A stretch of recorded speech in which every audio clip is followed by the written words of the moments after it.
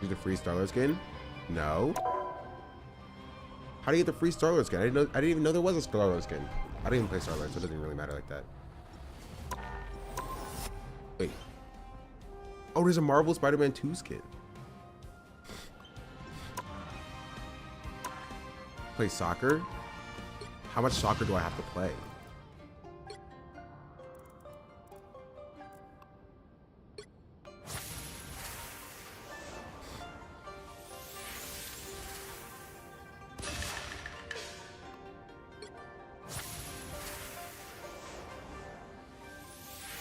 I haven't even played a game of soccer, and apparently I have some paint, whatever that is. When does this end? 14 days. Okay, I have time. Straight into comp. No warm up needed. Get the free Thor skin. What free Thor skin? Thor skin sounds like foreskin. All right.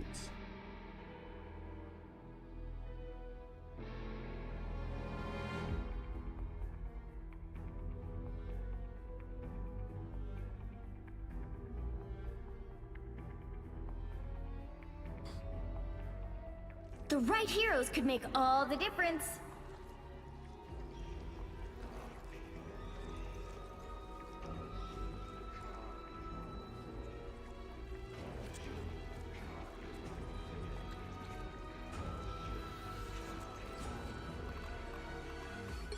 We are Cloak and Dagger. We are hope and fear. Say goodbye. Oh no. Red side, we're going to leave the raid. Welcome in, Raiders. We're playing a single game. One game of Marvel Rivals before we get to the news. Because I am an addict. Light doesn't dispel darkness. It'll be coming in 30 seconds. Stay strong. I am an addict. I hope you had a good stream. I hope nobody you knew was on a plane in DC. What you teach exactly? Bad things have happened in planes in DC apparently. And we're going to talk about it a little bit later. Mountains, rooftops, the moon. My students get a 30-second head start before I go on. Last one. The battle starts in 5, 4, Just in 3, case I can hear 2, me. 1. You have to stop them from securing the mission area. Count my We guap. won't run away anymore. Bro. I needed that boost. Bro. Tandy needs help. I was worried.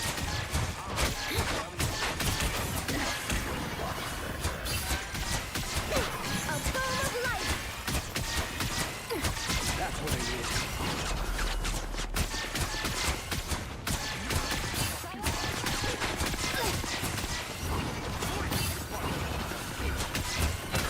Just embrace the light.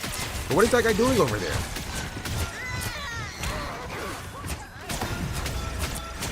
Against the world.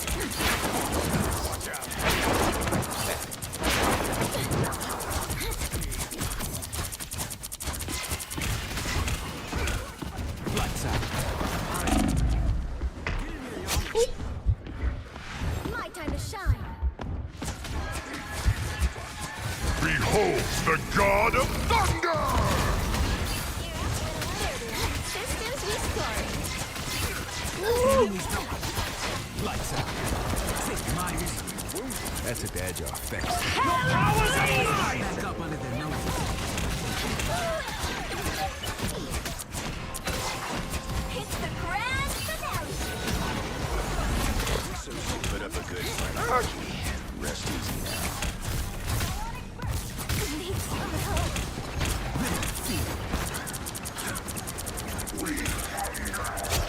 My time to shine. Thanks so much. Magneto! Watch out! Disappear! Hold still. I'm trying to help. Lights out. Us again.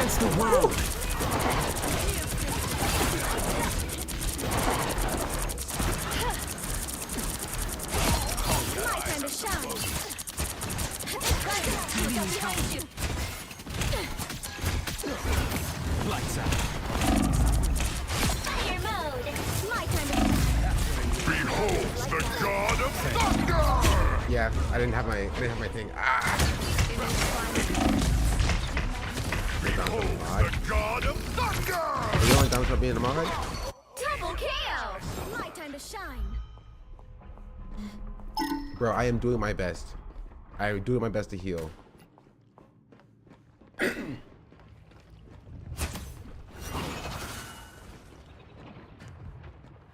Judge, jury, executioner! Grand finale. Only 60 seconds left. Thanks so much. I'll get you next time.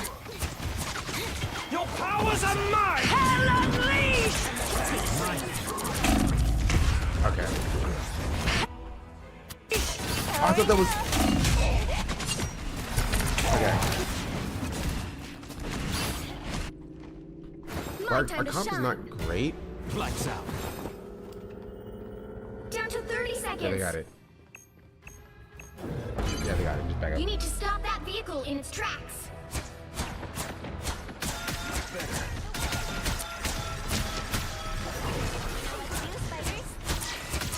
Sandy needs help. Better stop that vehicle.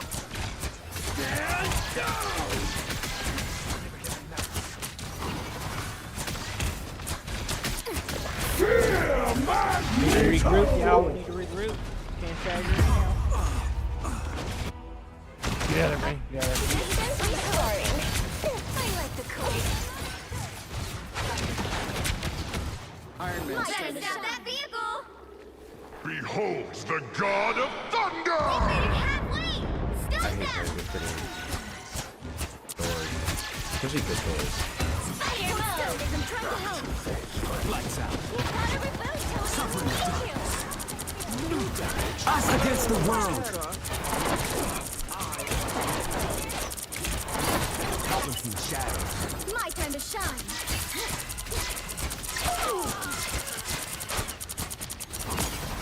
Powering up. Lights out. Suffering is done. My time to shine. Sandy needs help.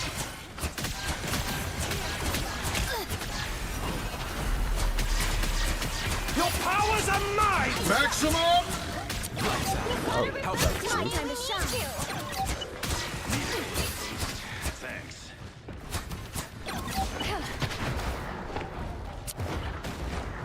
My time to shine. Someone's above us? Here come our next victims. You stop them in their tracks. Found trouble. Make it double.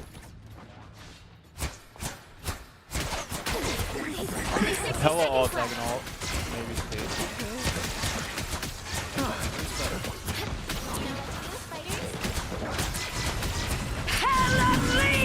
Malton? I think you're safe. You're in the station. Suffering is done.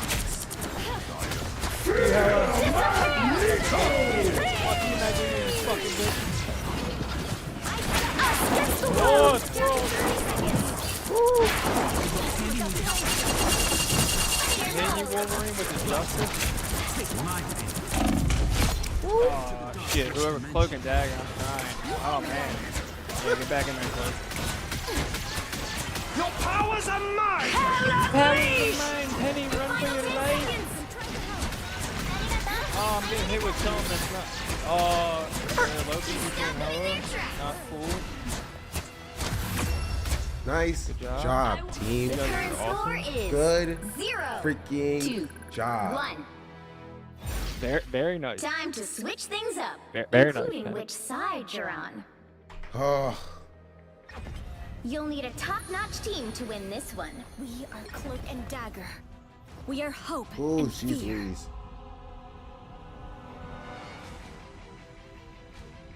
This game is stressful. Okay. 70k healing wicked. 70k healing first round. Who else got a mic? Which one's Cloak, which one's I Dagger? heard you. Round Yes, ma'am. two. Always afraid of time. Go, you got me. Just don't know him. I The do, black but I one don't is feel like putting on my Cloak. headset. because he has like a That's cool, man. You just type This away. is my first. I'm still new to Wolverine, so My time to that's shine. I'm not doing that good. You 30 give him the seconds claws, before you attack. and you give him Get some ready. more, alright? And then you yeah the white you lady's fuck dagger. his face, alright? That's I basically don't it. know what planet You I'm scream on. every once in a while. I hope so. But solving a problem this big will push me to my mental limits. Yes, for problem solving. Certainly not for devouring. Ah, now I see why Susan The insisted battle on starts in solid 5, generator. 4, 3, 2, 1. Actually, I'll give it to you, All you need to do Wolverine, is for the capture the healing. mission area. Got it? I came all the way from Brazil for this. Penny's not Penny and like Venom is not fantastic.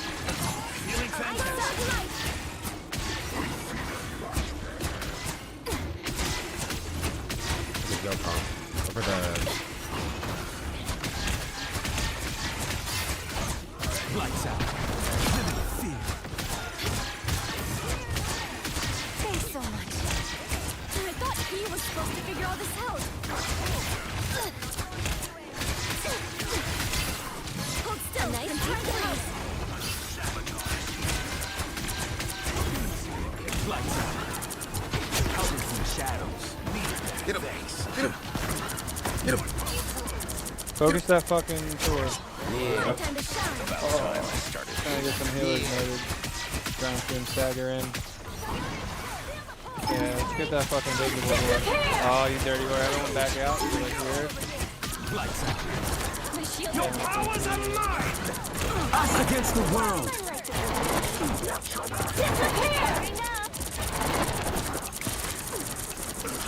Gotta wait their ults out, man. Can't be going in. I got mine next. I ain't even scared of that fucking ult. I won't even waste my ult. Alright, I'm ulting so we can take this. Fire mode. Need some help. My time to shine. Thanks so much. This hell is on my A. Yep. Lights out. Oh, the Loki got me.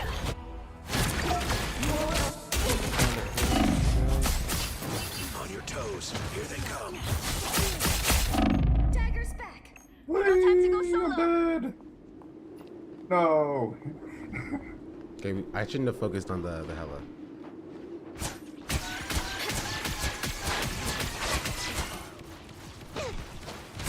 Powering up.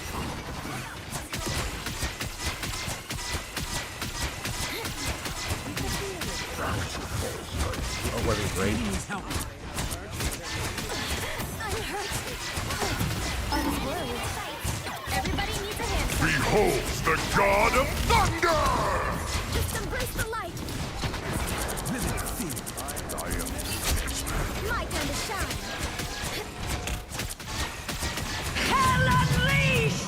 Ulted, ulted.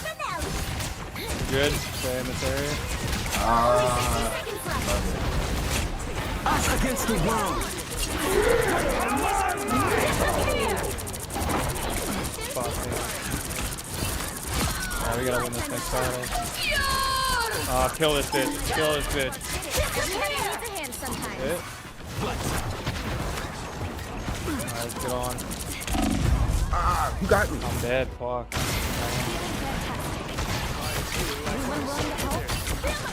Down to 30 seconds. You've got to reboot, Tony. We need you. My time to shine. Wait, what? You gonna mark the Markiplier drama? Just give us a second. No. Someone's gotta turn the Doctor Strange and portal in. No. No. The final Yeah. 10 seconds. You did so well. I'm opening a portal. No time. No. I wasn't sure Wait. we could have to keep fighting until we have a winner. Get ready. I'll get you next time. Good medicine. Yeah, no. I tried. Leave me, darkness.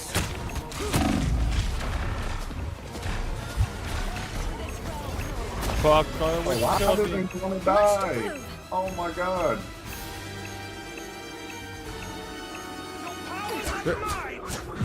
Yeah. Gee. Final score 0-2-1. Yeah, I know that. I know that if you heal in the vicinity, you also get hit. Well, you can't expect to win them all.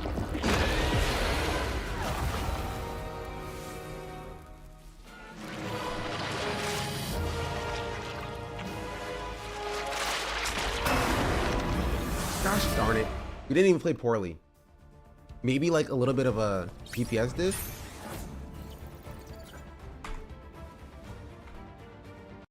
Gosh darn it. Next time. What's up, Pat?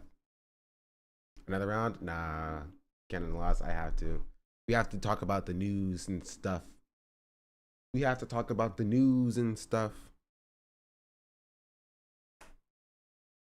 We'll continue. We can play a little bit later. Dang it.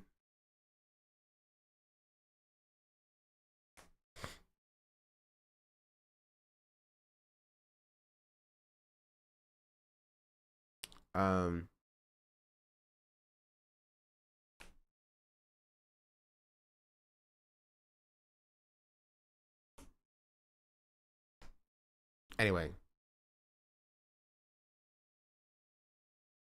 There's a few things I want to cover. So this tier list we started yesterday that we might finish today. We have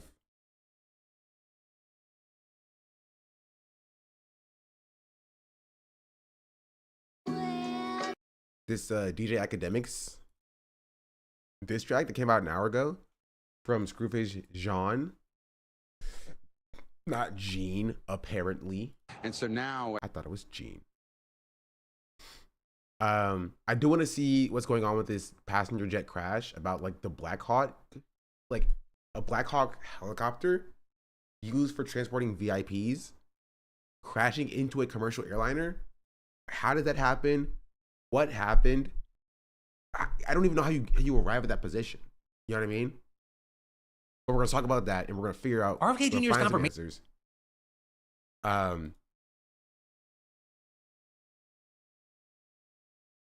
But let's start with this because it's a follow-up to a story we talked about 2 days ago. Because we watched this Jon Stewart episode. But there are people have thoughts about this. Wait, actually, I cannot play this because it blocks my YouTube VOD.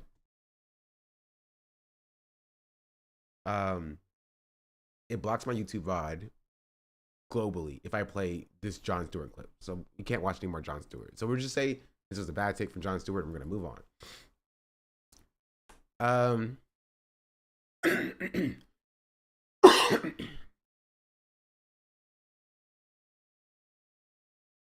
Yeah. Let's start with this.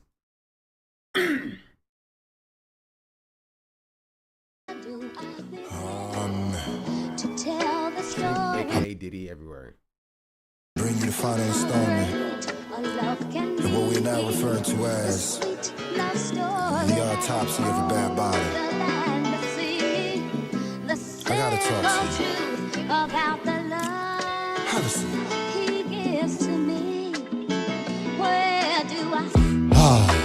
The Acadiddler strikes again.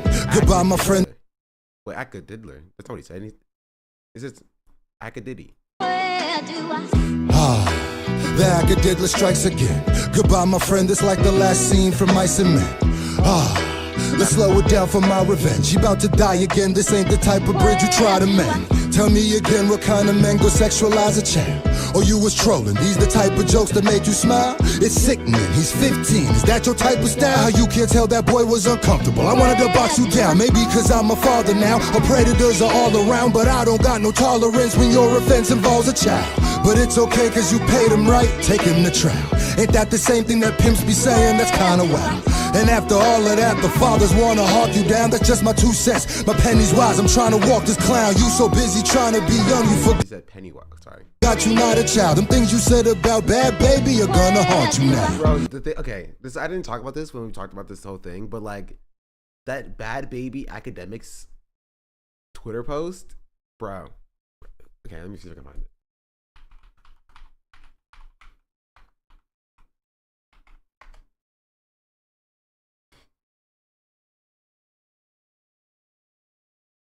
This is what he said.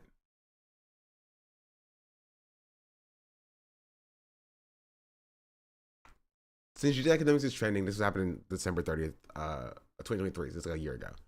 Since DCA Academics is trending, here's a tweet that he made about Bad Baby when she was a minor. I'm not even gonna read this. Yeah, you can read it if you would like to. But like, yeah, he's always been a weirdo about 15-year-olds. This is not new. This is not like DJ Academics has always been a weirdo about 15-year-olds. Just disgusting. Disgusting. Disgusting. Acadiddy strikes again. You talked about Freddie Gibbs, kid. That's gotta end. Cause that's gonna make a nigga question where your father's been. Like, do you see him? Wanna be him? Do you talk to him? Or is his lack of affection why you be arguing with all these fucking rappers all the time? I know it bothers him. Probably see his dad yelling at him when Meek talked to him. Now we gobbling Drake cause of daddy issues, obviously. Told us he was sexually trolling. I was like, fam, Saucy Santana trolled you when you cried on cam. That kid acted more mature than your whole camp. Damn, let me find out Nora's more of a man. And it don't matter if he a boy. What kind of excuse is that? You don't see the abuse in that? Ain't that how Lil Boom got snatched? And Tekashi's in your posse, but I'm cool with that. I expect trash to be around the sewer rat. R.I.P. Newski, when he died you called that boy a coon. How'd you get Dirk up in a room without you getting boomed? You blew up off disrespect, laughing at the wars and feuds. Niggas getting mortal wounds, why you getting all the views? Don't apologize for what part is Akis is banned, so he can't even react to this. Wait, has he streamed on Rumble since? Let me see. Rumble Academics. I don't think he's banned on Rumble. Oh no, he has streamed on Rumble. 1 day ago. Let's see what he said.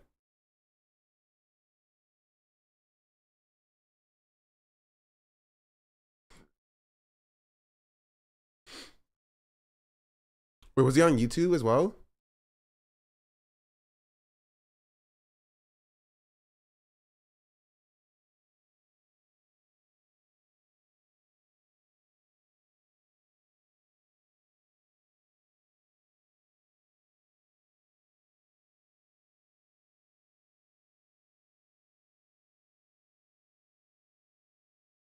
He said we're not streaming on Twitch today. I wonder why.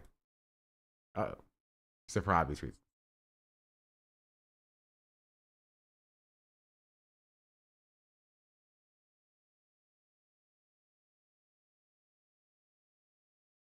I want him to say how long he's banned for.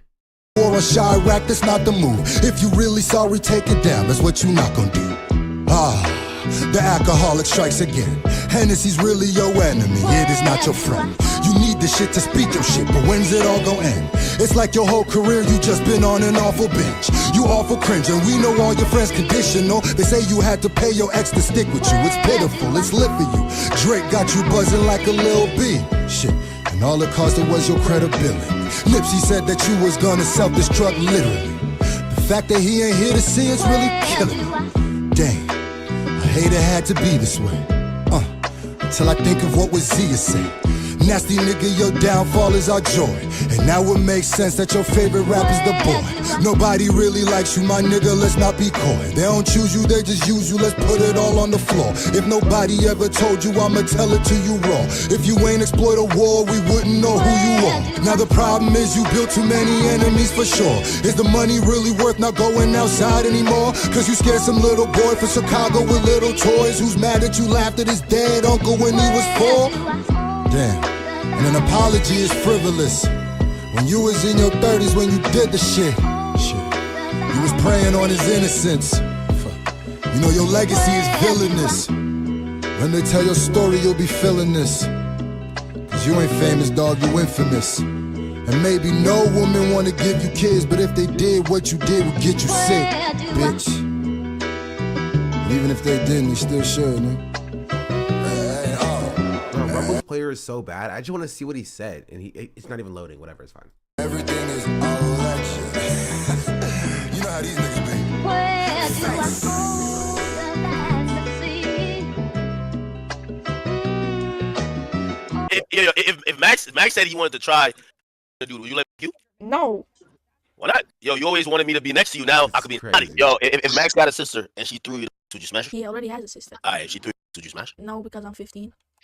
What I mean? If you think about it in the bigger scheme of things, there's not much difference between a 20 or a 17 or a 21 and a 17. Just kind of mean one's a minor and one's not a minor. But I will say, listen, I adopted this rule, which I think was fine. I said, listen, man, as long as a chick got a college ID, she's getting f***ed. I don't care if she's 17. I don't care if she's 17 and a half. I don't care if she just turned.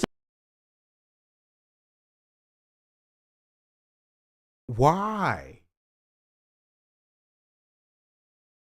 Why would that even be your rule? You know what? I have a rule, and that is do not talk to minors.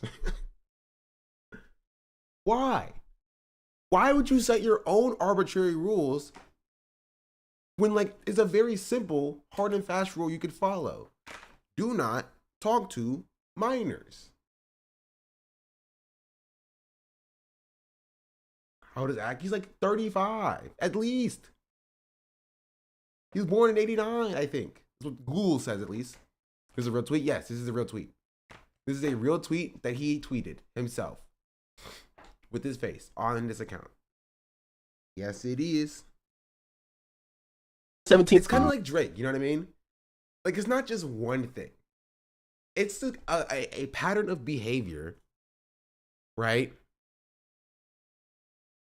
It's a pattern of behavior that leads to people being like, hey, this guy is kind of weird around little kids.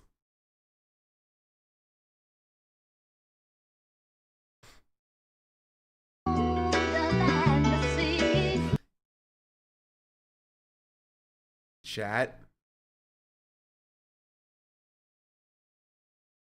I got some good news for you. I got this in my email.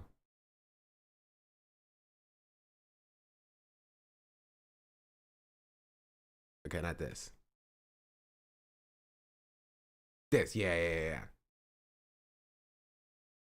You have been chosen to participate in the network test for Elden Ring Night Rain.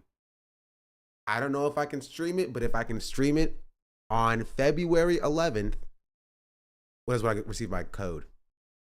All right, whenever the network test starts, I will be playing it on stream. So, be here for that. Be here for that. You are a real gamer? I am a real gamer. The truest of the gamers.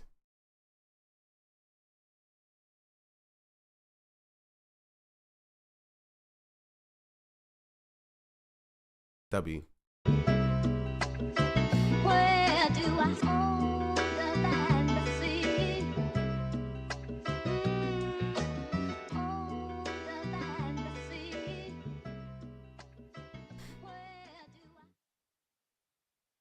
You know, he just gotta let himself destruct because he's on the path.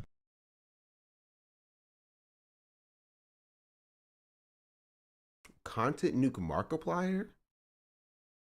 And it is your host, Esteban.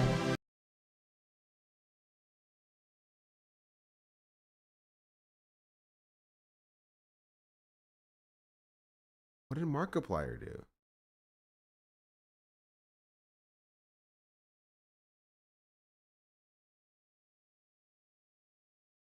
The Markiplier? I thought it was a meme. He pays his voice apparently. Markiplier's like pirate software? No, he can't be. I didn't think that there would be an entire, like, bro, he looks so bad.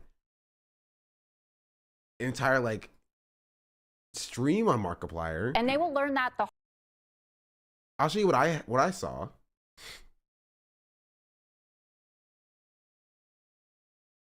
And that was this. Ethan Klein calls Markiplier a psycho after he blocked him. I saw cringe. this. How do people not? I've never seen cringe. How do people not? I've never seen this guy. I've never heard of him. How did people not call him out for faking this voice? It is so fake. And by the way, I'm gonna go on. Like, this is a different day, I'm pretty sure, than this. So he talked about Markiplier again? Record right now, and I'm going to say the same fucking thing about Markiplier. He fakes his voice from the beginning. That is not what he sounds like. Find a video of him younger. I haven't, but I'm telling you I'm right. Bro.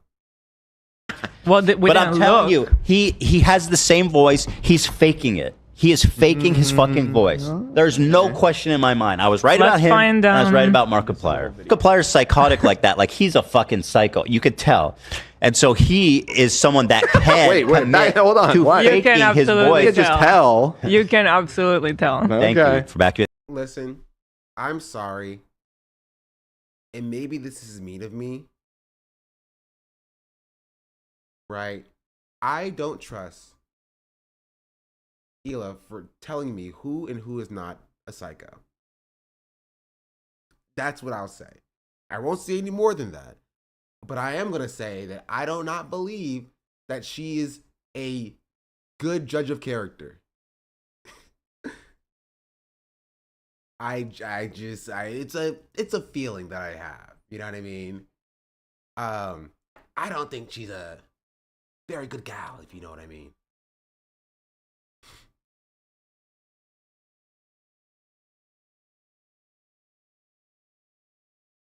So this clip got put on a YouTube drama, and there's a huge thing with the H3 fans brigaded the thread. H3 and the H3 mods refused to do anything. So it's more Ethan responding to Reddit than attacking Markiplier. Yeah, so he is a psycho. Your favorite pop culture streamer? Thank you. I try my best. I'm not even my favorite pop culture streamer. My favorite pop culture streamer is Caroline Kwan, but I do appreciate that. Thank you. And he is capable of doing something that extreme, of faking his deep voice for like 20 plus years. He annoys me because it's just because of his voice, and because people like him and nobody else sees it like I do. And also he unfollowed me because I fucking tweeted a green pie. There's the truth. I was gonna point you in that direction. I'm not the only one. Listen, I'm not the only one. I know there's Markiplier haters out there. There's probably a couple. Join my new snark. We'll find each other. We'll turn it into a movement. Marcus I'm Snarka. sorry, I don't know if he thinks that this is gonna make him look good, and actually, I don't even think he does think it's gonna make him look good, right? Like, I think that it's more just he just has like personal vendettas and gripes against people. Probably because it's you just blame Katie. Hot flyer. See, people in the chat were already calling it. Ethan's just mad Markiplier blocked him. He didn't even block him. Yeah, I'm mad about that. He muted me. Same thing. That's even worse than a block. That's like silence, peasant. I've been following Mark over 10 years. He has harsh moments, like his straying with Game Grumps and with Super Mega. He's never anything actually controversial. He's too beloved for Ethan to survive this. Yeah, and the problem is Markiplier won't talk about him, but if Markiplier does talk about him, I think that will actually end his career more than anything he's done previously. You know what I mean? Because right now, Ethan Klein has kind of been like doing his like crash out, like alone, right?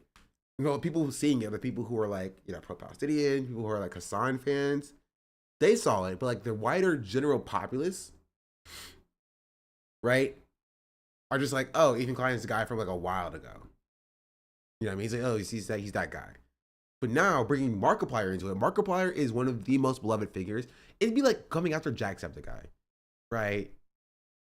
Actually, I think it's even worse than coming after Jacksepticeye. I think that he could probably get away with not coming after Jacksepticeye longer or further than like getting away with coming after Markiplier. You know what I mean? Jeez Louise, what is this freaking paragraphs? Before I saw him with a huge internet personality is to watch this man. I used to be a fan of Ethan and Hila about 15, 16. Back then, I was a very bad guy. I was a very bad guy back then. I was a homophobe, absolute menace all around. And I went through my journey in 2020, 2021 through a song, I promise. So when Leftover started, I was happy. Even now, I think Dan is a good guy. Lev is a good guy. I know Olivia, AB, and Lena are amazing persons that they work with. I saw people talking about how Markiplier went to help people other than Palisades Fire and compared it to what he was doing. Yeah, I think that's honestly what hurt him. That's what gets him. We didn't even come after him for that as well. Okay, what VOD is this? He's wearing like a flowered Hawaiian shirt.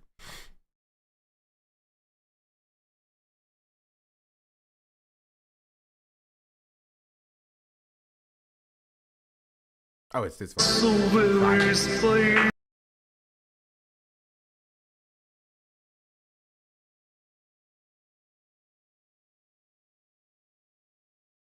Oh, he talked about pirate software faking his voice. I guess like one could people be good as they watch someone crash out and take people out with them. Olivia didn't listen. Again. You know what, mods, add the term loud to the auto mod. The video is a lot louder than you. Would you mind adjusting the volume? Love the stream. Listen, it's not my fault Ethan just yaps and yells. Anyway, Markiplier's psychotic like that. Like, he's a fucking psycho. You could tell. And so he is someone that can wait, hold on. to faking his voice. So it was like a pirate software situation. And then Markiplier just got involved because Ethan's like, I hate this guy because he muted me. Which, how do you even know if somebody mutes you on you know what I mean? Like on Twitter. I am no longer Ethan. Okay, we're gonna go back. Sorry, go back to this one. Not this one. This one. I'm just saying, Snarkiplier. That's my new subreddit, guys. Let's get it going. Oh God. We will make our message known. I think somebody should create a subreddit called Markiplied, and it's about people that change their voice. And Mark reapplied. So like, it's kind of funny that like these two losers are like ideating different snark subreddits just about people they hate, and then they come after like the H3 snark. So. And we can include Hassan in there. We can include. Throw a Hassan shade as well. That's so funny. See, they love snark subreddits. Pirate guy. Okay. I'm sure there's more. Well, we're waiting this whole scandal. Okay. Mark did something much worse. He just annoyed me specifically. But I thought this subreddit is just about the voice. I'm looking at chat. There's not one fucking person in this chat that's like, oh yeah, Markiplier's annoying. That annoys me. I wonder why. Even his sycophantic chat is like, bro, Markiplier's kind of cool. Markiplier's kind of chill. You know what I mean? And he's like, why do people not hate Markiplier the way I hate Markiplier? And honestly, I think Ethan hates Markiplier because Markiplier donated to the Creators for Palestine. All right, let's call it what it is. Let's call it what it is. Wait, what did he say? I want to know what this guy said.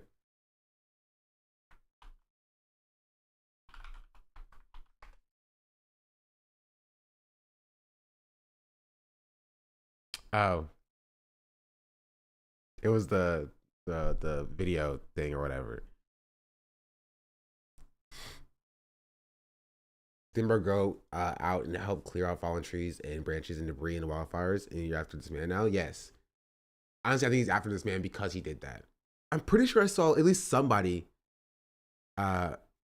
coming for Markiplier doing that. It'd be like, oh, he's doing that for the clicks or whatever. I don't freaking know, bro. Markiplier is just like unproblematic.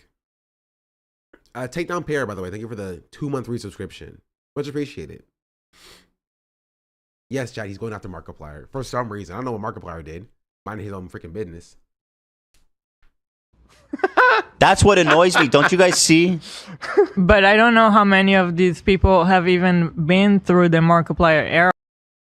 I don't know. What you know? What I can also do this, by the way.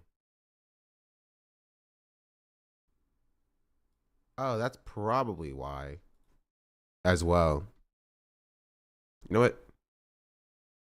Save. There you go. Now I should be full sale, just louder. Euphoric Acoustic gifted a tier Euphoric 1 Acoustic, sub thank you for to the Beetlejuice. They have given 133 gift subs in the gifted channel. sub. Much appreciated.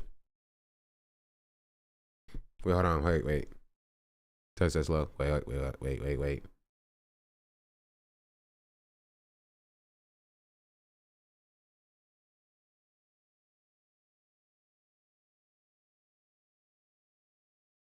There we go. Wait, no, it didn't work. Hold on. Hold. There we go. There we go. Yeah. This is my Markiplier voice. That's right, chat. I've been Markiplied. I've been Markiplied.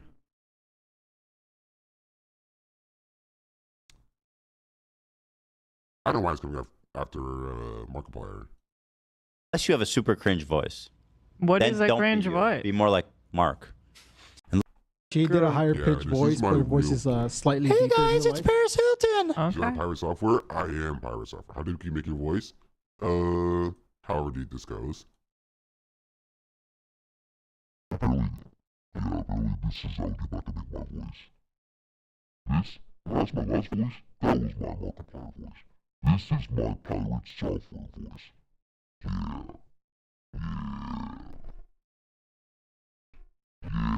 I can also do this.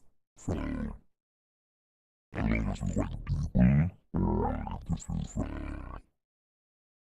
louder, but I can understand that's your own fault. Okay, that's your own fault.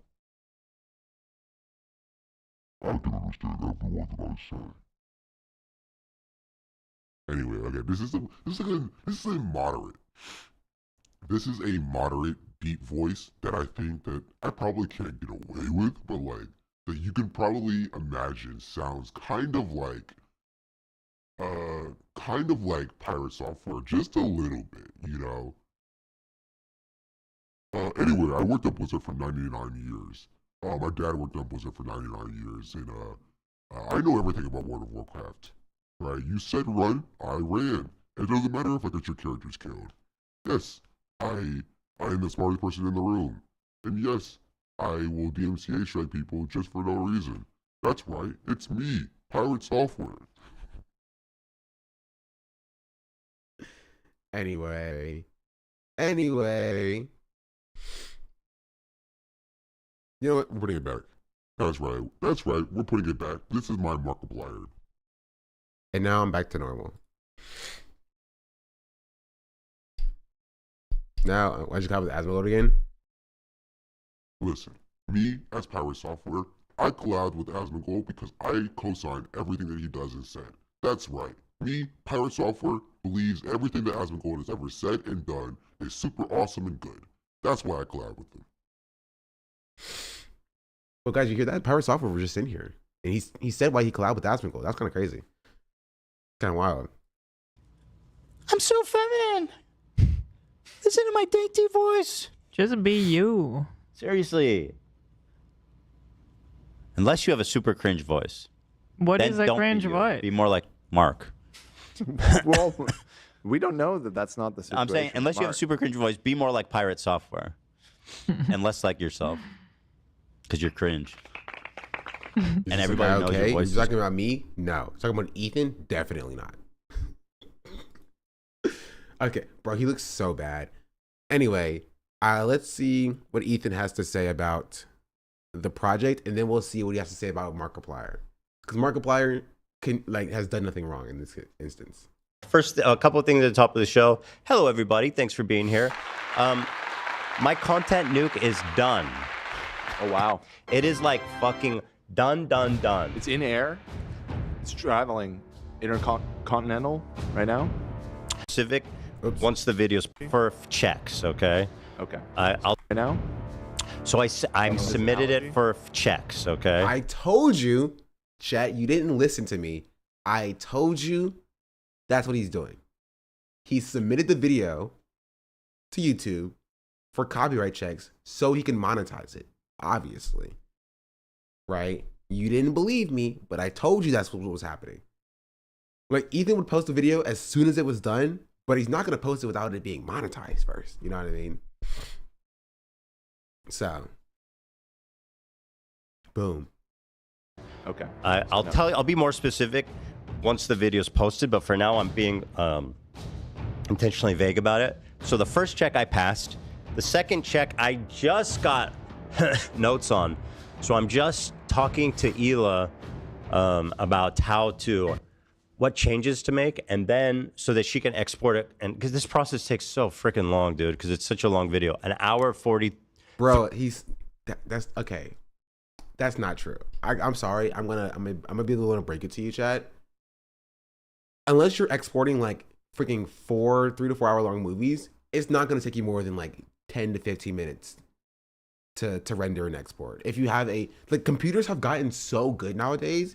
If you have a moderately decent graphics card, which I would expect Ethan to have, like you should not be like waiting like 30 hours or whatever to export famously longest video to be on YouTube. Yeah, exactly. We're still working on Windows Vista. Like, it doesn't take that long to export the videos. I will say doing multiple exports, it does take long to do. Right?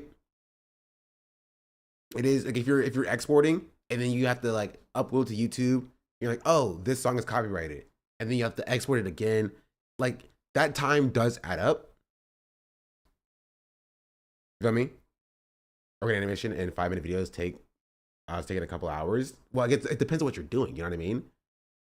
And like how you're doing it on. Like, if it's just a YouTube video that's just like footage and motion graphics or whatever, it's not that much. Also, I guess it depends on how your timeline management is. My timelines look beautiful, and so it does not take that long to export the video. Like my Kamala video, to be fair, wasn't a lot of edits anyway. It took me like freaking 10 minutes to export. Right? It's not taking you more than like 30 minutes to export that video. 3 minutes or something. Yeah, people are saying second puberty. That's what I told Hila last night. It's like my second puberty. It's me, Esteban. Hello, everybody. This is your host. Nazi salute.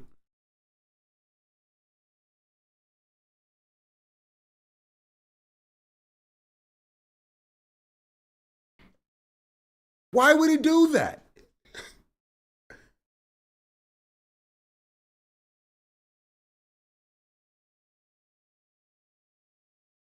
Why would he do that? Even as a bit. Even as, okay, what's the timestamp? Okay, we'll get to that in a second. That I was lying or exaggerating? I thought you were exaggerating. I thought it was an exaggeration. I thought it was like, okay, like, he wouldn't actually do the Nazis. Like, no. He full on just hits it. He full on just hits it. Esteban. We'll get to that in a second. It's later on in this thing. We're gonna go chronologically.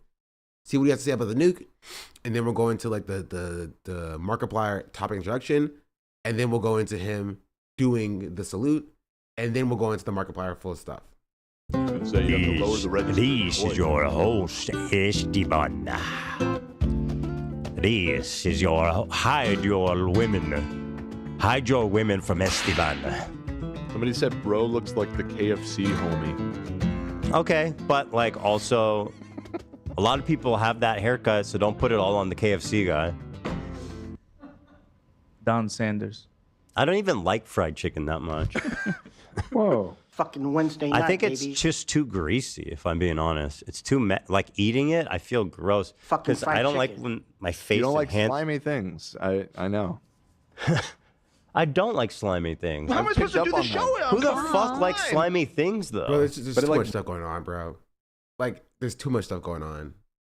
Really? Oh, you do? I just don't like the soundboard. It's one of my least favorite parts of watching this content. I don't like this content at all anyway, but I do it for the drama because I create the drama. But like the soundboard is just I can't even pay attention to what's going on because it's just like I can't tell what's a soundboard clip and what's an actual clip being said. I just don't know. I feel like I do. Okay. Yeah. Well, I guess you're not the only one. A lot of people like slimy stuff. So yeah, I guess I'm not. I couldn't do the show if I'm covered in slime. That's why I said it. I'm covered in slime. 1 sec. I pulled this the second before we went live. I'm so glad I did. Iconic, Zach. Yo, Charlie just gifted 50 podcast memberships. Oh my God, thank you. So yeah, so besides that, that's what's happening right now. And then in terms of our show today, obviously we have as you know, 2 nukes were dropped. Thank you so much. The first one I'm dropping is on Markiplier. The second one will be on Hassan Piker. Unrelated though. Unrelated nuclear. Okay, on to the Markiplier stuff, apparently. 4 minutes till we got to do our ad read. So after the ad, I'll do it. But you guys, so I'm in a huge beef with Markiplier, and the internet is buzzing about it.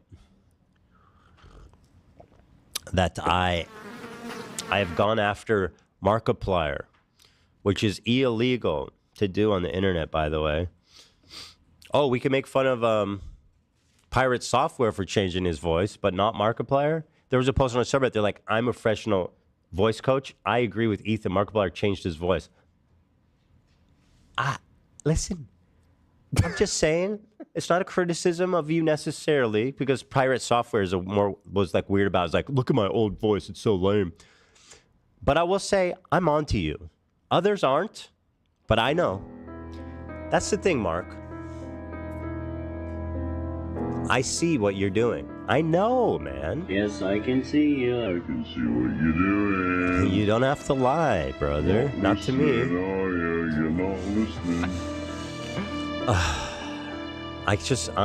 I can't wait to share this video. It's so weird.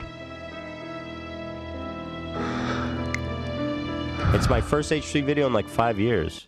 And I always said, listen, if I ever decide to come back and make a video, it needs to be absolutely fucking epic, too. Or like, you know what I mean? You can't just come out with like a regular video. It has to be like a monster banger.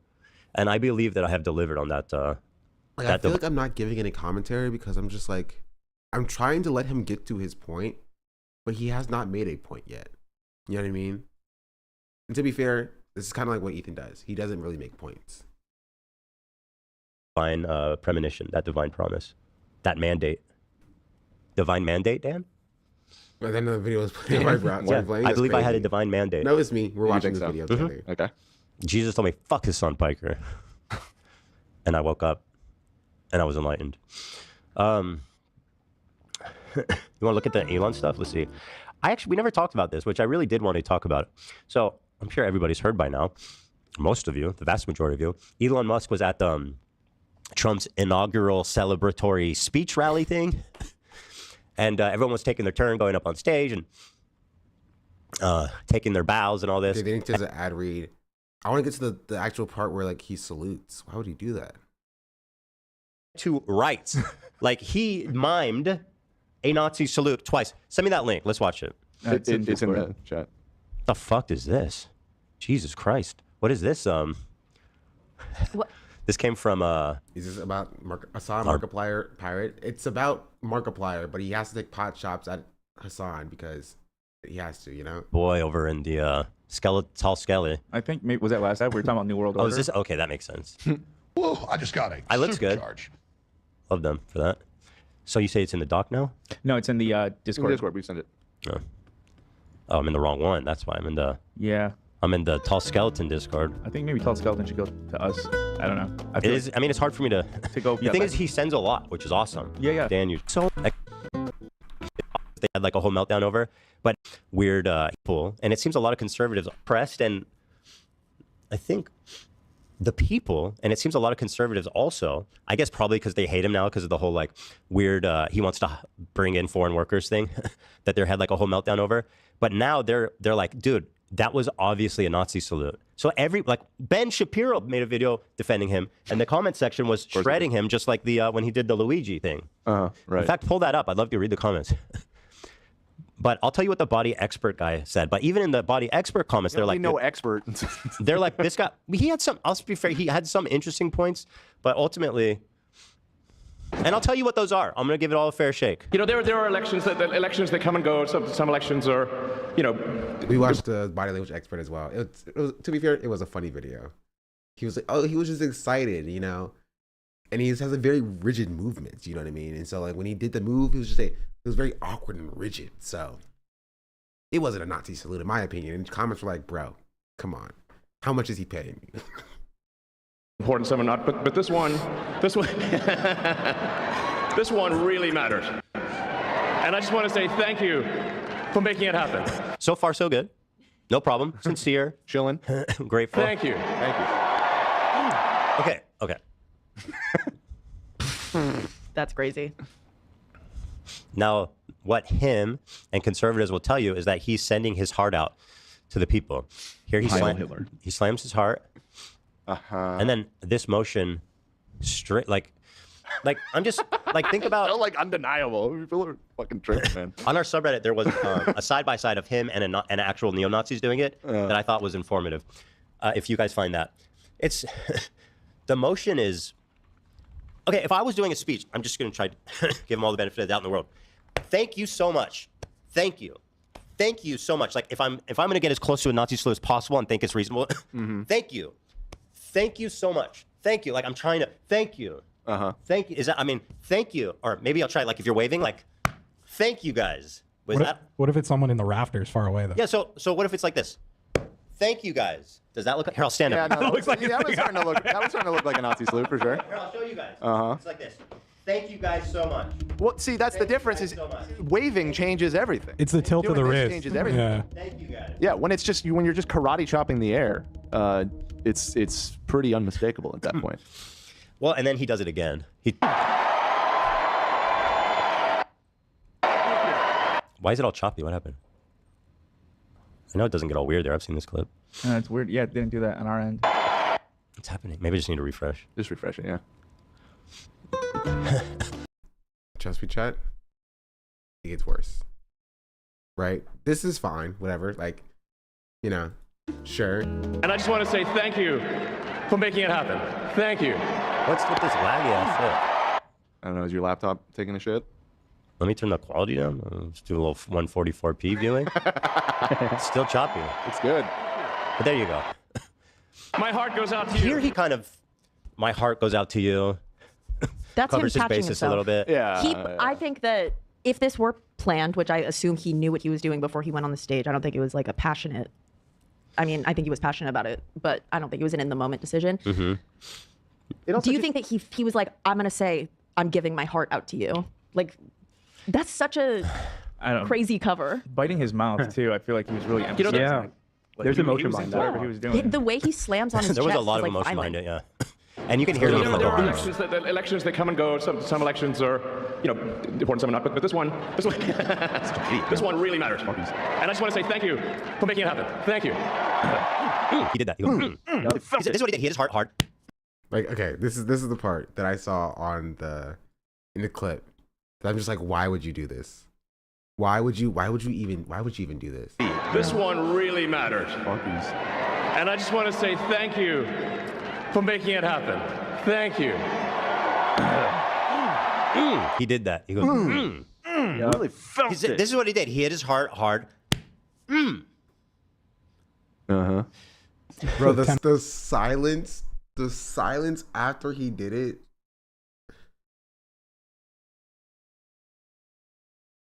Why?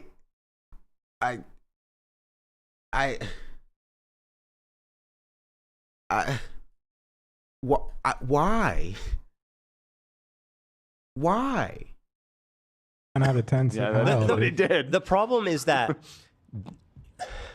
it really shows how insane like some of the political discourse is. You cannot say to a single person that they're being uncharitable, that they're being crazy, that they're being edgy, unfair. Like, I mean, obviously, yeah, he's being edgy, but like, it doesn't even make any sense about why you would even need to do it. Like, we all understand what that is. He just said he did it like this, and then just did the exact same thing that Elon Musk did. Like, what did you gain from that? Right? To me, it kind of just feels like you wanted to do the salute. I don't know why he wanted to do the salute, but like he didn't add anything by doing the salute himself. It just doesn't make sense to me. Right? You are asking people to not believe their own fucking eyes. You are gaslighting people. You cannot be serious and tell me that you need to argue from the place of like, yes, I agree it was a Nazi salute. I think it was an accident, and here's why. You can't be arguing from anywhere else. He could have said at any point, hey, that wasn't my intention. Sorry it came across that way. Yeah, he never actually even apologized. Not at all. In fact, he made Holocaust Seeing jokes. literal Nazis very unseriously. He paints all the anti-Islam hate in a very bad light. He obviously doesn't take anti-Semitism seriously. As a response. On our Reddit. By the way, the ADL turned on him once he started joking about it. Dumbasses. Like, to run D for that. I mean, the whole thing is absurd. Elon Musk is a fascist not because he did the salute. He's a fascist for the things that he believes. He's a fascist because he is one. And why are we offering any charitability at all to the salute? Of course, that's what it is. And even if it was a mistake, it doesn't change anything. Dan's correct. Dan's correct. I want to let him finish his point. He's not wrong. Like, he's not a fascist because he did the salute. He's a fascist because of the things he says, which means there's no reason to run defense for the salute because he's a fascist. He's correct. Like, the dude is on Twitter every day talking about white replacement and immigration destroying the country and the moral failing. Like, it's so fucking clear. Maybe he doesn't share the specific ideology of German Nazis from the 1930s. You know what I mean? But that doesn't make him any less of a fascist. I mean, especially right now, what is really scary is how government is now like so intertwined with like these how do you call them, these oligarchs. This is dumb drama. Like, you have this is nothing, Margaret. Come back in an hour. You have Mark Zuckerberg, Jeff Bezos, Elon Musk. Bunch of winners. Which is fine. Listen, again, but these people should not be like colluding with the president. Okay. They shouldn't be. I mean, also ultimately at this point, corporate. They are the government. Corporate. Yeah, that's him. Corporations or like or Wall Street or something, like however you want to say it, is like he's not deflecting away from the salute. He's saying that it doesn't make sense for you to defend the salute because Elon Musk is very clearly a Nazi. I don't see this as Dan being like, don't talk about the salute or whatever. He's saying that like to like people who are defending the salute, it doesn't make sense to defend the salute because he's very obviously a fascist because of the thing that he believes, right? It's not just about the salute. It's not the salute itself that makes Elon Musk a fascist, right? It's because of the things that he believes and things that he says and things that he does, right? That makes him a fascist. And him doing the salute underscores that. And so it doesn't make any sense to try to, undercut that. As everybody said, I think it's a very bad talking point. I think you just hate Dan, honestly. I think you're being uncharitable to Dan. Branch of government. Yeah. And so I think a lot of y'all are just blinded by how you feel about people, and you're unable to give them any sort of like legitimacy in the points that they make. Dan is 100% correct. He's not wrong. That is a combination that really just shouldn't be. There's a difference between like pro-business, which a lot of presidents are. They're like, I don't believe in these regulations. I'm pro-business. I want to cut taxes and shit. And being like, I'm colluding with these guys. I'm with these guys all the time. These are my friends. They work in the White House, or at least in Elon's case. I mean, he is literally doesn't change the fact that what you're saying I think is incorrect. Really part of the administration. Like the line has disappeared. He has not said anything that is wrong. He's not saying anything that I would not have said. I do not agree with. He is inside the house now. Well, hence the shirt. Yeah. So that's the thing that I don't get, and I don't appreciate about this conversation. It's like, you're crazy. Actually, how dare you? How dare you see that as a Nazi salute? It's like, dude, pathetic. Are you alive? I'm not even like criticizing Ethan for like his take on it. Ethan's not even like, incorrect on his take on this, right? I just don't think he should have done the salute. I don't think it was necessary.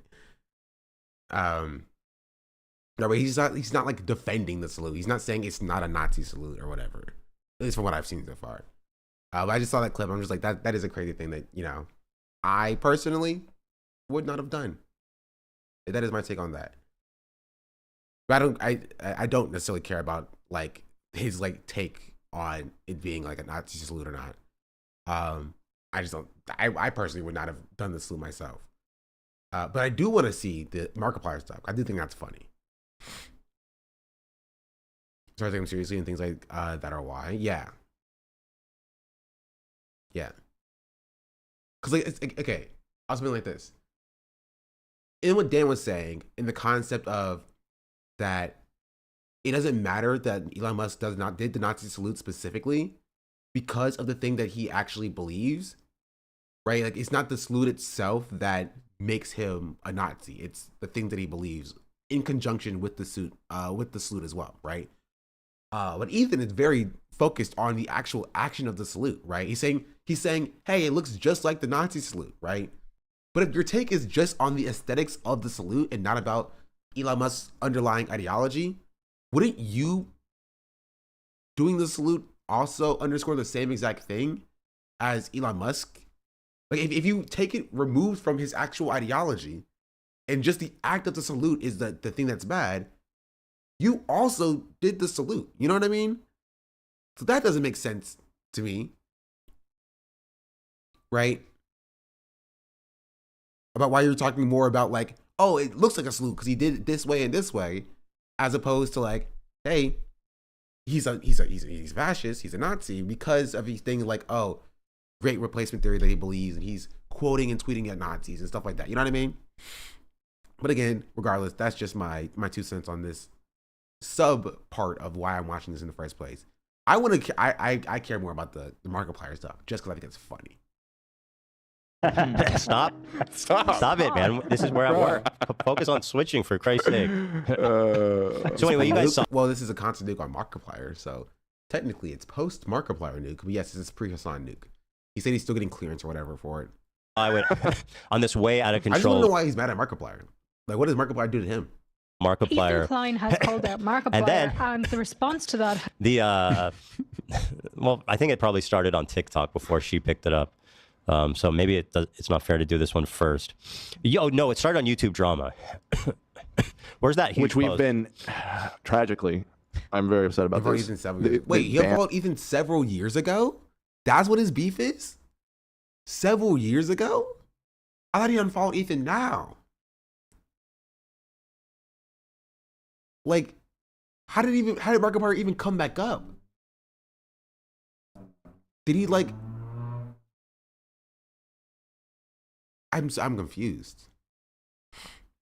Did Ethan just learn the honey thing is what people are expecting? Oh, like because Markiplier talked about him being right about honey and the fact that Ethan Klein was the second most sponsored person or channel on the platform sponsored by honey. He thinks Markiplier like personally attacked him.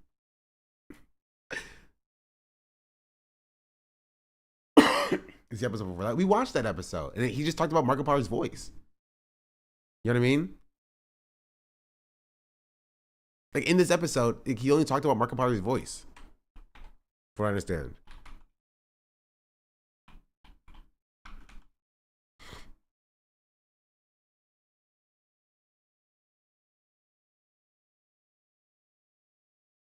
Find I was right about Markiplier. Sorry. Can I ask the research team? Like it doesn't make sense for him to bring it up here unless like Markiplier like did something to personally slight him or whatever. That was 2 years ago that Mark blocked Ethan. Why? I mean, I get it, but why? Yeah, I'm just gonna play. He goes on the whole thing about the internet didn't get that Markiplier was faking his voice with a bit. Sure. And us from posting on YouTube. Being weird on Twitter. I mean, that makes sense. That's par for the course. Grab it back. Why would they do that? I don't know. Because we were brigading them, apparently. Well, they were being brigaded. I'll pull up the post. I got it. It's just very sad that we can't participate in that community, you know? It's a shame.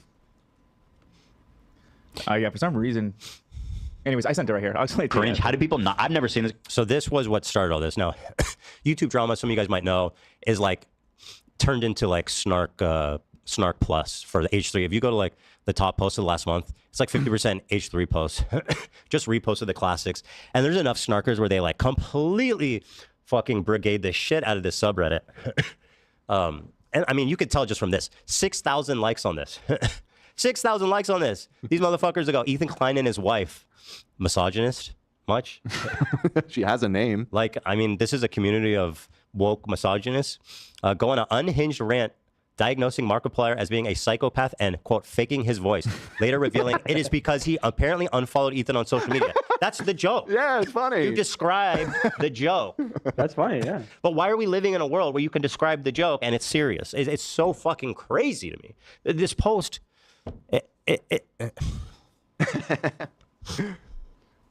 This all led to a good These thing, are the though. people that complain about Trump, right? They are living in their own post-fact reality.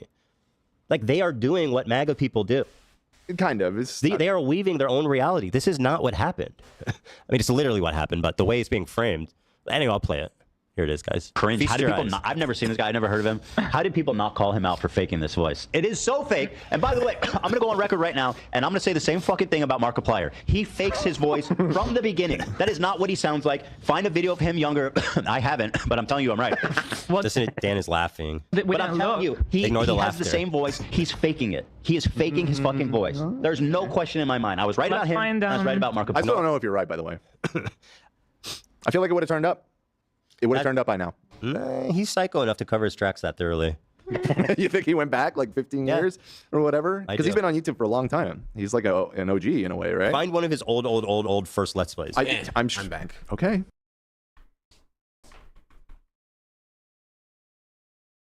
That's funny, yeah. But why are we living in the joke? Faking much? There's enough snarks to the last month. It's like 50% H3 posts. Because we were brigading them. On this. Well, pay attention. What the? Finding. Wonder about. I wasn't even gone for that long, bro. For being brigaded. Why would they do that? I don't know. Because we were brigading them, apparently. Well, they were being brigaded. I'll pull up the post. I got 300K members and H3G has 600K. Or 30K members. H3G has 600K. Yeah. I haven't even gotten to that point yet. We're gonna run it back. It's just very sad that we can't participate in that community, you know? Because we YouTube drama. Where's that huge which we've post? been tragically. I'm very upset about this. They've banned us from posting on YouTube drama. Why would they do that? I don't know. Because we were brigading them, apparently. Well, they were being brigaded. I'll pull up the post. I got it. It's just very sad that we can't participate in that community, you know? It's a shame. Yeah, for some reason. Anyways, I sent it right here. I'll explain it to you. Cringe. How do people not? I've never seen this. So this was what started all this. Now, YouTube drama, some of you guys might know, is like turned into like Snark Plus for the H3. If you go to like the top post of the last month, it's like 50% H3 posts. Ethan's like, man, I keep saying stupid shit, and people keep posting my stupid shit on the stupid shit subreddit. Why are all the stupid shit subreddits about me? I wonder why, Ethan. I wonder why.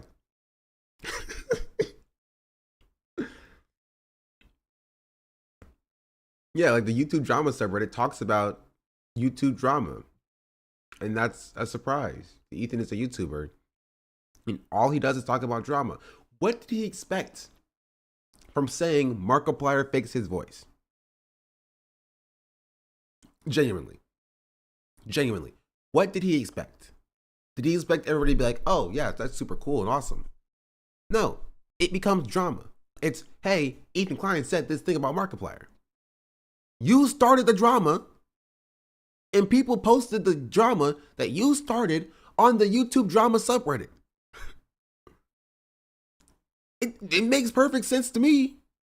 And you're like, bro, this becomes Snark 2.0. It's only about me. Because I only do drama. That's his entire output. It's literally just Hassan drama. It's just Markiplier drama, apparently. He had a whole section talking about pirate software. Like, you talk about drama. And I will say this, as somebody who looks at the YouTube drama subreddit, because I love drama, right? And sometimes I want to see drama that's not involving Ethan, you know what I mean? I want to see what other drama's going on there. They don't just post about Ethan, right? He says like the top posts are all about him because he's like an extremely large creator. Like, I'm sorry if most people don't want to see Jake Doolittle drama, and so it doesn't get 5,000 upvotes. But if Ethan Klein comes after a, you know, one of the most beloved creators on the platform, right? It's you know, it gets more upvotes because of course it does. So you mentioned on the H3 Snark subreddit the other day, I was so proud. I got mentioned a while ago as well. But yeah. Just reposted the classics. And there's enough snarkers where they like completely fucking brigade the shit out of this subreddit. Oh man, it's kind of crazy when you have your subreddit just be brigaded and it becomes a snark subreddit about you. Man, it sucks, man. Ethan would never facilitate his own subreddit becoming a snark subreddit for somebody else, you know? Would never, could never. Anyway. I don't even know that Mark donates to Creative Plaza. He's going to crash out more. Honestly, my headcanon is that he does know that. I think Ethan does know that Mark donated to Creative Palestine, and that's why he's going after Markiplier. I think he recently found out that Markiplier donated to Creative for Palestine. Maybe it was posted on his subreddit, or maybe he found it somewhere. Maybe it was sent to him. And now he's using this as a pretense to go and attack Markiplier. Because, you know, Ethan is anti-Palestinian, regardless of what he says. And I mean, you could tell just from this. 6,000 likes on this. 6,000 likes on this. These motherfuckers go, Ethan Klein and his wife. Misogynist? Much? She has a name. Like, I mean, this is a community of woke misogynists. Go on an unhinged rant diagnosing Markiplier as being a psychopath. I saw, and Mark in person back in 2015 at PAX. Can you imagine how exhausting it would be? And he spent an entire weekend changing his voice. I mean, obviously, this is a meme. He's not actually like. I don't think Ethan thinks he changes his voice. You know what I mean? Quote, faking his voice, later revealing it is because he apparently unfollowed Ethan on social media. That's the joke. Yeah, it's funny. You describe the joke. That's funny, yeah. The joke is to like lie about somebody and be like, oh, well, I was just joking about lying about him. You know what I mean? Like, you can make that joke anything. You'd be like, oh, like Ethan wants to kill Palestinians. Well, like, oh, I was just joking about that. You can't just say something, pretend it's true, and then be like, oh, it's a joke. You know what I mean? It doesn't make any sense. It doesn't make any sense. You can't just say it's a joke when you just slander somebody. That's not how that works. Tracy Poop, thank you for the 2-month resubscription. Yeah, just about calling someone a psychopath. How that's so funny. Yeah, it just doesn't make any sense. Yeah, but don't you dare say a specific brand of hummus is bad. Don't you dare. Ethan will get you banned off the platform.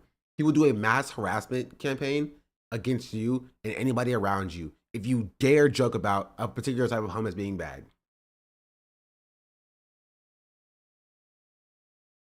But why are we living in a notification for you? No, Twitch is it? Oh, I just missed it. I don't know. Maybe a lot of people didn't get it. a world where you can describe the joke and it's serious? It's so fucking crazy to me. This post, This all led to a good These thing, are the people that complain about Trump, right? They are living in their own post-fact reality. What? Does he think like the entirety of YouTube drama like are leftists? Oh yes, the answer is yes, he does. But like he thinks that the entirety of YouTube drama and anybody who criticizes him are like a Hassan stan or whatever. Like he cannot imagine a world that somebody critiques him, right? That like, it's like maybe for the things that he did, it has to be because of an association with Hassan. Like, you know, respect. He thinks YouTube drama is a H3 snark, in which in his head is a Hassan sub. Yeah, which is why he said it's a snark plus. So he's saying, okay, let me draw it out.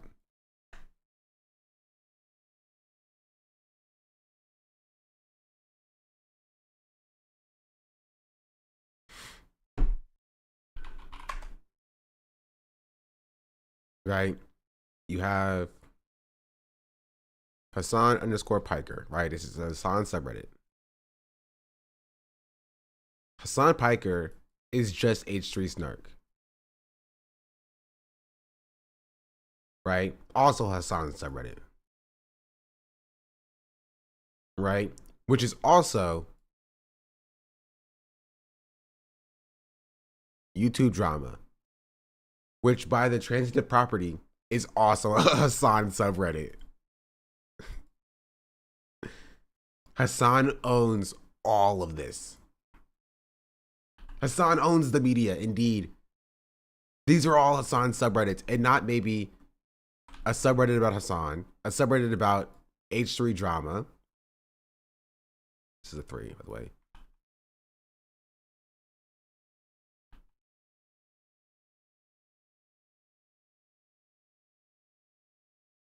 Right? And a subreddit about YouTube drama that like talks about Ethan.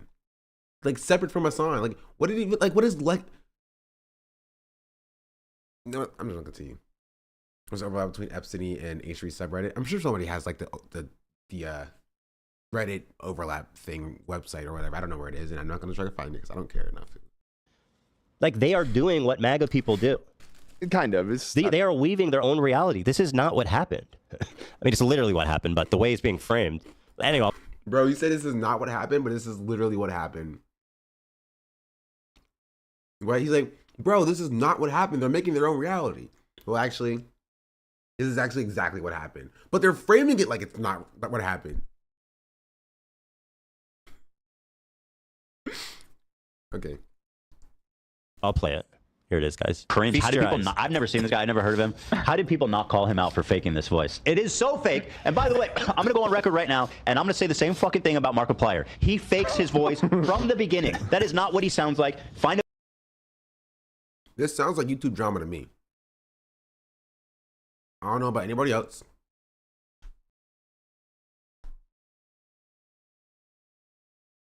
But it sounds like YouTube drama to me. It sounds like Ethan Klein calling out Markiplier, another YouTuber. If it's a subreddit, in my opinion. As a creator, I can't imagine spending so much time in your own snark forums. I mean, if you are like insecure and you want to feed the narrative that people just hate you for no reason, that's what you do. You know? Like, I don't look at people like who talk shit about me. I don't even look at the replies to my own comment section. You know what I mean? Because I don't care. I go live, I stream in my own space, and I mind my own business. So I feel no reason to like go look for people being like, "God, this person sucks." Now, if I see it, I may respond to it, but I don't go out of my way to find these things. Right? I don't. I block and ban and move on. Right? There's somebody who's, you know, been in here a couple times, right? Talking nicely in here, go back to their own community, talking shit. I found out about that. I talked about it for a brief time, like an hour or two, and then I banned them, and then I moved on. I feel no need to like go see what that person talked about me again or see what they're saying or whatever. I just ban them and move on. Because I don't care. But, you know, if your entire output is just like trying to feed this complex of like, I'm right and everybody else is wrong and incorrect and I'm good and they're all bad. Of course, you're going to look for people who are saying you are bad because you're like, aha, those are the people who are wrong about me or whatever. Like, it's just, it doesn't make any sense. A video of him younger. I haven't, but I'm telling you I'm right. Dan is laughing. But I'm telling you, he has the same voice. He's faking it. He is faking his fucking voice. There's no question in my mind. I was right about him. I was right about Markiplier. I still don't know if you're right, by the way. I feel like it would have turned up. It would have turned up by now. Nah, he's psycho enough to cover his tracks that thoroughly. You think he went back like 15 years or whatever? Because he's been on YouTube for a long time. He's like an OG in a way, right? Find one of his old first Let's Plays. Okay. Let's hear what he sounds like. You're just gonna say he deleted the oldest guys, one. it's me, Markiplier. Today I'm going to be playing. Now, I'll agree with you that he speaks with broadcast intonation and articulating what he says. And I'm sure he developed Okay, listen, that. we don't need to relitigate this because I don't give a fuck. That's not the point. I know. The point is... I mean, it kind of feels like you do. You know what I mean? That's just me. That these people are insane. That this is a comedy podcast. People are laughing. We're being silly. And these people are taking it seriously. And no, it's still drama. Even if I take him at his face value, like it's all jokes, it's still drama. Right? It's still drama. If I joke about the way that Ethan looks, which I'm not going to do, but if I joke about the way Ethan looks, right? And somebody wants to clip that section out and be like, haha, this streamer talks about the way Ethan looks or whatever. Even if I'm joking, it's still drama. You know what I mean? That's it is. It fits in the subreddit of YouTube drama. Right? Like if I start making up lies about Ethan like he's funny or whatever, and some people clip that out and just like, this streamer is lying about Ethan, it'll be drama, even if I'm joking. You feel me? I don't think anybody would seriously say that Ethan's funny. That's just me. So I don't know what he's getting mad at. And apparently our biggest fans too, the people that watched every minute of it. Markiplier's psychotic like that. Like he's a fucking psycho. You can tell. And so he is someone that can. Wait, hold on. You can absolutely tell. You can absolutely tell. Thank you for back to it. So he is a psycho, and he is capable of doing something that extreme, of faking his deep voice for like 20 plus years. He annoys me because there's a cut. I don't know what they cut out. I don't remember. I'm sure it was something lighthearted and silly. It's just because of his voice and because people like him and nobody else sees it. Why don't people watch it and say he's kidding? Shouldn't everybody in the world know that? Like, even if you dislike me, and there are reasons. I'm sure some people did, but they probably got downvoted or banned or whatever. No, but like this is like posting. It's still drama. I mean, Ethan is joking. Okay, still drama. Being like Markiplier fakes his voice is still drama. It fits on the subreddit. Like nobody is saying Ethan is serious here. No one is saying like, oh, Ethan actually thinks Markiplier fixed his voice, right? People are saying, hey, Ethan said Markiplier is a psychopath and he is faking his voice. It doesn't matter what he actually believes. It's what you said. That's what creates the drama. You said thing that wasn't inflammatory, that you know was inflammatory, that you know is going to get clipped out and become a thing. And now he's pretending to act like, oh, I had no idea this was going to be clipped out and become a thing. Oh no, this is so crazy. I was just joking. I had no clue. You said it because you knew it would be a thing. There is no reason that he would bring up Markiplier in front of tens of thousands of people on his 1 million follower podcast, right? Also, congrats on 2.77 million, by the way. There's no reason he would bring it up if he did not think that people would react to it in a certain way. You feel me?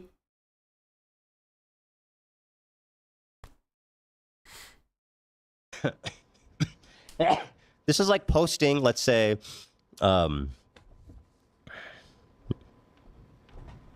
Whenever there's a long pause like this. I'm drawing a blank. I thought it'd be easier to draw an analogy. Oh, okay. But if you, I mean, it's like, it should just be like, dude, he's kidding. Why is this a post? This is dumb as fuck. I guess now he's just having drama. I'm sorry. I still see what Mark did wrong. Mark didn't even say anything. Mark had apparently unfollowed Ethan, apparently years ago, right? And muted him, which I don't know how Ethan would know this. And now Ethan's bringing it up the last 2 days, or last week or so, for some reason. I still don't know how Markiplier got involved. I have no clue how Markiplier got involved in this situation. Big joke out of it. Like I do. And also he unfollowed me because I fucking tweeted him. Here's the truth. I was gonna point you in that direction. I'm not the only one. Listen, I'm not the only one. I know there's Mark. Why would I say that if I was like sheepishly like having some revenge thing. The why joke would is I that you say said it? all that, and then you're like, The cream he pie unfollowed thing. me. That's why funny. why would I say it if I was being serious? Yeah. Like, nobody is saying that he's being serious. That's the problem. Like, that's why, like, he's stupid. Like, nobody is implying that Ethan Klein is, like, super mad at Markiplier or whatever. Right? It's the fact that Ethan Klein said that he was super mad at Markiplier. It's drama. It's drama. Like, I don't know what his expectation is, right? I don't know. Well, I don't know what his expectation is. The fact that he can be like, oh, I'm joking, therefore you can't talk about me anymore because I was obviously joking or whatever. Java can be unserious as well. Yeah, like it's not like people were like, oh, Ethan Klein is like, you know, just is like super pissed at Markiplier or whatever. It's like, hey, Ethan Klein said this about Markiplier. And just like, why would he say that? You know what I mean? It becomes drama. That's why it's on YouTube drama. You wouldn't. I wouldn't. Player haters out there. It's probably a couple. Join my new snark. We'll find each other. We'll turn it into a movement. Marcus Snarkiplier. Snarkiplier. Don't put that idea in people's heads. Snarkiplier. Yeah, We will that. grow. We will grow, and we will take him down. So you should take a look nice. too at the pinned top comment on this thread because it's part of the story. And This post is now locked due to brigading from members of the H3 subreddit. What? We have tried to resolve this with the mods of that subreddit, but they're choosing not to follow. Oh, because there was a post on our subreddit saying, look, these guys are fucking insane. These people are the most pathetic losers in the world. Look at this DM that their mods sent our mods. They're choosing not to follow the moderator code of conduct. Hello, H3 production mods. But yeah, if you don't follow the rules of the subreddit, you're not allowed to post. Like, here.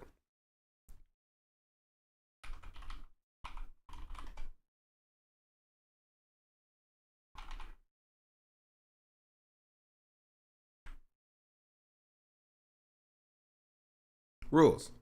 Brigading. Rule number 2. No brigading from another site / subreddit. 3. This is not an H3 hate subreddit. Reasonable criticism is fine, even encouraged. We do not tolerate hateful or toxic posts that promote personal attacks. Like, you have your own rules on what you can and cannot do on the subreddit. Yeah, like, you have to follow the rules. You can't read it in the nerd voice and be like, oh man, look, there's rules here. Look how unserious these people are. These are rules. Like, I don't know what he's talking about. This is a mod from YTD. I don't fucking care about your acronym. I don't know what that means. It's from YouTube drama. It's like, bro, spell it out. You guys are currently breaking a mod code of conduct rule number 3. Respect your neighbors. And you have that more than once now. Oh, no. Both by leaving up posts encouraging brigading, which, by the way, you dumb fucking loser. And by the way, this is from the mod Depend. Is this the mod Depend Law 7? Is that his name? Dependent Law 7. Yeah. Dumbass. Oh, and by the way, they're not going to address the brigading allegations. Like,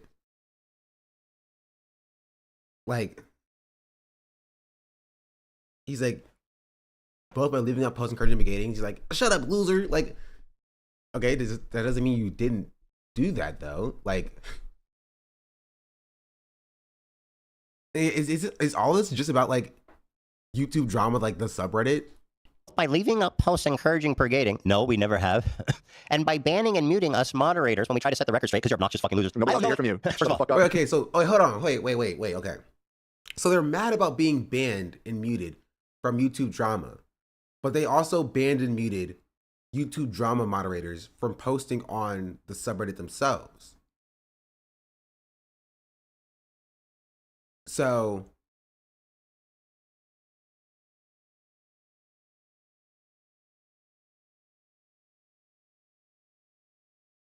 you know what I mean? If we did do that, I don't know. And I don't even care enough. I don't know who went and looked and muted them, but that is very funny, and I encourage them to continue. If you were brigading, I mean, him even being like, "Who is this mod? Dependent Law 7? Yeah, this guy's a loser." Like, you mean that's brigading as well? We're being real, or directed harassment too. blocked or banned or whatever, then it was because, and the evidence is right here in front of us, you're an obnoxious fucking loser, and nobody wants to hear anything you have to say.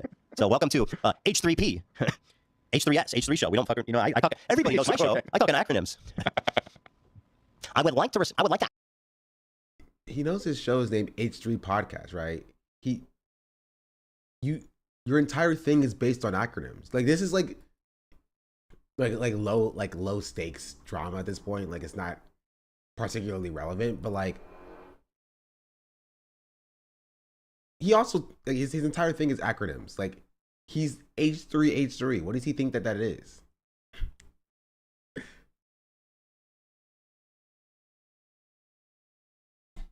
Fucker, I talk. Everybody knows my show. I talk in acronyms. You do. Like it is. It's true. I would like to ask for some respect from you guys. You're violating the bylaws. As actually. Our subreddit is smaller than yours. Are you actually doing this? This is like my new fetish. They pulled out the we're just a small bean. Yes, that's a huge subreddit. I mean, yeah. If you have a subreddit that has 600,000 members versus a subreddit that has like 30,000 members, yes, you can be irresponsible with your platform. If you tell people to go to this subreddit and do X, Y, and Z, yeah, that is a bad thing. Yeah, that's not good. It's not new. This is the same thing they say about Frogan. Like, this is Frogan. Like, Frogan was a rising star. Therefore, we get to do targeted harassment campaigns against Frogan because Frogan has an audience and people know who she is. Even if we have an audience that's like 800 times her size. You feel me? Like, what the fuck are they talking about? How many followers do they have? It's hundreds of thousands. It's more active than ours. Smaller by how much? YouTube drama? Like, this isn't like a lot. Like 70,000 versus 600,000 is quite a big difference. It's like, dang, he's so weird now because he just keeps writing for Ethan for some reason. Like he can't have a independent take of his own, right? It's just whatever satisfies Ethan's like paranoia of the day, right? Whoever Ethan decides to get mad at of the day, Dan's like right there alongside him. It's like a yes man. Ethan's like, we're mad at a YouTube drama now. He's like, yeah, we're mad at YouTube drama now. You know what I mean? We're mad at Markiplier. Yeah, now we're mad at Markiplier. That's just it.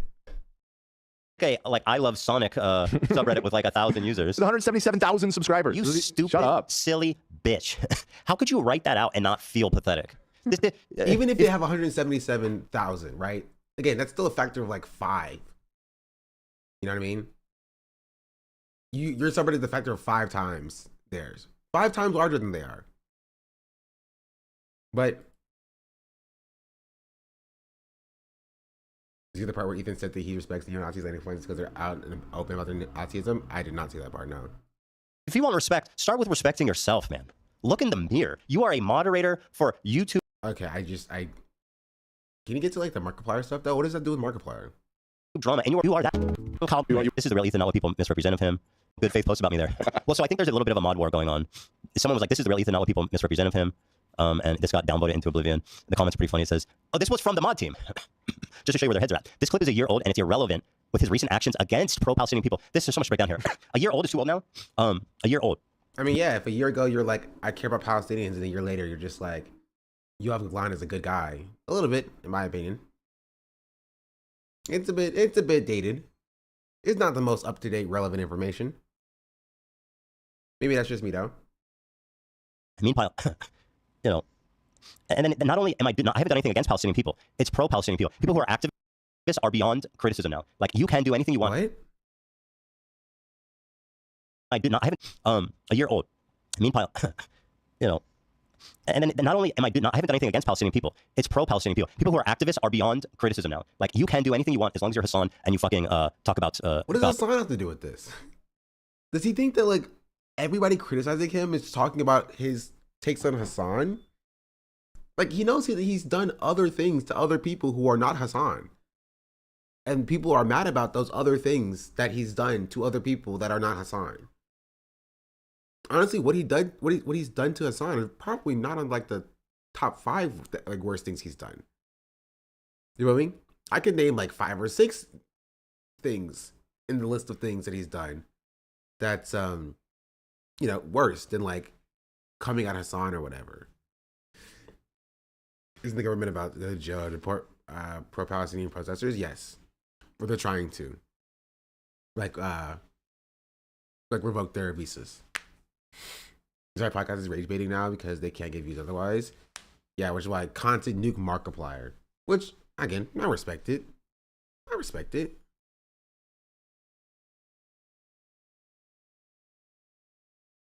Yeah, the views are kind of up a little bit. 700K, 800K on this one. 900K. Okay, see, they're getting views now. I respect it. That's why 600K in 5 days. But here, enjoy this. I'll be back. Gaza. It's anything I've said or done is irrelevant because what I did against pro-Palestine people. Delusional. It's fucking insane. So it's unbelievable. It really is something. This whole snark thing is turning into just a whole incredible monster or entity. What's a monster? It's an entity though. Why is monster beyond the pale for you? Because yeah, I mean it's monster. I don't necessarily think they are. I just thought that was interesting that you threw that out there and immediately rescinded it. Yeah, I don't know. Whatever. But the post they did, I find that so funny that they locked it because of us. And then this is the post that it was just this? No, there was a post. Okay, the post where it's calling out on our subreddit. Is it this one? No. What are you looking for? The post that they're talking about that was on our subreddit. Oh yeah, I don't think we have that, but it wasn't even a big thread. Yeah, I posted it in the Discord. It's It was a big thread. A lot of people. Oh, are you just talking about the video from Leftovers? Because yeah, that's right here. I thought you were talking about something else. No, the post that they're referring to that was like, look at this post about Markiplier on YouTube drama. It's so fucking dumb. Look at them. They're idiots. That post. Okay. That was the catalyst for this entire thing. So, here. Let's see here.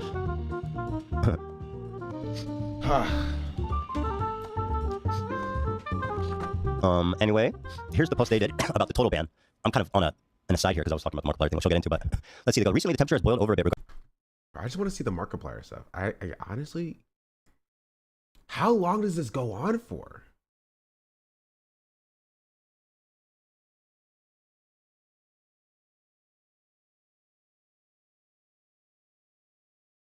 How much can he cry about being banned from a subreddit?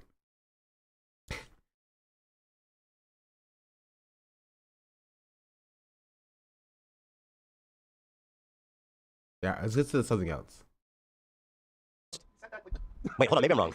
Maybe I cross-posted the video to YouTube drama, got downvoted and flamed so hard, and the mods. Okay, I'm sorry. Thank you. I was trying to explain to you that you were getting confused. I needed Keemstar to explain it to me. So anyway, they said they cross-posted this video of me. Although I agree this isn't drama, it probably doesn't belong, but I appreciate the sentiment. I mean, you're the subject of the week on the subreddit. I think it's fair to post a video that runs counter to the narrative. But the brigading, it's just like these Redditors, man. What? Like, even Ethan's like, it's not drama, so it probably doesn't belong. He's like, but it's running counter to the narrative. It's running counter to the narrative.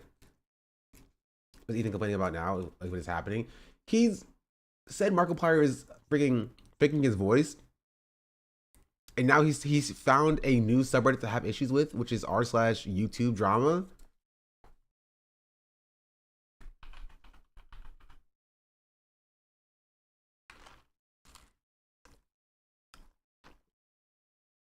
This subreddit now, he's not taking issue with because they were like, hey, no more Ace3 mentions right now because Ethan Klein is like sending people to brigade the subreddit. And he's like, oh, how dare you say no more mentions of me on your subreddit because I'm brigading? How dare you? And now he's taking issue with these people as well. So we just asked him to stop milking the Hassan drama. It's just people asking him to stop milking the Hassan drama. Markiplier unfollowed H3 and he got mad and went on a weird rant about him being a fake person or something. He having a fake voice or something. Which apparently he unfollowed Ethan like a year ago, so I don't even know, or a few years ago. I don't even know how it came back up. I honestly don't even know what's going on anymore. Like, is a tiny creator, and like because of that, like let me actually look at her. I actually should go easy on her just because she has 84 followers, and she's just trying all kinds of shit to see. Why are you watching somebody with 84 followers?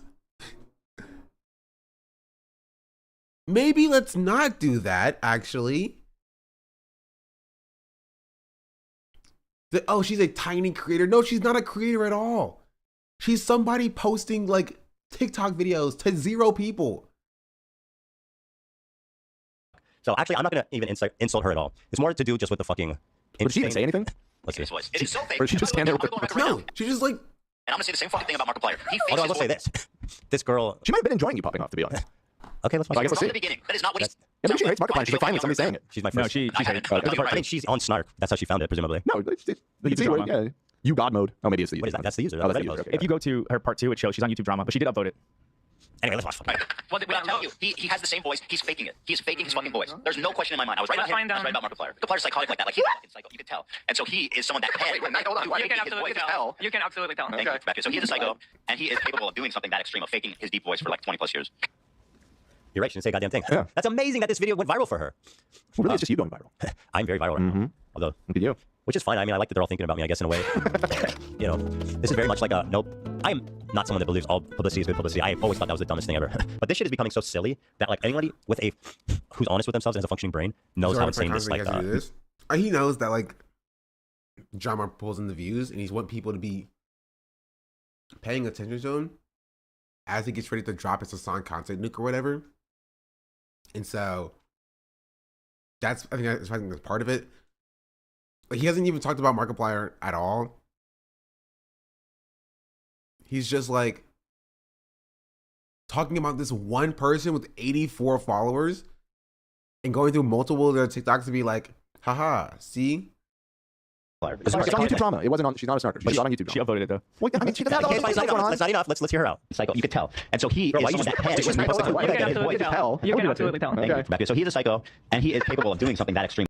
See that not being the case, yeah. Yeah, that definitely it's happened. I mean, So yeah, it's kind of interesting just on its face. Yeah. Whoa, Mega Donut. It's been tough. Yeah,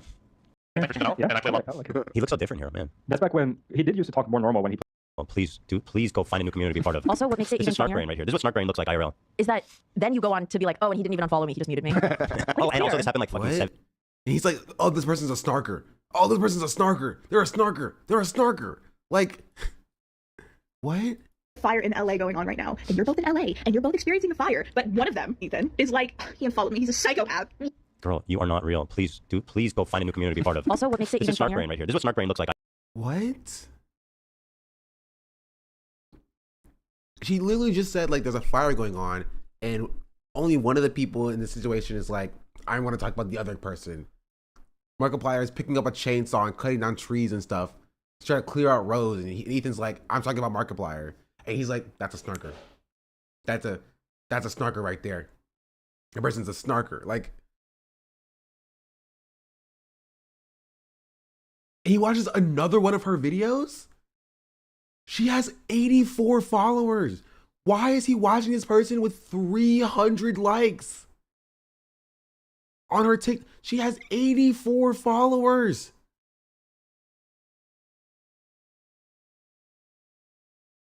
This is even about Ethan.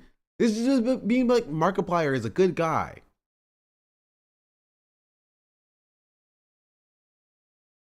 Like,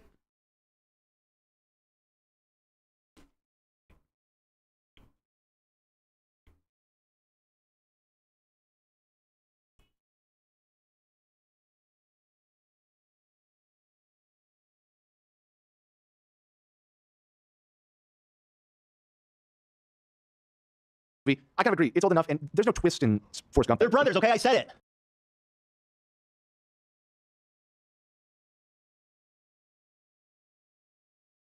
like, I don't really care about the rest of this, honestly. It wasn't even about Markiplier. It was about a YouTube drama subreddit, and it was about a TikTok creator who has 84 followers. And that's what he talked about this entire time. That you can make an argument that he is directing his fans to hate on this person. Because there's no reason why he would direct his audience of 2.77 million. Congrats on 2.77 million, by the way. To like not go and find this person or whatever. Yeah, 2.77 million versus 84. A very responsible use of his platform, I would say. We're moving on.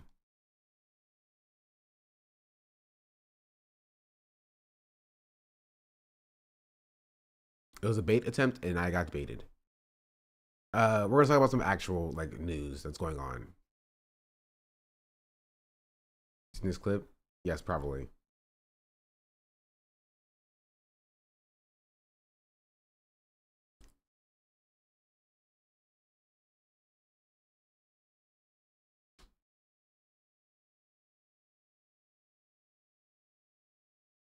No. I don't even know what the clip is. We're moving on. We're moving off of Ethan.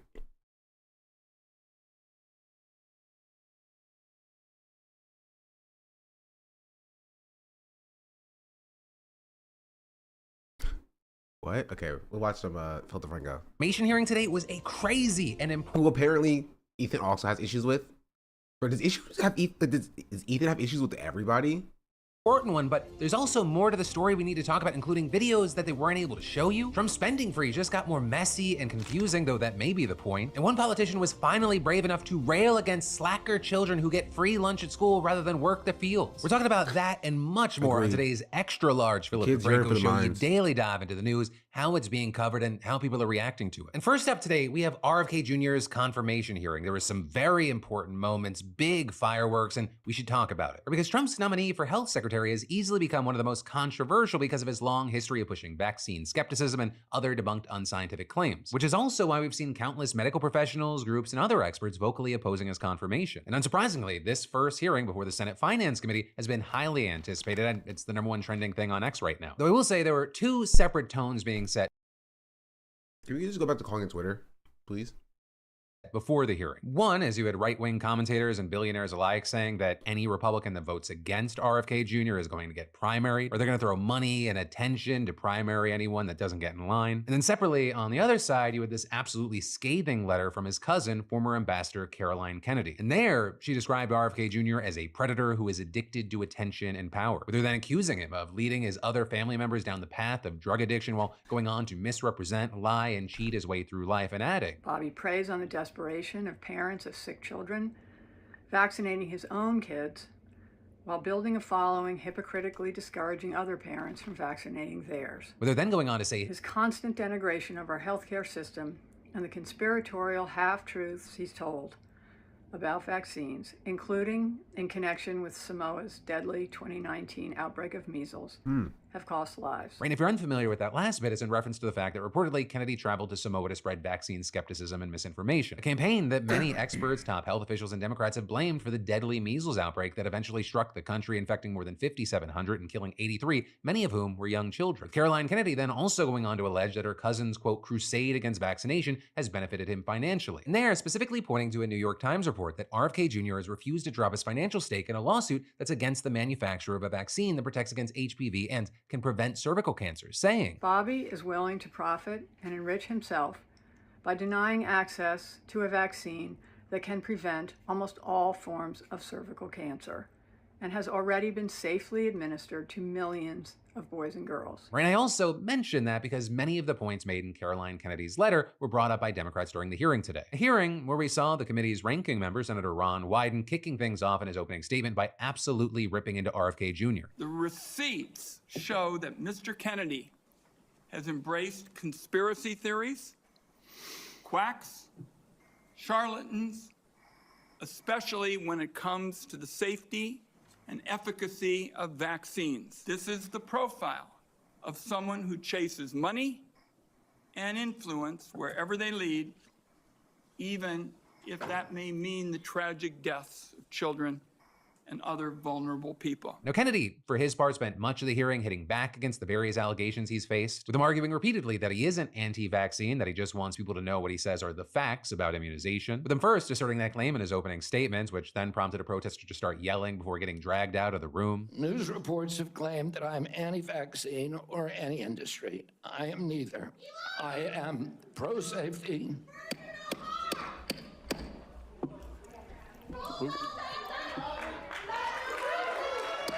With him then continuing, I believe that that vaccines play a critical role in healthcare. All of my kids are vaccinated. I've written many books on vaccines. My first book in 2014, the first line of it is, I am not anti-vaccine, and the last line. Bro, it's JFK cannot be real. Well, this is Robert. Shout out to Robert, RFK. Is I am not anti-vaccine. Right, but with that, we saw Wyden pushing back against that assertion with a very important caveat. In your testimony today under oath, you denied that you were anti-vaccine. But during a podcast interview in July of 2023, you said, quote, no vaccine is safe and effective. In your testimony today, in order to prove you're not anti-vax, you note that all your kids are vaccinated. But in a podcast in 2020, you said, and I quote, you would do anything, pay anything to go back in time and not vaccinate your kids. Well, that's pretty cut and dry to me. Mr. Kennedy, is that his breathing in the freaking microphone chat? Is that just like, is that him? Is that, yes? This is the health guy for the country? all of these things. That's, to be fair, I get it. I got asthma. Sometimes breathing's tough. Breathing's rough. But like, come on now. You know what I mean? Cannot that was be you? true.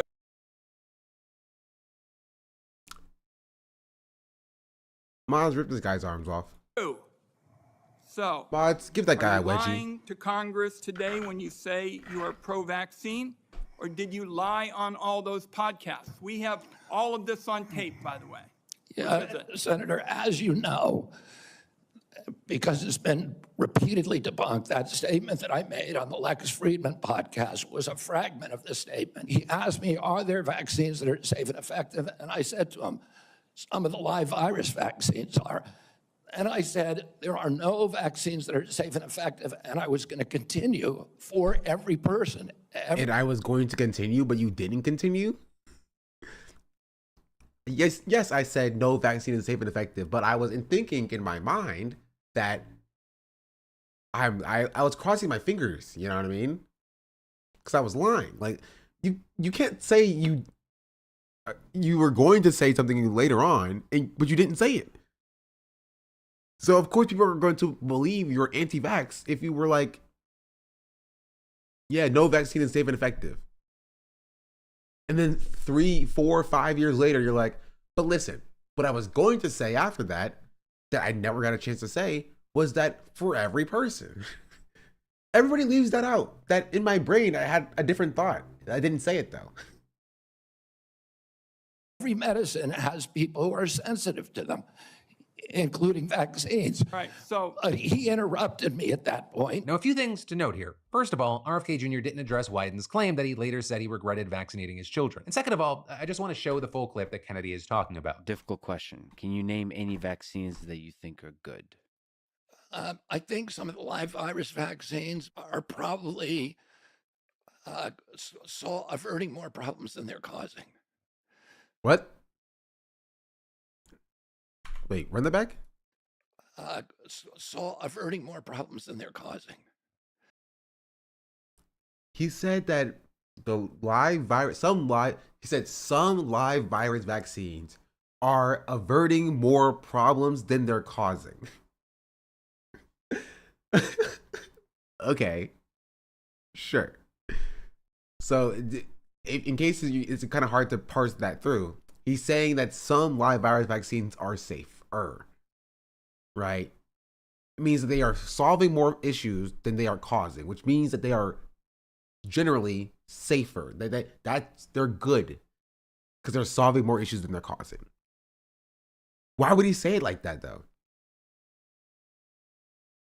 When faced with the question, are there any vaccines that you think are good? He says, I think there are some live virus vaccines that are averting more problems than they're causing. That is not really, that's not really bode for like a very confident, society in vaccines in general. There's no vaccine that is, safe and effective. Those are big words. So I'll let you use your judgment there, but even like he wasn't immediately cut off, right? He said there was no vaccines that are safe and effective. Pause. And then he started something else, and he was like, "Those are big words." Like he could have continued and said, "For all people," you know what I mean? There's no vaccine that's safe and effective for all people. He didn't say it though. Why didn't you say it, Rob? you buy his argument, there are also other countless times on the public record that RFK Jr. has expressed anti-vaccine sentiments. In fact, we saw a new analysis by the Washington Post finding that Kennedy is, quote, criticized vaccines more broadly in at least 114 appearances, calling them dangerous, saying the risks outweigh the benefits, and making misleading claims about vaccine safety testing or discrediting vaccine efficacy. Beyond that, Wyden also noted the actions Kennedy has taken to undermine essential vaccines, with Kennedy's response once again being interrupted by a protester. In May of 2021, you petitioned the Food and Drug Administration to not only block Americans from having access to the COVID vaccine, but to prevent any future access to the life-saving vaccine. Are you denying that? Your name is on the petition. We brought that petition after CDC recommended the COVID vaccine without any scientific basis for 6-year-old children. Most experts agree today, even the people who did it back then, that COVID vaccines are inappropriate for 6-year-old children who basically have a zero risk from COVID. That's why I brought that lawsuit. I don't want to. I want to emphasize Mr. Kennedy, the facts. Oh, he got it interrupted again? Now, with that, it's important to point out that his claim there about 6-year-olds not being at risk so for COVID, inflamed. that's well, false. Look, think about it, right? He's the pinnacle of health, right? He's going to be the minister of health. That's the Secretary of Health, Human Services. You know what I mean? What a healthy guy that is. When you look at this guy and the way he sounds and the way he looks, he just screams health. You know? It's important to point out that his claim there about 6-year-olds not being at risk for COVID, that's false. You can definitely argue less at risk than other groups, but according to the CDC, 81 kids between 5 and 19 died of COVID. He's just like straight up either incorrect or lying about the risk that 6-year-olds have of COVID, like under oath, and then people are just like, yeah, it's fine. He's jacked, to be honest. Okay, being jacked does not mean you're healthy. Chat, let's be real. Do you see the way he sounds? See the way he looks? In 2023. That's actually higher than the annual death tolls for other childhood diseases like hepatitis A and rubella before widespread vaccination. Additionally, even though we see him claiming to be concerned about the children, the petition that Kennedy filed reportedly tried to block the COVID vaccine for all Americans, not just those under 6. But I digress, right? Going back to the hearing, of course, Wyden was just one of the many Democratic senators who questioned RFK Jr. on his questionable past claims. You have started a group called the Children's Health Defense. You're the originator. Right now, as I understand it, on their website. Bro, this country is so unserious, dog. It cuts to like a onesie. A baby onesie saying unvaxxed, unafraid, and no vax, no problem.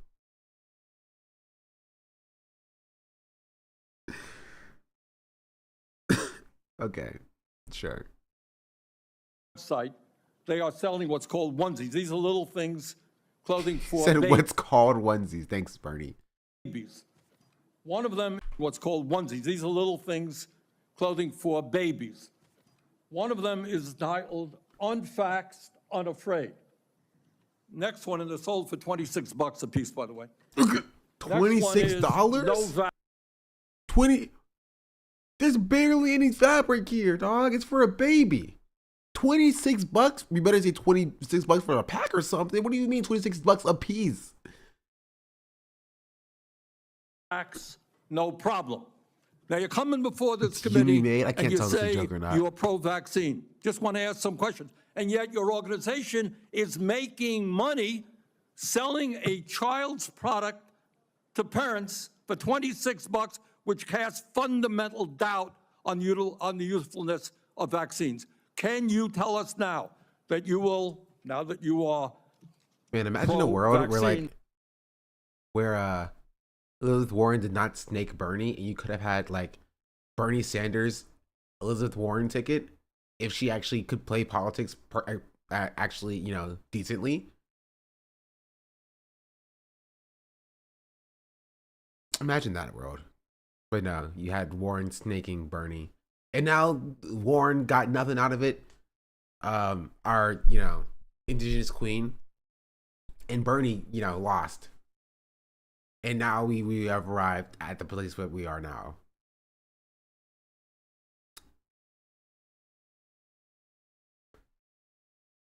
that you're going to have your organization take these products off the market. Senator, I have no power over that organization. I'm not part of it. I resigned from the board. That was just a few months ago. But there's also saying things like this exchange between Kennedy and Senator Michael Bennett. So I'm asking you, yes or no, Mr. Kennedy? Warren's generally good on most things. Not all things, obviously, but a lot of things, like she's decent on.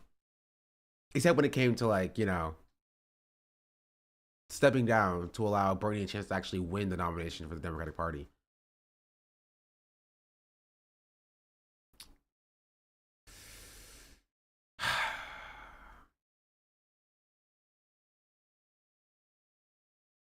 You say that COVID-19 was a genetically engineered bioweapon that targets black and white people, but spared Ashkenazi Jews and Chinese people. Jesus, bro. That's insane. Okay. In a world where that is like even remotely close to like anything factual, why would it choose to only why would it choose to only target black and white people and leave Ashkenazi Jewish people, not even the other, you know, types of Jewish people, and Asian people without like identifying what type of Asian person it is? Just the entire like continent of Asian people? Like, what about like South Asian people? You know what I mean? Like, you know what I mean? Like, why? What about like Hispanic people? You know what I mean? What about on ethnic lines, ethnicity? What if you're Blasian? Are you targeted by by COVID?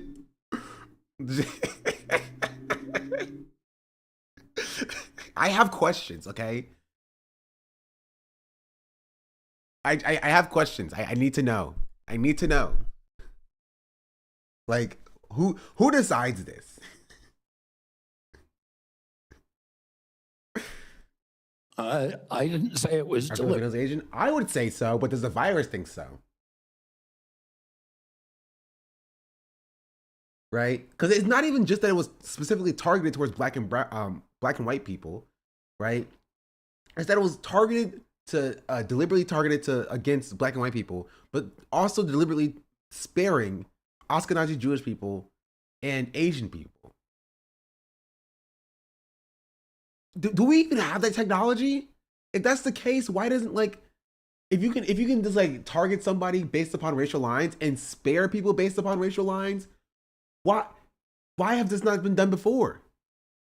I feel like that would be useful. I have questions, bro. There are questions that I have. Spared Ashkenazi Jews and Chinese people. Oh, is it Chinese people? To be fair, you did say Chinese people, not Asian people. I misheard. I didn't say it was Chinese people specifically. You know what I mean? Deliberately targeted. I just quoted an NIH-funded and NIH published study. Did you say that Lyme disease is highly likely a materially engineered bioweapon? I made sure I put in the highly likely. Did you say Lyme disease is a highly likely militarily engineered bioweapon? I probably did say that. Did you say why? Why would you say that? That's my follow-up question. Why? He's like, yeah, no, Matt, probably. That sounds like me, actually. All right, moving on. Thanks for your candor. Exposure to pesticides causes children to become transgender. No, I never said that. Okay, I have the record that I'll give to the chairman, and he can make his judgment about what you said. This matters. It doesn't matter what you come here and say that isn't true, that's not reflective of what you really believe, that you haven't said over decade after decade after decade, because unlike other jobs we're confirming around this place, this is a job where it is life and death. Now, again, I want to show some of the I think the Secretary of Defense is also a job about life and death, but that's just me. Bennett is referencing here. The first one he flags about RFK Jr. floating the argument that COVID is ethnically targeted. That was published last year by the New York Post, and here's what he said. COVID-19 is targeted to attack Caucasians and black people. The people who are most immune are Ashkenazi Jews and Chinese. Now with that, RFK Jr. Okay. Okay. So that seems pretty cut and dry. That he did say that COVID was targeted based upon racial lines. My question is, how does it define who's white, and how does it define who's black, right? Because we're not talking about like ethnic lines, right? We're not saying like, like African Americans, Afro Caribbeans, right? Like Afro Latinos. We're talking about like Asian people, like just racial lines, just blackness and whiteness. What does whiteness mean? You're talking about like European. We're talking about like white Americans, not all Americans, because American is a nationality. Like people who are descendants of people coming from Europe, but like who does that include and what does that include?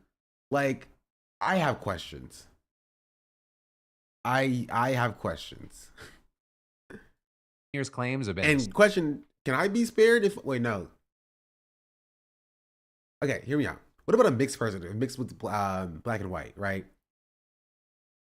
Are they like doubly vulnerable to COVID?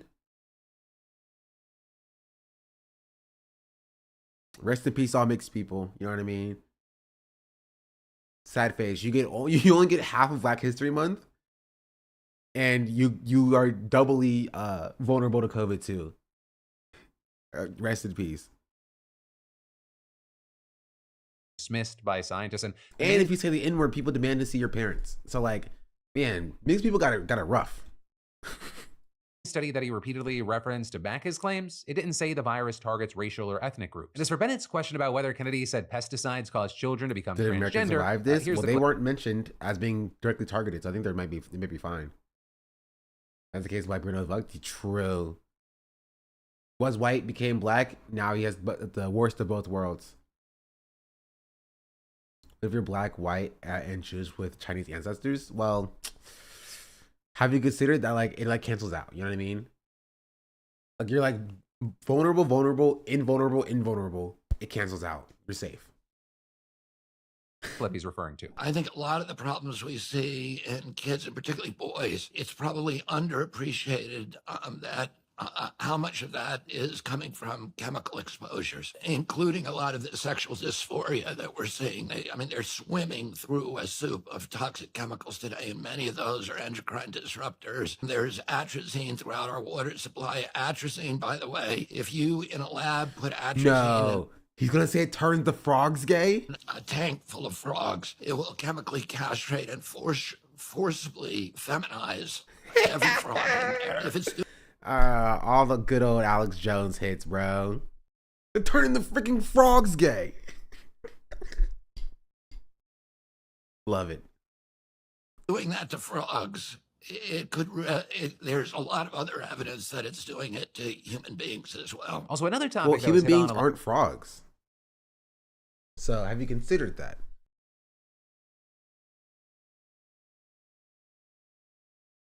I love Alex Jones, bro. It's so funny. That was RFK Jr.'s stance on abortion, which he has flip-flopped on repeatedly in the past, and as recently as a few years ago when he was running for president. This is a shirt. I'm wearing a shirt, chat. This is a t-shirt. This dude stole someone's girl. I mean, look at him, right? Adonis. You feel me? Who wouldn't? I would never let my girl watch RFK. He would just steal her instantly.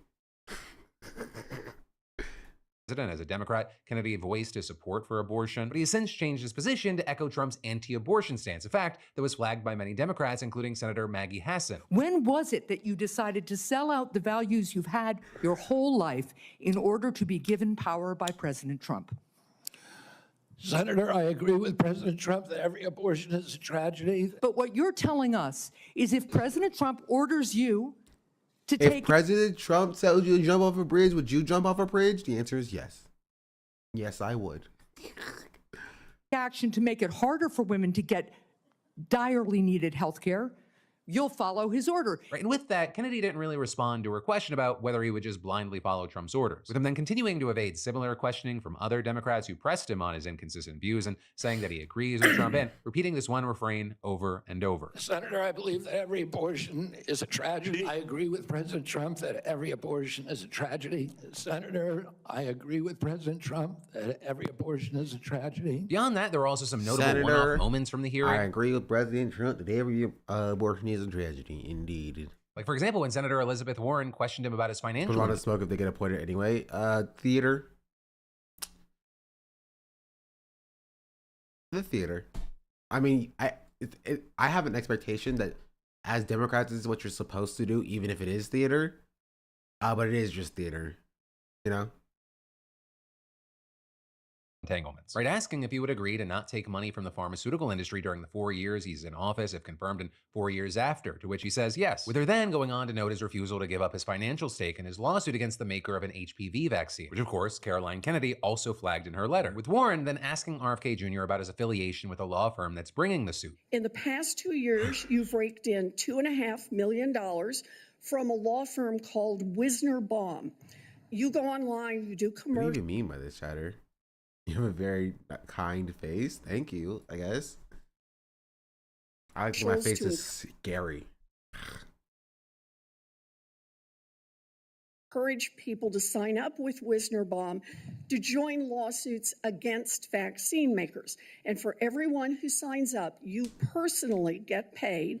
And if they win their case, you get 10% of what they win. So, Mr. Kennedy, will you also agree that you won't take any compensation from any lawsuits against drug companies while you are secretary and for 4 years afterwards? I'll commit to not taking any fees from drug companies while I'm secretary. No, I'm asking about fees from suing drug companies. Will you agree not to do that? You're asking me to not sue drug companies. No, that's not what she's asking you. She's saying, can you commit to not taking any money from people who do sue drug companies? He's like, you're asking me not to sue drug companies. I won't sue any drug companies. Like, come on, bro. Again, doesn't matter. Theater, but I'm not going to agree to that, drug Senator. companies as much as you want. I'm not going to agree to not sue drug companies or anybody. That's not what she said. No one should be fooled here. The bottom line is the same. Kennedy can kill off access to vaccines and make millions of dollars while he does it. Kids might die, but Robert Kennedy can keep cashing in. Now, with everything here, you may have noticed that all the clips Does he that actually we've have been words? playing, they've been... No, he's just doing it so like he doesn't have to say. He's not gonna. Of course, he's not gonna say, "No, I will not take any money from drug companies." Right? He'll just like misunderstand and misdirect and deflect, so he doesn't have to say it on the record. So when it eventually comes around, he can still take money from drug companies. He's not in violation of like lying under oath. You know? Not that it means like that doesn't matter. It's just like nobody will hold him accountable anyway. But like that's the point. Been from Democrats, and that's largely because Republicans The demon just rats kind of praised him and asked softball questions that allowed Kennedy to cue up his comfortable talking points about chronic disease and how food impacts health. Though I will say there were some notable exceptions, like Senator Bill Cassidy, who had a tense exchange with Kennedy over Medicaid and Medicare. Right? And Cassidy asked Kennedy some pretty straightforward questions about these two incredibly important programs that you would expect the health secretary to be able to answer. And with that, we saw the former president of Doctors for America, who was at the hearing, telling reporters afterwards that it was clear that RFK Jr. did not know basic facts about these enormous health programs that he would be supervising. Right? And that interaction with Cassidy, it is super important for a few reasons. First of all, Cassidy is one of the Republicans who could vote against Kennedy's nomination. And what's more, he'll also lead Kennedy's second confirmation hearing tomorrow before the Senate Health Committee. And at that hearing, it's expected that RFK Jr. is going to be pressed even more extensively on his knowledge of Medicaid, Medicare, and other key health programs. So we'll have to wait to see how that's actually going to play out tomorrow. And so I'll end here with two things. One, this is a long story.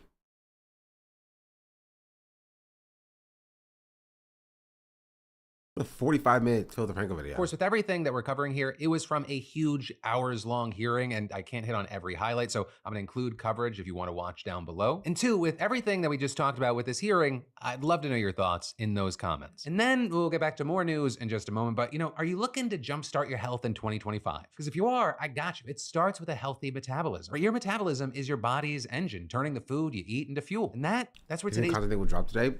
Maybe. I think that the longer he waits, the more people will just stop caring about it. So he's going to try to drop it as soon as he possibly can.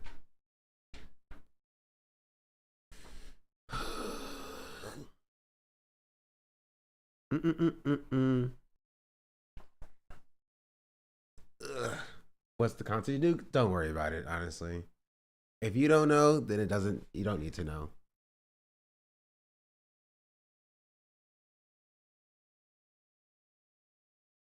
I do want to see the school lunch thing as well.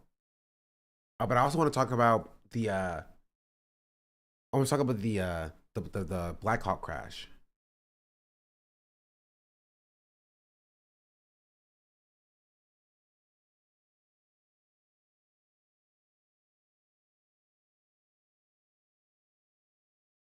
All right, now I want to bring in CBS News Homeland Security correspondent Nicole Skanga. She is at Reagan National Airport, which just minutes ago reopened.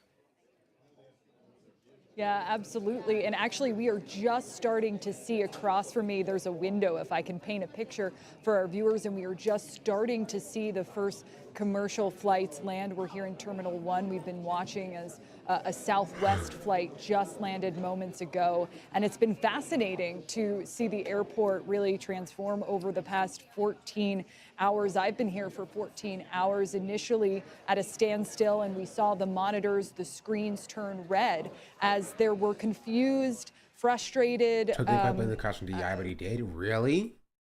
They're already asking if it's because of DEI? Very upset, frankly, travelers here at the airport. Eventually, they're going to be, in for a rude awakening when they get rid of all of DDI, and plane crashes still happen. You know what I mean? Going to be like, what happened? We got rid of all of DDI. Why are black people no longer even allowed on planes? Why are white people still crashing planes? It must be white people DEI or something. They'll find something else to blame, of course, right? Maybe the white person was gay or something. Clearing out. We know that at least 15 planes were grounded last night, in addition to 19 that were diverted to nearby Dulles Airport, but now can confirm that operations are fully up and running. We've been speaking with some travelers who have trickled in asking, are you concerned? Are you nervous? We've gotten sort of mixed responses. Some folks understandably shaken by some of the video that they saw surface overnight. Others confident that they will travel safely today. And of course, both myself and my colleagues have pressed the DC mayor, the Secretary of Transport. Bro, what is he even talking about?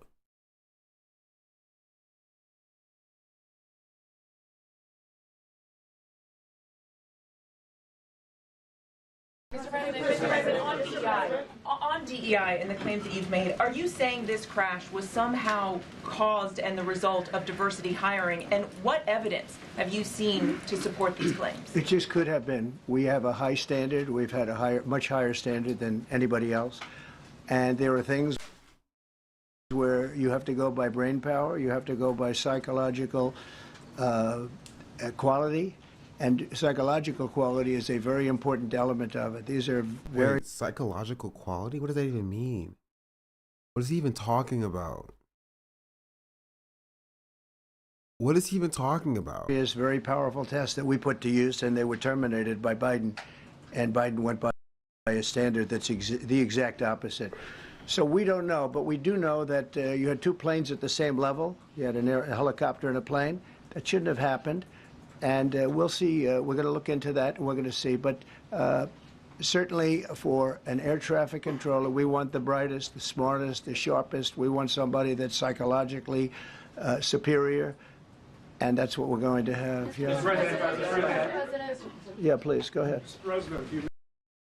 I love how unseriously he takes these addresses. You know what I mean? To be fair, what I could give him is that at least he answers questions. He answers it by being like a fascist, obviously, but like at least he's answering questions. Right? It's either you get a president that actually answers questions, but he's a fascist, or you get a president that legitimately cannot answer questions because he's like too old to even stand in front of the podium. Pick your way. Which way, westward man? You know what I mean? It's like that Yu-Gi-Oh card that puts in the two paths. One path, you have president that can't answer questions because he's too old. The other path is president that answers questions, but he answers questions in a fascist manner. That sounds like eugenics, because it is eugenics. It's race realism. Yes. He's doing race realism.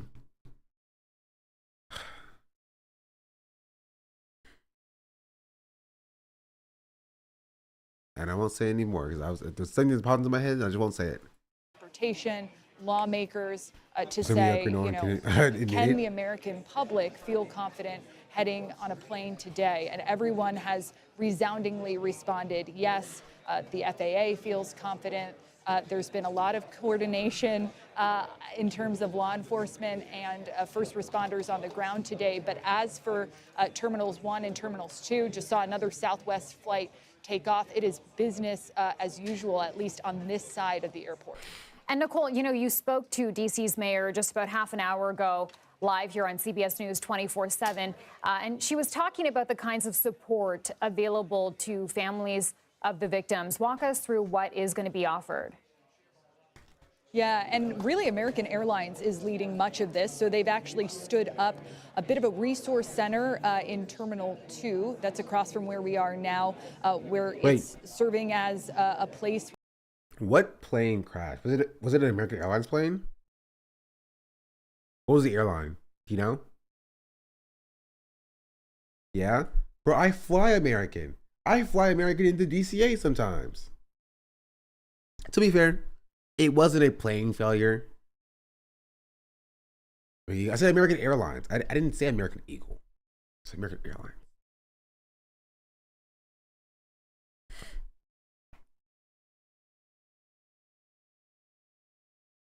Can we Kitty took one plane ride on multiple planes to fly out of the sky? No, I heard it was American Eagle. Wait, it was an American Eagle plane? That doesn't even make any sense. American Eagle is a clothing brand.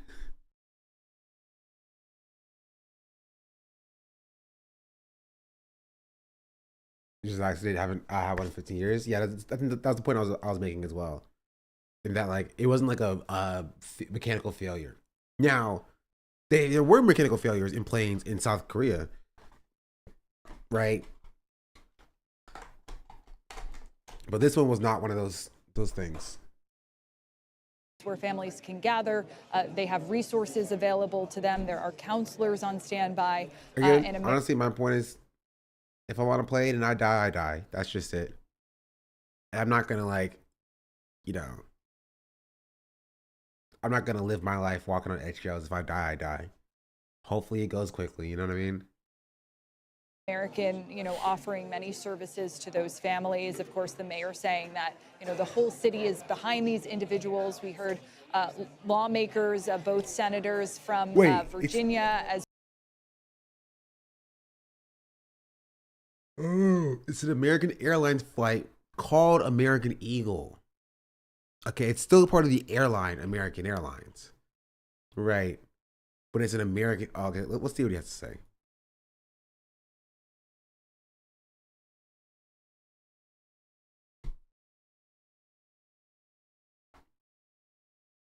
It's a cheaper airline. Why would they name it after a clothing brand? Hello, everyone. I'm Robert Isom, the CEO of American Airlines. I want to brief you on Imagine being like a multi-billionaire and like you get woke up in the morning, like, why are people waking me up, bro? I'm a billionaire. Leave me alone. Like, sir, you have one job. And that one job is you now have to go make a statement about people who died on your airline. And you're just like, ugh, bro, again? Like that's the CEO has like a single job. And the single job is to get shuffled out in front of a green screen. Hi, I'm Tim Drake, CEO of Drake Airlines. it's come to my attention that an accident has occurred with one of our less premier airlines. The ones you have to pay for bags to check on. Yeah, one of those. And it's regrettable to inform you that just people died, and our stock price is probably going to go down, and it won't affect me because I'm still a billionaire. But like, if you have stock in Drake Airlines, I'm so sorry because like you're kind of cooked. But otherwise, like I'm fine, right? And the people on the plane definitely aren't fine. But like you get shuffled out. You get shuffled out in front of a green screen when something happens. You make like a 3-minute, 2-minute video about how sad and how sorry you are, and how you're going to like put 0.0001% of your budget into like restitution for the families because airlines are one of the most profitable industries that exists. And then you just go back to sleep. You know what I mean? You just go back to sleep. You're like, we have to raise the price of our tickets and now charge for the napkins we give you and the barf bags. Because we have to do like a settlement because we were in the wrong for this accident that occurred or whatever. Like, I just don't like CEOs, if you couldn't tell. Everyone, I'm Robert Isom, the CEO of American Airlines. I want to brief you on a serious accident. Suspicion of what caused it. Yeah, maybe it's the fact that the plane crashed into a Black Hawk helicopter and exploded in midair. I think that has something to do with it. Now, why the Black Hawk was there, why the Black Hawk potentially stopped tracking where it was, how that happened in the first place, like, I don't know, but like I think maybe that has something to do with it. They said it was a training mission where a mistake was made. Why are they doing Black Hawk training missions in like the airspace where planes fly? Maybe let's not do that. Maybe that's stupid. Go to the desert or something. Go to a field. Why are you doing a Black Hawk training mission above residential areas at the height where planes fly? Maybe let's not do that.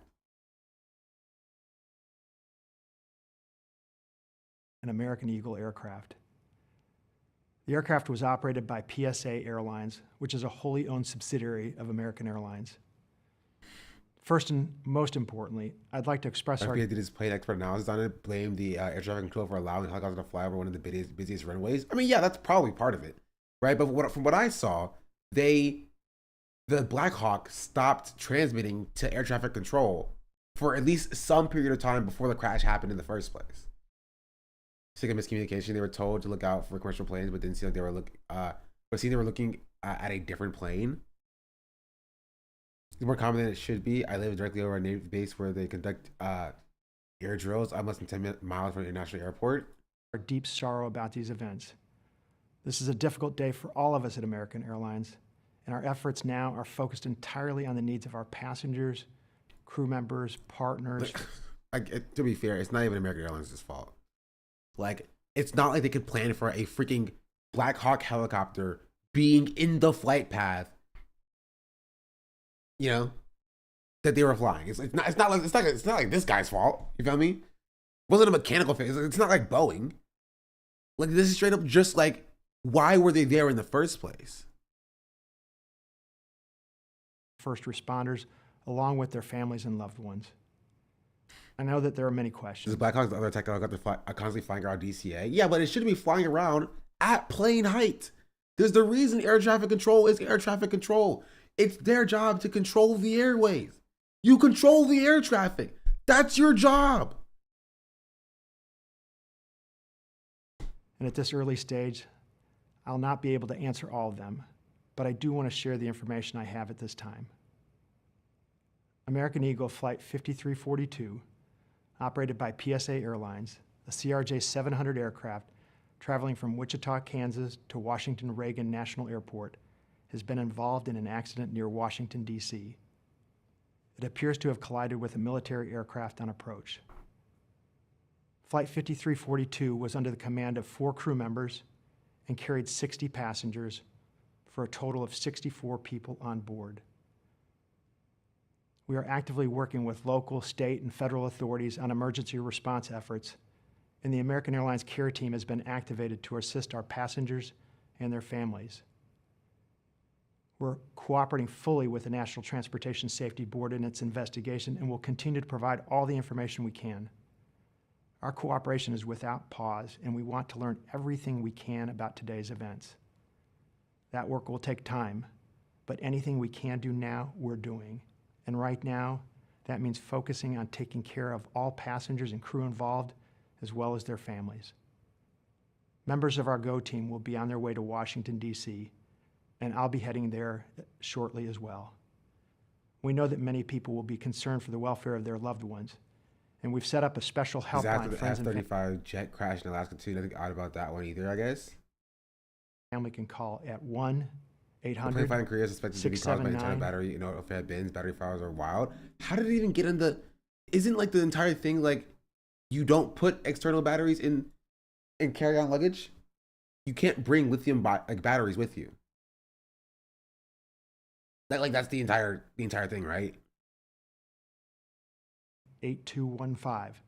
That's 1-800-679-8215. If you believe you've had friends or family on board American Eagle Flight 5342. Like, it can go into carry-on, not your checked bags. Okay. Appreciate I think it's above a certain size. Eager for information. Please know that we'll continue to share accurate and timely information as soon as we can. Temperature difference? But anything we must report must be accurate. We owe that to everyone involved.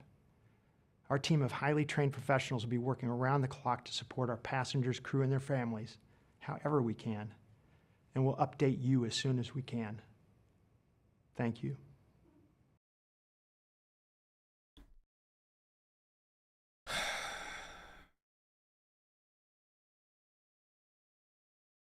Jeez Louise.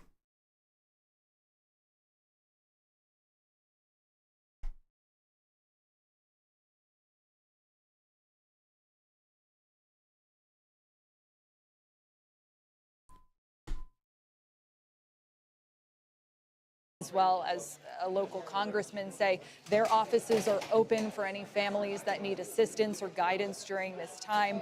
Earlier this morning, about 2 press conferences ago, we also saw both senators from Kansas. They had rushed to Reagan National Airport to try to comfort some of the families that were here and waiting. Of course, our affiliate speaking to one individual who was waiting for his wife, who said he had received a text message just 20 minutes before the flight was meant to land. And so some very heartbreaking. How did she send the message? Stories emerging. We're still learning more about the victims, but certainly there is an effort here to really try to lift up these families as much as possible. It's probably, oh, that makes sense. Interesting, I think, in the next few days, and we've talked about this a little bit on 24/7. Signal in the air? Well, you shouldn't get signal in the air. Having Wi-Fi makes sense. Right, using iMessage, but like, you should still probably not turn your phone off airplane mode while the plane is actively in descent. There are going to be a number of questions that lawmakers pose. A number But even of if you questions should, or even if you do get signal when you get near landing, you probably should not turn on your phone off airplane mode. This was not an issue of that, but like, genuinely, like, yes, I know airplanes have Wi-Fi, chat. I know airplanes have Wi-Fi. Gosh darn it. My mind goes to SMS when they say send messages. The NTSB, which is the lead investigative agency. You know what? I was time people out. Yes, Wi-Fi operates while airplane mode is on. Yes, obviously, Wi-Fi operates while airplane mode is on. Jeez, the freaking Louise. Think airplane mode does anything? It does do stuff, right? It doesn't block your Wi-Fi signal, right? But it blocks your cell phone signal that connects to the towers. Everybody doesn't do anything? Yes, it does. It very clearly does. Like, it doesn't turn off your Wi-Fi. You can still have your Wi-Fi on and your airplane mode on, right? But it still blocks your connection to cell towers. Yeah, that's what airplane mode does. About what went wrong. But today, the feeling is really trying to bolster and support these families as much as possible, focus on the victims, find out This is why you just don't listen to chat. Chat will just say anything. They'll say anything with no evidence that it's true or not. About them and offer what guidance can be offered or what love can be offered, quite frankly, to their loved ones. That being said, Washington, D.C., certainly a city, and this certainly an airport, DCA here. Many lawmakers in and out of this airport. Certainly, that was something. That is not at all what you said. You literally said you think airplane mode does anything. Airplane mode doesn't do anything. You didn't say it's not needed or useful on airplanes. You said it doesn't do anything, which is objectively wrong. It's incorrect. It does do something.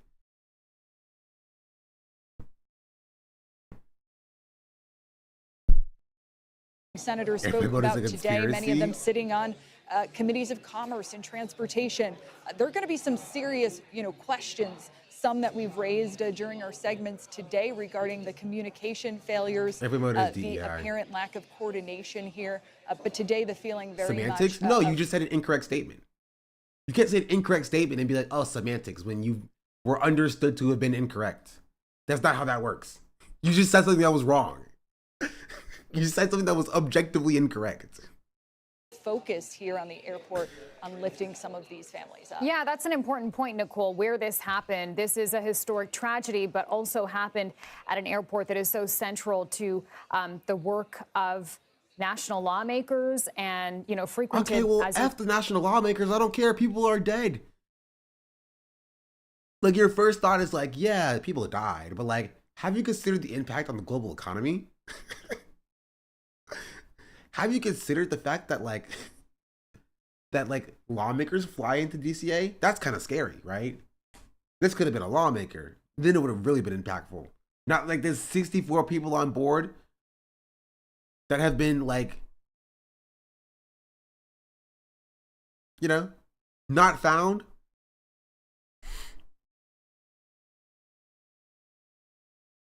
Just in general. You said by so many. What does that say about national security? And we're hearing from Homeland Security Secretary Kristi Noem today. Yeah, we are. Oh, she took a break from rounding up migrants to talk about the airplane crash. Wow, how nice of her. Hearing from the secretary, and certainly the U.S. Coast Guard, which sits under the Department of Homeland Security, surged resources here in the early morning hours and late last night. There were several. The Coast Guard's not a part of the DOJ. It's not a part of it's part of the military. But it's not covered in the DOJ. DOD, Department of Defense. Coast Guard is a part of Homeland Security? I did not know that.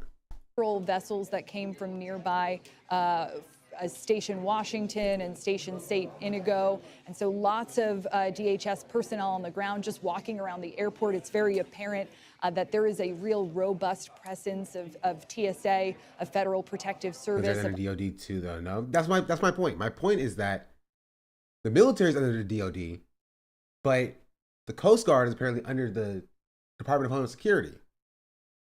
But it's also a part of the military. So can the president mobilize the Coast Guard? Because it's technically a part of the military and the president's the commander in chief, but it's also under the DHS instead of the DOD. The president's over the over DOD. You know what I mean? Like, it's I don't know why the Coast Guard under Homeland Security. Other law enforcement agencies that fall under the Department of Homeland Security. So certainly we can feel that presence here on the ground. But as you point out, and the mayor actually spoke with us about this, Washington, D.C. has a very unique airspace. There are federal except assets. the National Guard, who's also a part of the military, but they can't be mobilized by the president, only by the governor of those specific states. The president has no jurisdiction over the National Guard, but they're also part of the military. You know what I mean? Here clearly as was the case last night with this Black Hawk Army helicopter. And that does make it look a little different than some other cities, some other airspaces above other cities in the United States. Certainly going to be a crucial part of this investigation. She raised several questions about where the helicopter was supposed to Wouldn't that be nice? be and what authorities, a DOD helicopter would need. To be fair though, like the helicopter shouldn't have been there. Right? If I had to choose one that should have been in that airspace, it was not the helicopter. The helicopter should not have been there. Airplanes have the right of way. A private commercial helicopter, perhaps something that the NTSB will be looking into today. I did think it was very interesting during our press conference earlier today. The Secretary of Transportation was asked, similar to what President Trump had said earlier, was this preventable? And he responded, without hesitation, he feels this was preventable. So I know we're awaiting remarks by the president. It'll be interesting to see if he sort of goes back to that point. Certainly, there are going to be a number of lessons learned in the coming days and weeks. But officials here, despite being cautious about what they're letting us into in terms of the investigation, seem to think that this tragedy could have been prevented. All right, Nicole. Yeah, the helicopter shouldn't have been there. But that's just me.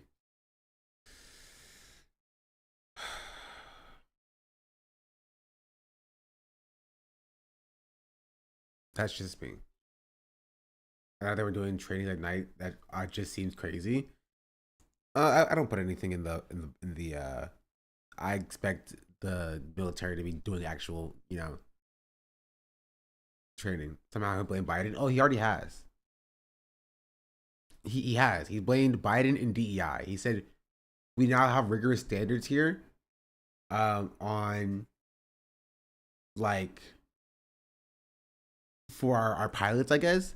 And Biden got rid of those standards, and it may be DEI's fault. He's already said that. Here. Mr. President, on DEI and the claims that you've made, are you saying this crash was somehow caused and the result of diversity hiring? And what evidence have you seen to support these claims? It just could have been. We have a high standard. We've had a much higher standard than anybody else. And there are things where you have to go by brain power. You have to go by psychological quality. And psychological quality is a very important element of it. These are various very powerful tests that we put to use, and they were terminated by Biden. And Biden went by a standard that's the exact opposite. So we don't know, but we do know that you had two planes at the same level. You had a helicopter and a plane. That shouldn't have happened. And we'll see. We're going to look into that, and we're going to see. But certainly for an air traffic controller, we want the brightest, the smartest, the sharpest. We want somebody that's psychologically superior, and that's what we're going to Bro have. said psychologically superior, dog. Yeah. Yeah, please, go ahead. So that's what we have for the plane crash news. And help families dealing with this absolute tragedy. You mentioned some of the recovery centers. One is set up at a nearby helipad, and they're transferring some of those bodies, those recovery missions still underway, using boats and ambulances to what has been somewhat of a temporary morgue there as they continue this devastating, facing the devastating aftermath of this terrible tragedy. All right, our thanks to Emily Cada. We appreciate it. Let's bring in former Navy helicopter pilot and American Airlines pilot Jeff Huddleston now. Jeff, your perspective is so valued. You have experience actually flying both military and commercial planes. What should have happened in this instance? I think there are a lot of questions about why the helicopter and the aircraft were flying at the same elevation, because clearly That's what question I have. It's nighttime. It is hard to see. Well, that's true. There's a saying in aviation that the smartest pilot is the one on the ground criticizing the pilots in the air, and I at no point want to appear as the smartest pilot criticizing those pilots. I certainly don't know exactly what was happening in either cockpit. Then why are you here? Hello, you're a pilot. Give us insight in what could have went wrong here. Listen. I'm not here to point fingers. I'm not here to tell you what could have went wrong. But there's two rules in aviation. There's instrument rules and there's visual rules.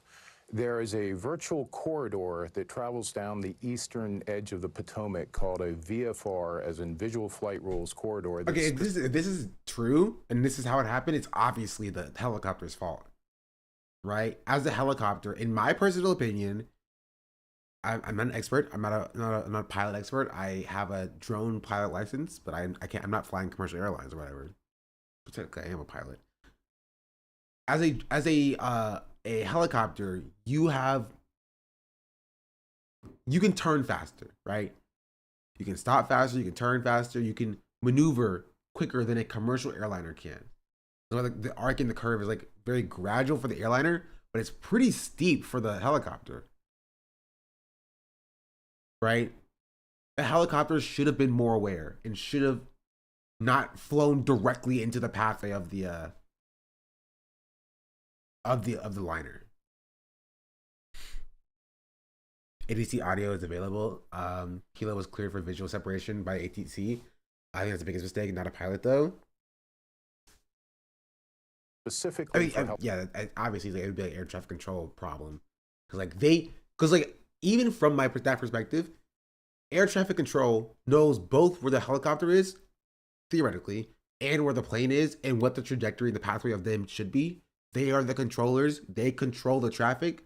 And so there was some failure on the ground, right, that either misplayed where the plane and the helicopter were, did not properly have the trajectory correct, that it happened to put them on the same exact level and put them on a pathway where they can collide with each other. The ATC audio makes it sound like the helicopter was looking at another plane because the heli confirmed that they were waiting for the plane to pass.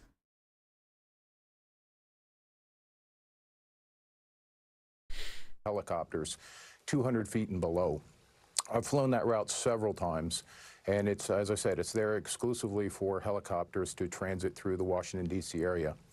On the other hand, you have the commercial jet that's on an instrument flight plan, which means he's monitored via radar the entire way. Now, that's true up until the final point when if the pilot in the aircraft there wasn't a sees confirmation to ensure they're talking about the runway, same thing. and That's entirely on air traffic control. Because air traffic control, as he's talking about here, is monitoring the exact radar of the plane. Like the air traffic controls know what plane is moving and where it's moving to. There should have been zero confusion about what plane is in the pathway of the helicopter, because air traffic control knows exactly what plane it is. They have the flight path. It's their job to know this thing.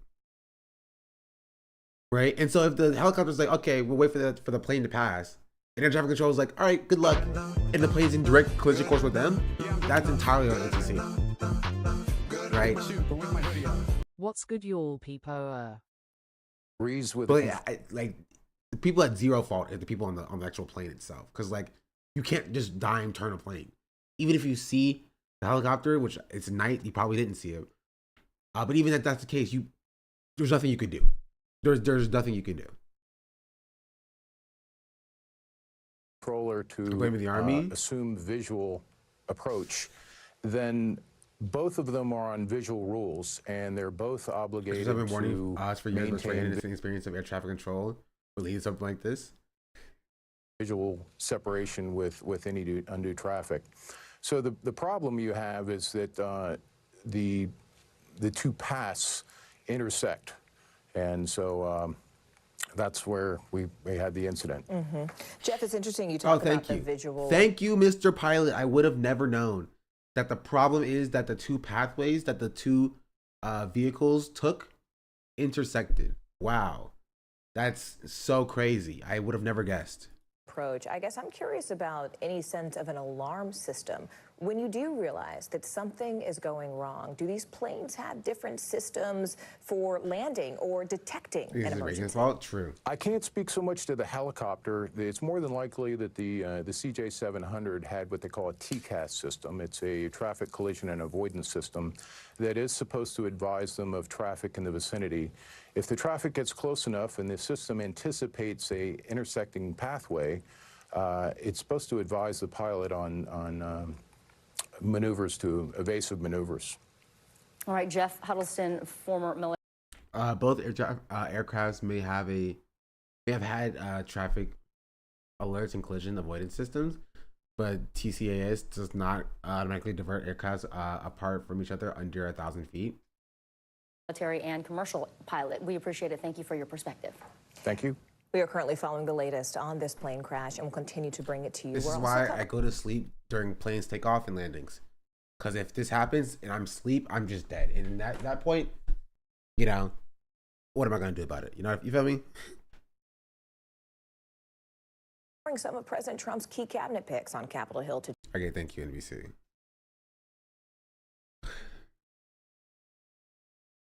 I get drunk. I do not get drunk on planes.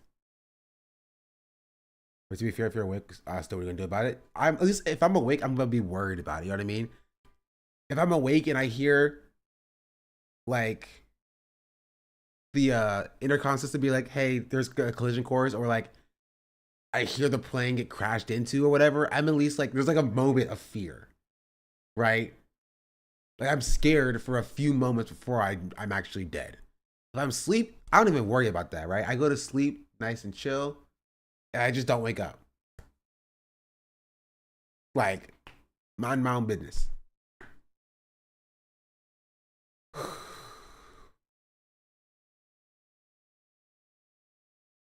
What if you're dreaming about a plane crash, though? Well, then if I wake up after that, then I'm chilling. If I don't, then it's not my fault.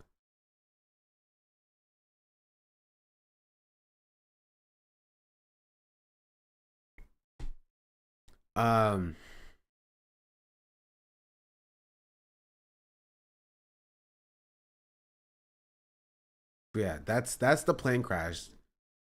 There's not really any news.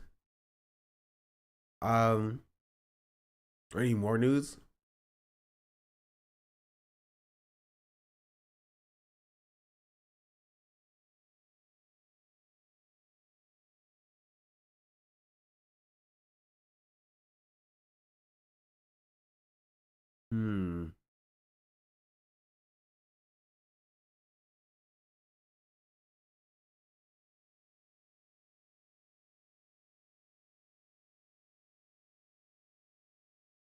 What?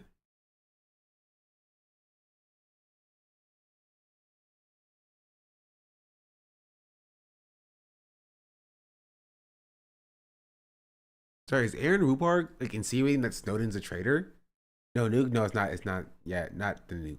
This is like Tulsi Gabbard's confirmation hearing.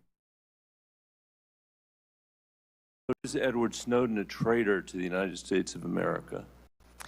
Senator, I will also repeat my answer. He broke the law. You said earlier that you were offended by a question that my colleague from Kansas asked, which I think was his duty as somebody on this committee to Everybody's the exact kind of liberal who would be anti-Snowden. Yeah.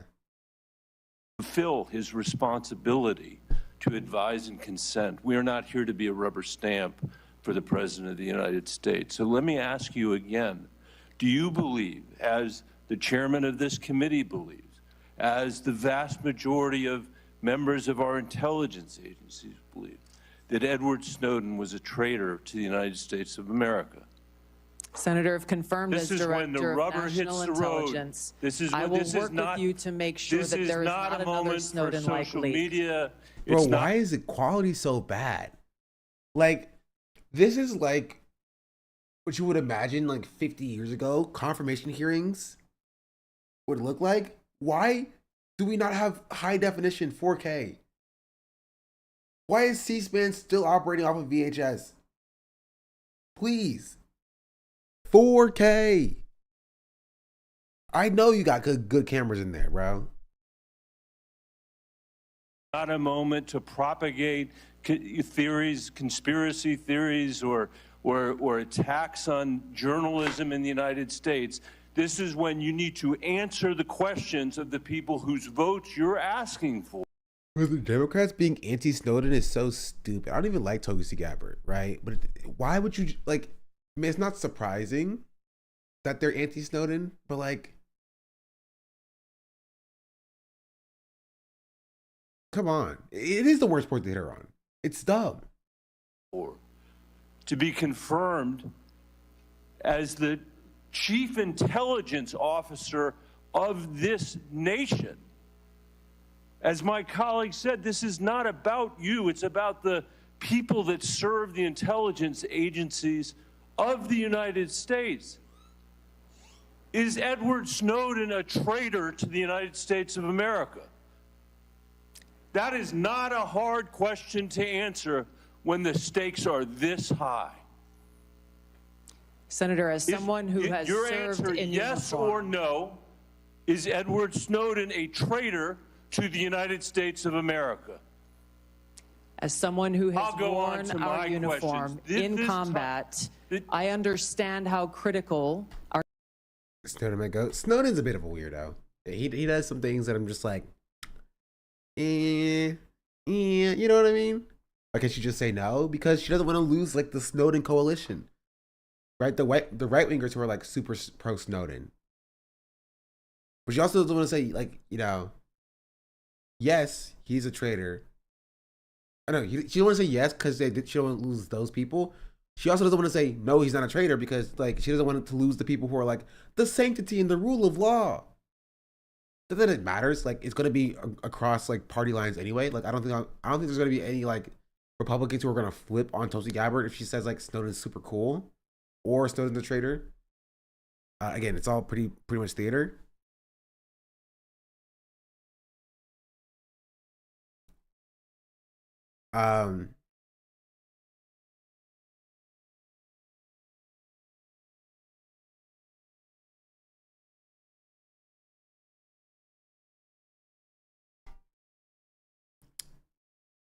But yeah, so that's just something I saw. And she aged like 2 decades. Yeah. She's like, she wanted to be Rogue so bad with that hair. But she can never be Rogue.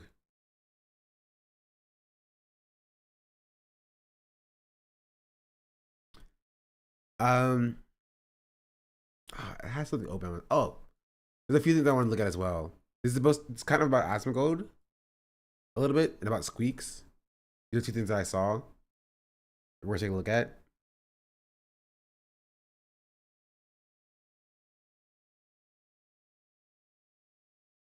This is Squeaks talking about Asmongold. What's got that as funny? They locked that fucking Wait, that's Asmongold? I've never seen him outside of his room. Or they tried not to even make eye contact with me. I asked where the bathroom was. They didn't even want to tell me that. Do you have your tail on? No. Oh, okay. I had to take it off. I had to get... Fuck that guy? Yeah. No drama. I'm not afraid to say it. He's a fucking idiot. I just can't stand that guy. Lock the door immediately? Yeah. I'm It's so funny. There's also one more apparently. To the States. They You're teach gonna be kids running how to your be own gay. I couldn't pause fast enough. Sorry. I couldn't pass. I tried to pause fast enough before he said some stupid shit. I couldn't. Oh, I tried so hard. I'm sorry. I'm sorry. Oh, no. Gay now instead of math. So we have.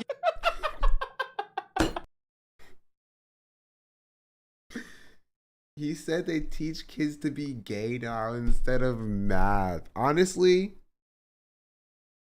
reacting to someone else's reaction to someone else's reaction. Yes, we are. And you're watching it, chatter. And you're watching it. We sure are. We sure are. Yeah, welcome to Twitch. You missed yesterday. Yesterday, we reacted to somebody, reacting to somebody, reacting to somebody, reacting to somebody. So, yeah, bro, your bro wasn't here yesterday. Indeed. Anyway, that was pretty funny. That's something that I saw that I was just like, okay, I appreciate Squeaks, right? He says what we're all thinking. Math is making kids gay now. Wait, no. They're teaching kids to be gay instead of math. That's what he said. True. So yeah, that's most of the main stories I wanted to cover. I can't show you the Jon Stewart thing because he clapped my VOD yesterday. Shout out Jon Stewart. I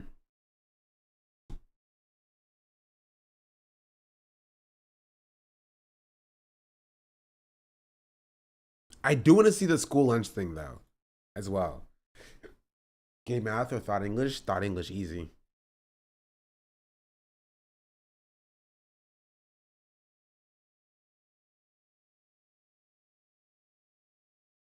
This is six. You sent me you sent me a clip from 6 years ago, bro.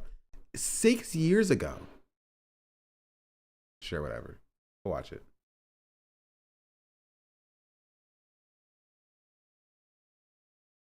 Do you think Obama had an affair with Jennifer Aniston? Yes. Room, watching TV, and I got my friend over. This is my buddy. This is my buddy Dan. Right? TV's right there, and I'm watching Star Trek. The other clip of Asmund saying that he wanted to dress up as Ash to catch migrants with ice. Yeah, we've seen it a while ago. Did you like Asmund's reaction? Wait, Asmund's reaction to Squeaks? I don't even know what they're referring to. You wouldn't be freaked out if Dan was just staring at you like this? If Dan was just looking at you while you were watching Star Trek? I'm just sitting there enjoying the show. He's not looking at me. How do I get him to look at me? No, I have to do it again. Where am I? This way? Here we go. I'll do it. No, you want to make it even weirder? I'll make it even weirder for you. At what point do we start to get into the way too far into the weeds here? What happens when... So I'm watching Star Trek. What happens when Dan is watching Mike watch me watch Star Trek while he makes a Rubik's Cube? Room, watching TV, and I got my friend over. This is my buddy. Like, for I'll go back to Dan. True.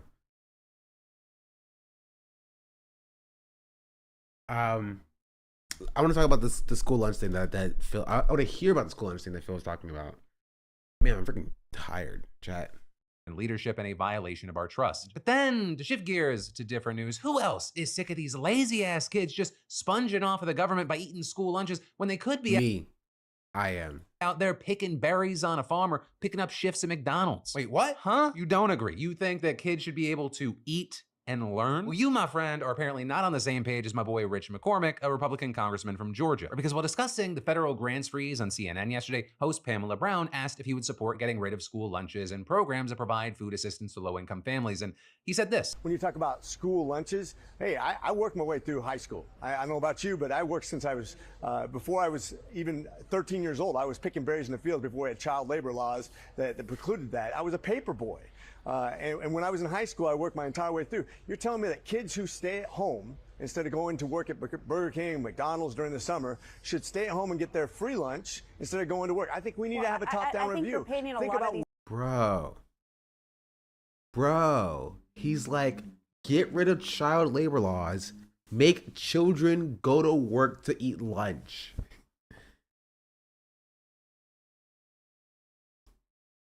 Okay. Where kids need to actually be. And so there we saw Brown push back a bit, following up to say, that's not necessarily a fair assessment of all of the kids. So you would say all the kids in your district who use the free lunch, for example, or breakfast, they're all just sitting at home and not working. Okay. This gives us a chance, though, to see where is the money really being spent.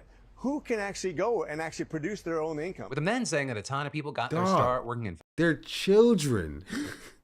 What are we talking about? Managing jobs, the only perks being the only perks was free food. Yeah, like, and okay, sure. If like these like McDonald's or Burger King or whatever are jobs for kids that kids can have after going to school, first of all, how does that apply to somebody who's 8 years old? Yeah, when does this start? High school, middle school, elementary school? Once you're in kindergarten, you now have to go work at McDonald's at the age of 6 years old in order to provide for your own food. Like, but even besides that, right? If these jobs are only jobs for kids that kids can make money off of so they can finally buy their own school lunches, why are these restaurants not closed during school hours, right?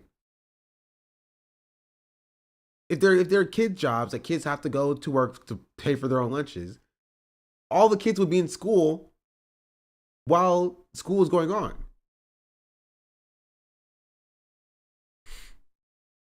Fast food, and high school kids are capable of getting jobs and learning life skills, and they should be thinking about their future instead of thinking about how they're going to sponge out the government when they don't need to. With them then suggesting that having them work is more productive to ending poverty than welfare programs. And so then, unsurprisingly, we saw a number of people outraged, disgusted, or at least just criticizing him, saying that this is wrong to suggest that children are freeloaders for needing to eat. Or with people arguing that children shouldn't need to work to be of value to the country. And there, we even saw New York Governor Kathy Hochul tweeting, anyone who wants to force a 14-year-old kid to work as a fry cook to pay for their lunch should try going without food for a day. Meanwhile, you had others seeing this and reacting by talking about how serious an issue food insecurity is for children in the States. Or with, for example, statistics from Feeding America showing that in 2023, 14 million kids faced hunger and 1 in 5 is unaware where their next meal will come from. With kids in single-parent families even more likely to face these issues. And this can have serious effects with, for example, Crystal Hodge, an assistant professor in food science and human nutrition, previously saying, research has shown that students at nutritional risk are more likely to skip breakfast and have poor attendance, to be late. Yeah, they don't care about that though, so. To show behavioral problems in school. There are also being negative health outcomes like increases. The problem is that they already have that. They already have the worker army, bro. They already have kids being groomed into loving capitalism at a young age, going to college, getting in debt so they can work off that debt for the rest of their life. They already have that. They've already won. And they're like, oh, the few treats that people get to maintain this worker army that we already have, take those away too. What are these people accelerationists? Do they want people to revolt against the government so badly that they're going to take away the few things that make people like life fine under capitalism? They're going to take away those few things just to push people to like revolution faster? Like, what are they doing? And anemia, asthma, tooth decay, and stunted growth. And so with this, two things. One, of course, I'd love to hear your thoughts about this whole situation, but two, I gotta say to McCormick, as someone who has worked since he was 10 years old, both off the books and legally, your mindset regarding kids who are just trying to fucking eat, it's disgusting and short-sighted. You know, I pride myself on my work ethic and the things that I learned from starting jobs so early on. It also gave me some economic mobility I would not have otherwise had. But to take these things that we're proud of and to force them onto others, or to go, hey, this other kid can't have it easier. That is cruel, especially at a time we just got the nation's report card back. The kids are not all right. They are struggling in school at pretty much every level. And unless your goal is to have a more malnourished dumb, it's that AI, and not the fact that like we've had a failing education system for the last freaking 50 decades or 50 years.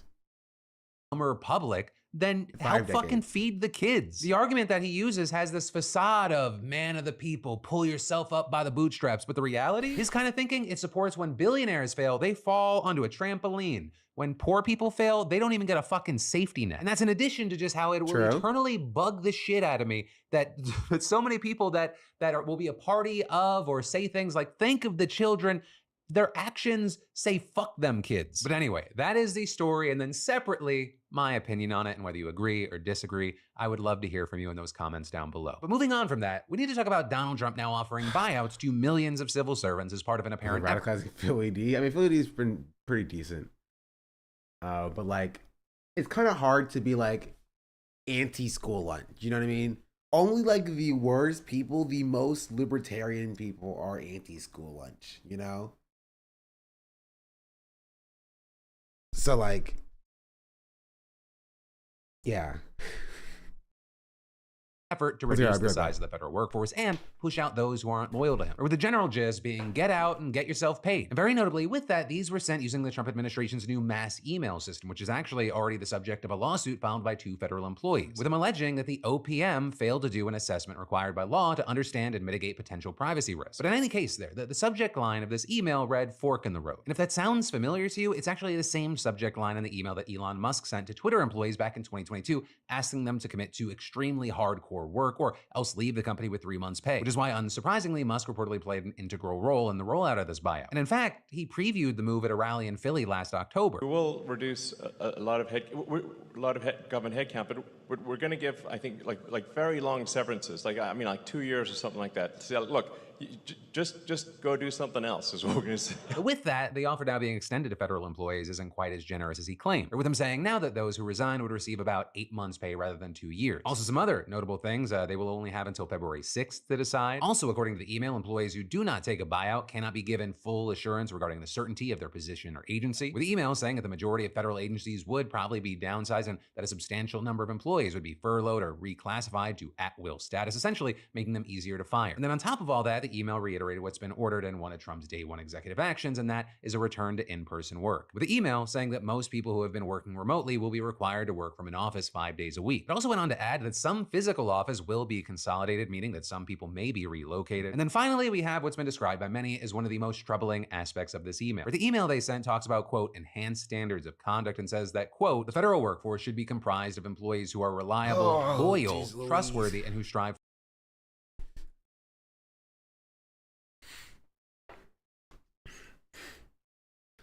whoever is a civilian employee at a naval shipyard and got the email, I think they're going to try to push out federal employees to bring in more contractors.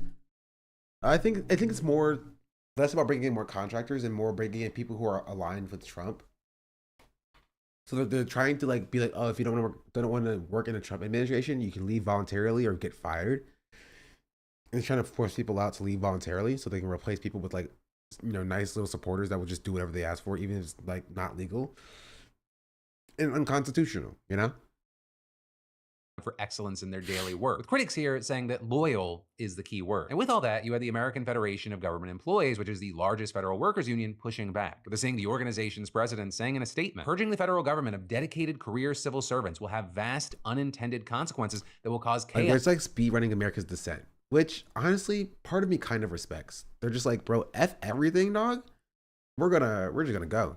For the Americans who depend on a functioning federal government. And continuing, this offer should not be viewed as voluntary. Between the flurry of anti-worker executive orders and policies, it is clear that the Trump administration's goal is to turn the federal government into a toxic environment where workers cannot stay even if they want to. And so to understand the thinking there, we need to talk about exactly who received this email and what it's gonna mean if people take the offer. So first thing, the federal government, it reportedly employed around 3 million people last year, with that number making up nearly 1.9% of the nation's entire civilian workforce. Though notably, not every single one of those is being offered the buyout. Postal workers, members of the military, immigration officials, certain unspecified national security roles, and any other role that agencies.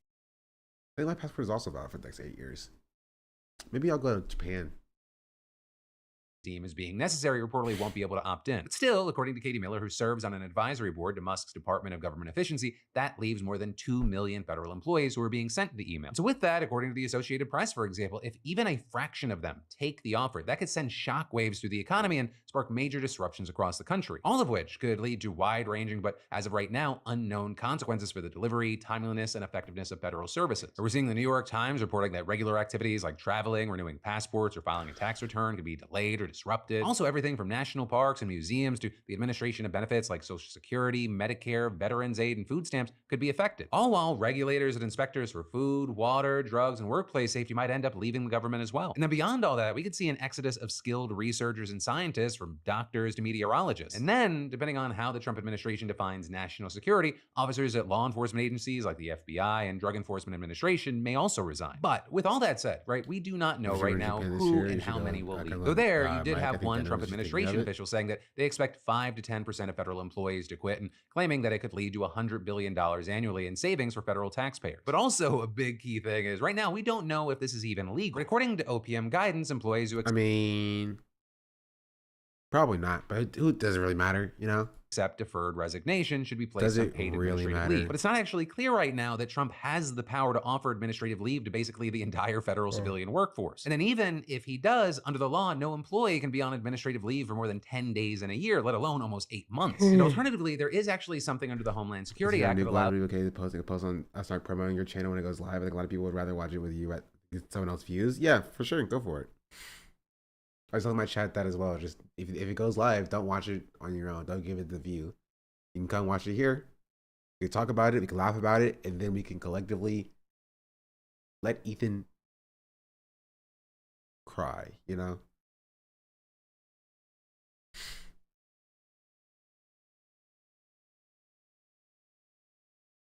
about Mark Beauty, Ethan. I just think it's funny. If you have the reason why, I thought it was just because Ethan. I don't. I don't know why. Go for it. You can link it. I still don't know why. Allows agencies to offer federal workers $25,000 in exchange for their resignation. But for a lot of these workers, 8 months' pay is more than $25,000. And so with we'll finish this section first. all that, we're seeing people like Markiplier, chat. Democratic Senator Tim Kaine saying he doesn't have any authority to do this. Do not be fooled by this guy. And adding, if you accept that offer and resign, he'll stiff you just like he stiffed contractors. Right in there, you have people pointing to not Tim only... Kaine is honestly not bad. Tim Kaine's not terrible. Tim Walz is not terrible. Why was the top of the ticket for 2016 and 2024 so garbage? Bro, Hillary Clinton was so garbage. Kamala Harris was so garbage. And Tim Kaine and Tim Walz are just like decent like politicians. Biden was garbage too. But yeah, but Biden's garbage in a different way because like he picked the garbage VP anyway. And he ended up winning. But like, name recognition, but they both sucked. Kane's not bad, but he's pro-Israel. As like Tim Walz also is pro-Israel. Like I'm not saying that people are good by any means, right? But like just in comparison, like they are at least more generally progressive than the people who are the running mates. They were more like populist and more progressive, like I say progressive. They're more populist, and they just had like better, better jobs like portraying their ideology as opposed to like Hillary Clinton and Kamala Harris. You know what I mean? 2026 is gonna suck so bad. I think if we effectively abandon the Democratic Party, you could see your first seat for a third party in Congress, right? Not independent, but like the first, like, Green Party member, PSL member, in Congress. If they play the cards right. The reason Bernie wasn't, I think they're too progressive. Yeah. I think if Bernie has something up his sleeve, it's 100% a possibility. So the poll yesterday, right? The Quinnipiac showing Dems approval for the 2028 nominee. I saw that. Like Kamala Harris has like 33% approval for the 2028 nominee. But if you talk about something different, we can look at that as well. I don't need this is something different.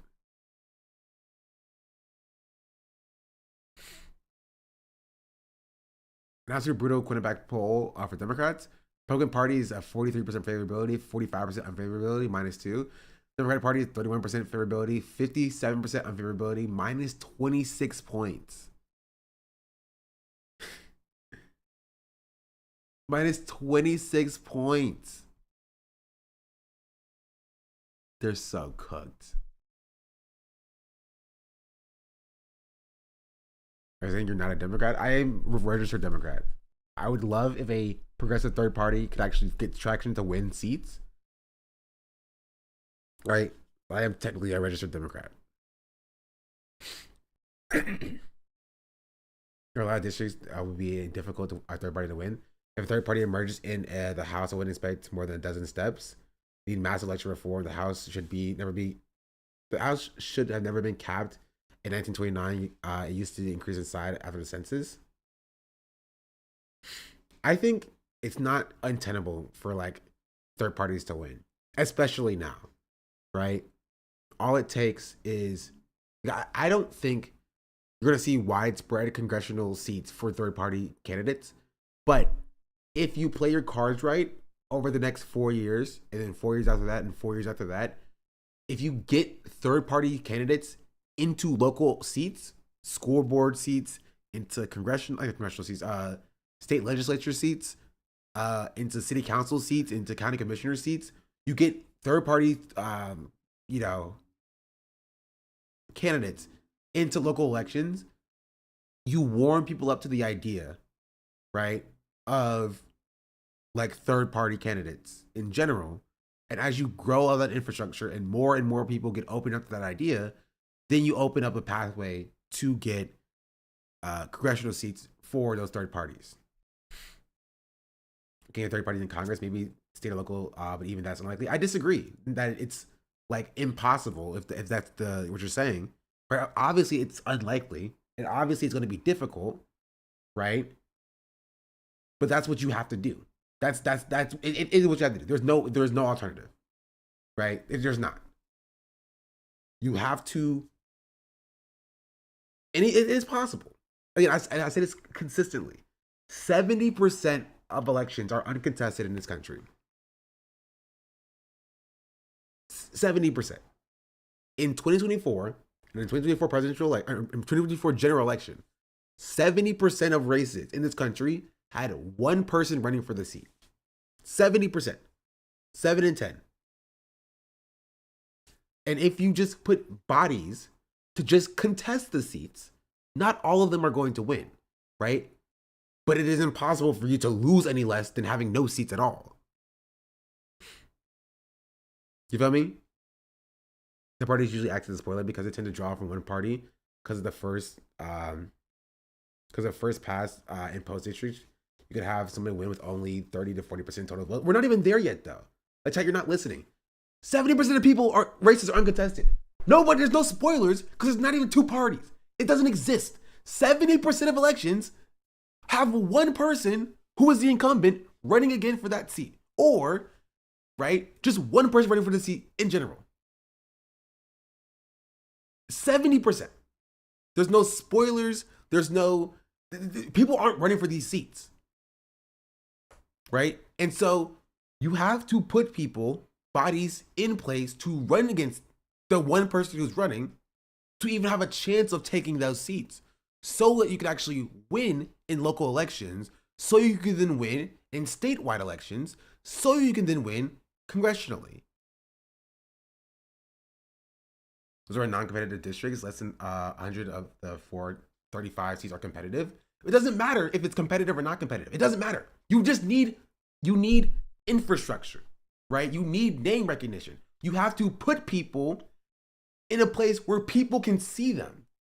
It doesn't matter how competitive or uncompetitive the seats are. It's the matter of the fact that you need progressive people holding office so you can use that infrastructure to build bigger infrastructure so you can get people to eventually run for congressional seats.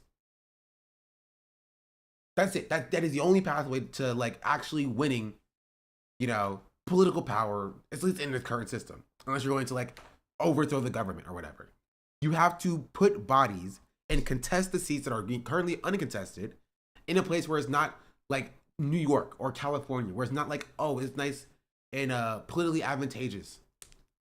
You have to put people and contest seats so that you can then have those people run on progressive policies, open people up to progressive ideas, right?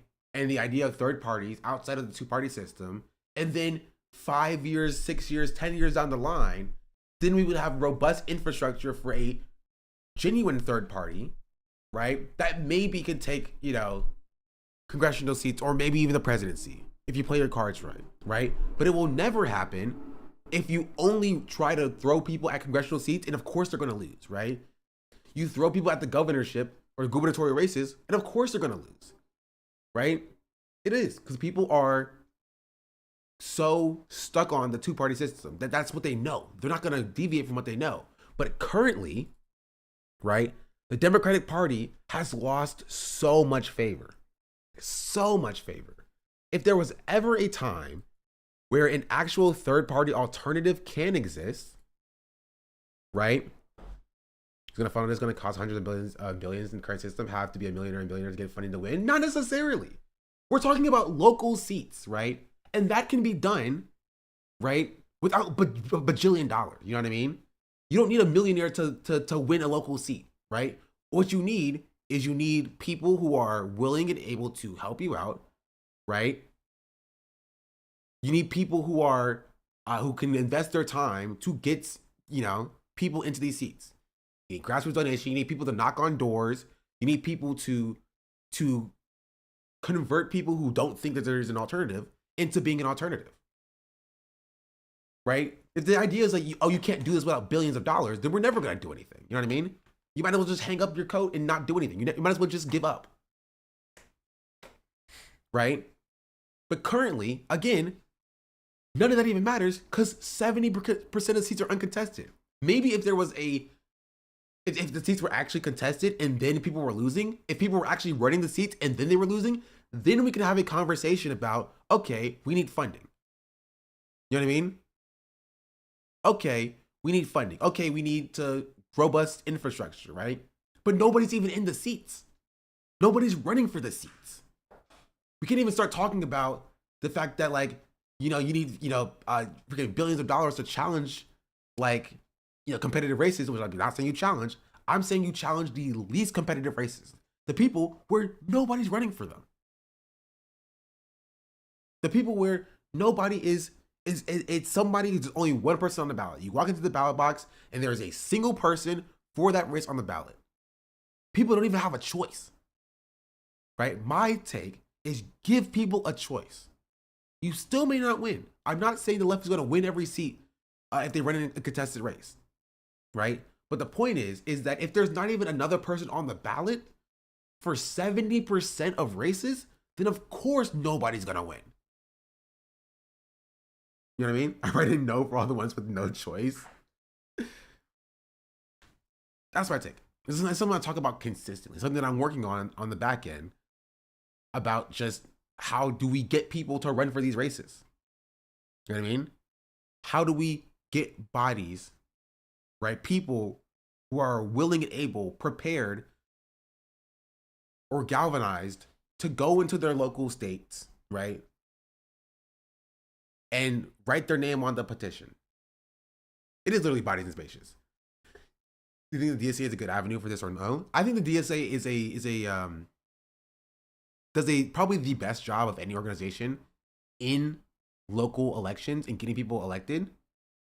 The problem with the DSA is that it's very broad and their focus is on very competitive races. Just because the proxy of people in very blue districts are going to be the people most likely to join the DSA. And so they're going to be the most likely contesting races from deep blue districts as well, right? For example, in New York, you're going to see a lot of DSA members running in New York or California because it's just the biggest hubs of DSA, right? And you're not contesting like the other 70% of races. You know what I mean? You're not contesting the uncontested races, the Midwest races, because there's just not a huge DSA presence in those places. The places that have a huge DSA presence are the places that probably need less of the DSA's help. Does that make sense?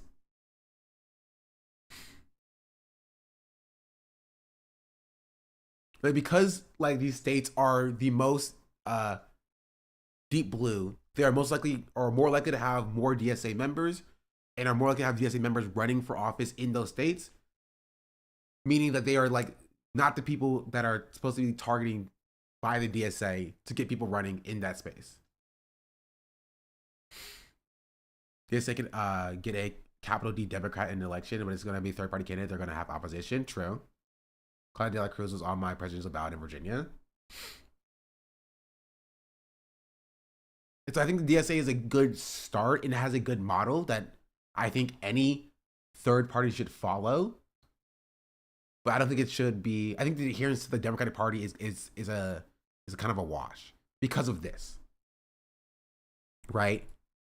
So long as the DSA is running people under the Democratic ticket, they're going to be basically rehabilitating the Democratic Party as opposed to using the anger at the Democrats to build something new. Right? And anybody who is trying to build something new is going to need to do so separate from the Democrats. And I don't think the DSA is like either willing to do that or is capable of doing that itself.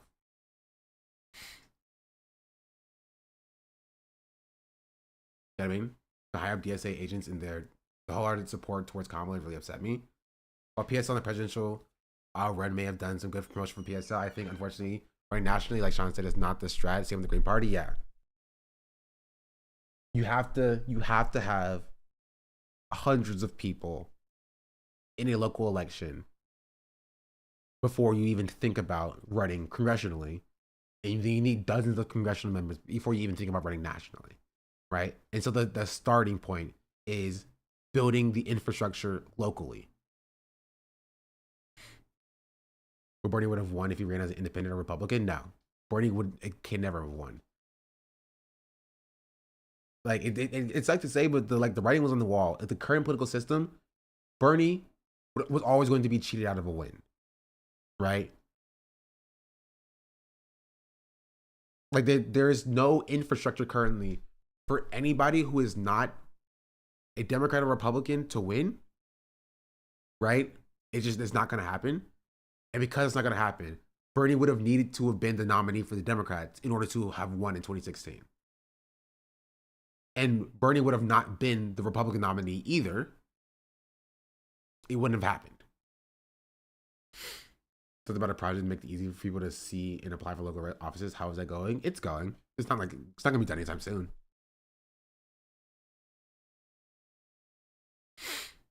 So a college is not obligated to vote for who the people vote for. That's also true, right? The truth is, more often than not, they do.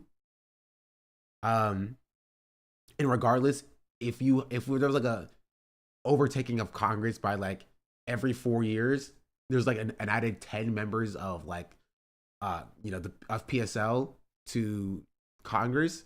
Eventually, there's gonna be more PSL members of Congress than there's other members of Congress as well. You know what I mean? But the point is, you gotta get 1 in before you get 2 in. You gotta get 2 in before you get 5 in. And to get that 1 in to Congress, you need to get some local elections won as well. And my take is that the easiest pathway to winning local elections is not contesting like AOC, right? The easiest pathway to winning local elections is not contesting deep blue states or whatever, right? Particularly, it's looking at your local community and seeing who has been running as the incumbent for like 3 decades. You know what I mean? Who is that city council member that ran against themselves for the last 3 elections and still hasn't fixed the roads, right? Who is that person? You identify that person, you identify what issues are faced in your community, and then you run on, okay, I'm gonna fix the roads, right? Council member Warren said that they were gonna fix the roads 15 years ago. They got reelected 3, 4, 5, 6 times. Roads still aren't fixed. I'm gonna go fix the roads. And you run on that. You run on something that is popular in your local community. You win, you unseat them. You do socialism. You give people socialism. Socialism is popular. You fix their material conditions. And then you become the incumbent for 20, 30 years, right? And while you do that, right, somebody else does it for the next seat. Somebody else does it for the next seat. And somebody else does it for the next seat. And then you keep doing that until you have a robust infrastructure of a third-party system, right? Where it doesn't matter if you're not a Democrat or Republican, you fix the roads. You feel me? You fix the roads. People aren't going to care, especially locally. Locally, people are not going to care whether or not you are a Democrat or Republican. They care that you fix the roads. Right? And once enough people do that, then you can start running for Congress. People are like, hey, they're the road fixing party, right? They fix the road in my community, and they fix the road in that community, and they fix the road in that community. Maybe I'll vote for them this time, especially if you come to a position where the Democrats have a 57% unfavorability. Rick Manchigo, thank you for the 5 gifted subs. Much appreciated. That's 20-year incumbent, a man whose family has been holding on to that seat for like 50 years. 100% of these dudes need to get primary. I don't know how the GOP got so crazy and the Trump candidates unseated the incumbents in local primaries. They did that because they have money. I will also say money does play a huge role in this. And it's not going to be easy to do without money, right? And so because Trump and his like the benefactors of Trump could dump money into primarying the reasonable Republicans, that's why you get no opposition that you see now in the first place. So money is important and it is impactful. But the left doesn't have money. But what the left does have is we have the, you know, the best interests of the working class at heart. We want to fix the issue that they face with. Nobody else does. Not the Democrats, not the Republicans, not the freaking libertarians. Us. We want that. DCA is going to run separate from Democrats. They should focus on states with open primaries so Democrats can vote for them in the primary instead of the Democratic candidate. The amount of votes third party can receive in a closed state primary would be low. Again, you're talking about like congressional seats, right? We're talking about uncontested seats. We're talking about different conversations. You feel me? The point is that there's going to be one other candidate. It's going to be you and one other candidate for like the city council seat, right? And if you run as a third party candidate, your goal is to convince people that like you're better than the other guy. You don't have to worry about your parties. You don't have to worry about party loyalty. As the lower down you go for people voting, the further down the ballot you go, the more people stop caring about parties, right? Parties still matter. Name recognition still matters, right? But if you can get your name out there and you become a known entity, especially in your local community, especially with like the freaking internet that we have now, your goal is to say, I'm going to fix your issue. You door knock, you have volunteers door knock, you call people, you put out flyers, you talk to people, you run an awesome social media campaign, right? You put yourself out there as the person, I'm going to fix the issues, right? And you don't run against, you know, in a contested or a heavily contested seat where there's a Democrat and a Republican, you run against somebody who's been coasting off the fact that they're the only name on the ballot for 10 years. You know what I mean? Is the fact that there's only 2 people on the ballot just make your name known? People don't want to understand complex ballots where they're like 6+ people. Exactly. If people see like 7 people running for the seat, right? The chances you're going to be selected, pretty low. If there's 7 people on the ballot and it's D for Democrat, R for Republican, and it's 7 different parties, they're going to check the D and the R, right? But if there's 2 people on the ballot and there's an R and there's a, you know, I for independent, or there's an R and there's a, you know, P for PSL or whatever, then the party becomes a lot less meaningful if they know your name. If they're like, okay, I don't know this Republican guy, or I know this Republican guy and he sucks, and I saw a flyer about this guy fixing the roads, I'm gonna vote for this person instead. That's your goal. You want to be down to 2 choices, you and the incumbent, and you want people to know that you are running on fixing the issue that they face, and the other person doesn't. You feel me? That's the point. That's why local town halls are so important. Yeah. That's an app our way out of this, but I would love for the left to build a snappy app to maps winnable seats. Like you're literally describing what I'm working on currently. That's why I'm talking about this. I've been talking about this consistently. I am working on not necessarily an app, but something that you can look in your area, right? What seat has the incumbent, right? How long the incumbent has been the incumbent, what their policies are, right? And how long the seat has been uncontested, right? So you can very clearly see, okay, for all of the seats that you are eligible to run for, right? There is this person who's like an incumbent for 20 years, who's had nobody run against them because why would they, right? And these are what their policies are. And alongside that, here are all the issues in local media or local news that have been talked about for your specific area. And on top of that, here is how you run for a seat. Here's how you run a campaign. Here's how you get volunteers. Here's how you get funding. Here's how you shoot a campaign video. Here's how you get connected with local people in your area. Here's how you cold call people. Here's how you door knock. Here are the resources you need in order to be a successful candidate, so that any person, it doesn't matter who you are, so long as you meet the requirement for like the age, can, you know, look and be like, okay, what do I need to run against, you know, not congressman, but councilman Thune or whatever. What do I need to do that? And it gives them people that they can contact, the people they can ask to or ask about or talk to or whatever, so that they can actually run against these seats. Yeah. That maps winnable seats, lists how we can fix every issue per jurisdiction, and finally serves as a census petition for when there's enough votes to support a candidate who runs on that platform. It also serves as a vital educational tool that references how and why the proposed solutions will improve people's lives. Yeah, it's something that I've been thinking about or trying to work on as well.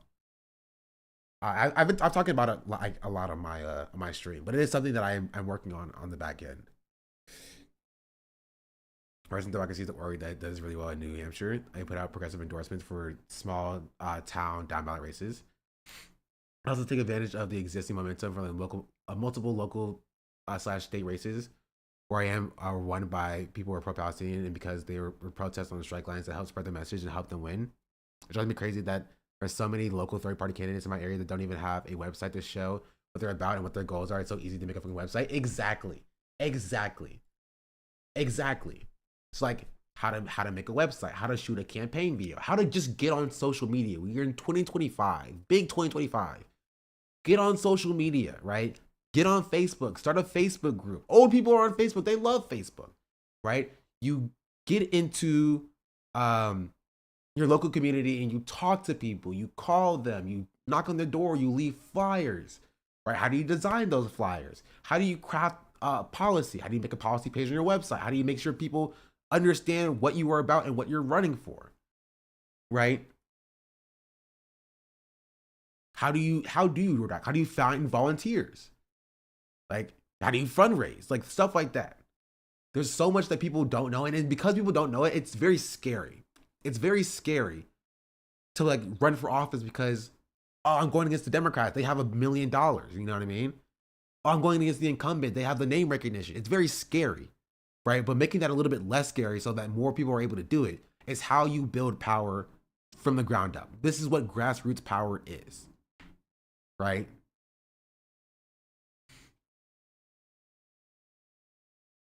But it is something that I'm working on the side.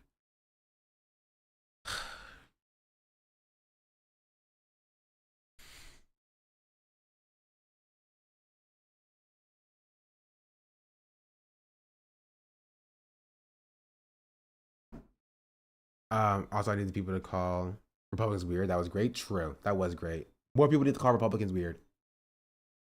Potentially two solutions: systemic change, allowing for a multi-party system, or a grassroots movement. Grassroots movement is the only solution that starts from the bottom up. Yeah, and we can't change or make systemic change. We can't do it. It's either we wait for the Democrats to do it for us, which we know they won't, or we like give up.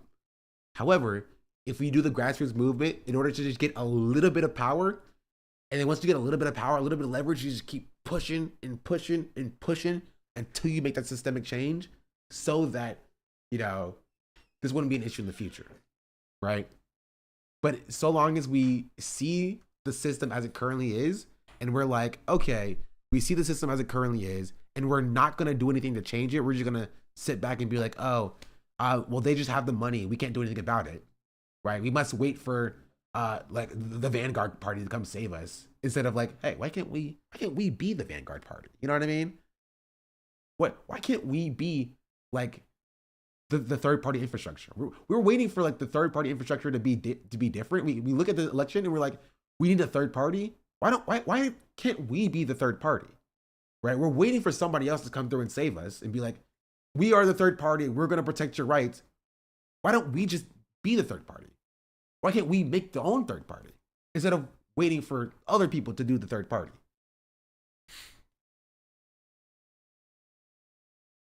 So yeah, we just need more people waiting, right? We need more people running for races. That's just it. That's the long and short of it is. We need more people running for races. There is no reason why 70% of races are uncontested. It does not make sense. We need people running for races. I don't care if you have no infrastructure or no money. We need to put more names on the ballot. That's it. That is the first step. We need more names on ballots. Because when we have more names on ballots, Very strategically, by the way. Not just like flooding ballots with a bunch of names, because then nobody's going to win. But when we have people contesting races, if every race is contested, right, somebody's going to win it.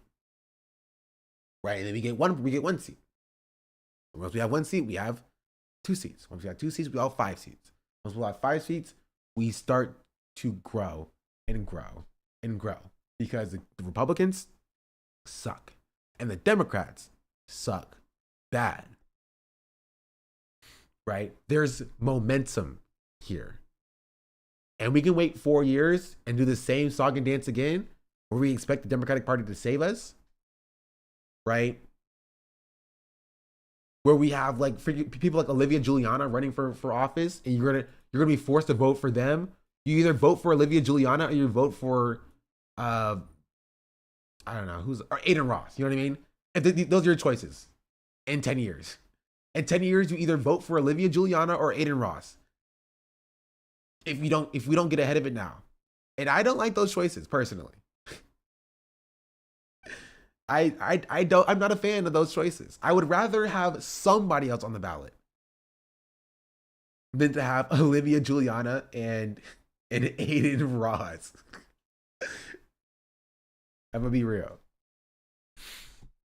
So yeah, that's my spiel.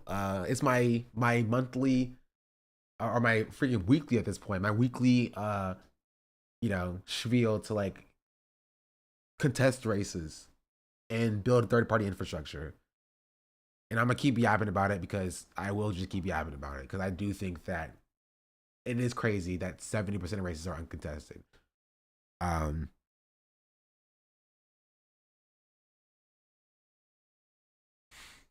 But once I get my launchpad thing working, it'll probably start in California. No offense to other states. But I probably launch like a demo in California, just about races that currently exist that are not contested. But are blue states safer than red states? That's because Democrats? No, not really. Again, once you get down into local races, your party does not matter. It doesn't matter. If you talk to people, like if you tell people what you believe in, if you're going to fix their material conditions, they will vote for you. If you live in freaking, I don't know, what's the state in Tennessee? Not like Nashville. What's another state in Tennessee?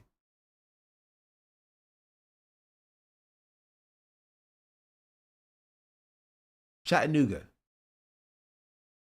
If you live in Chattanooga, Tennessee, or whatever, right? And you're like, or Knoxville, sorry, not state, city, you know what I mean?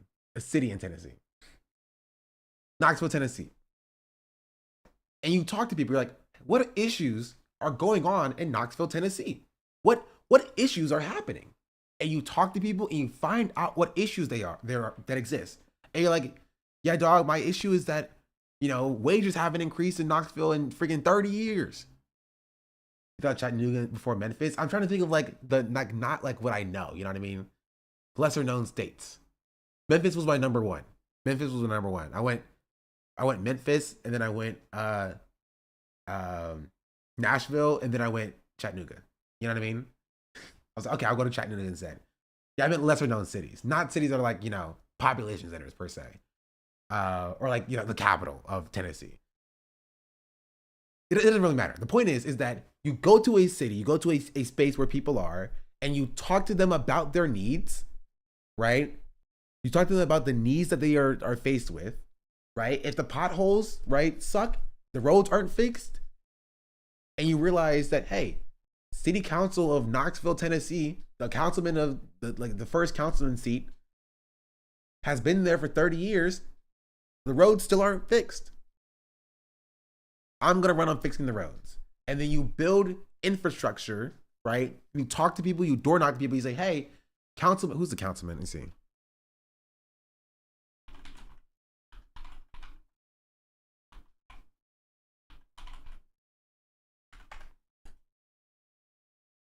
Here, Andrew Roberto of the 2nd District.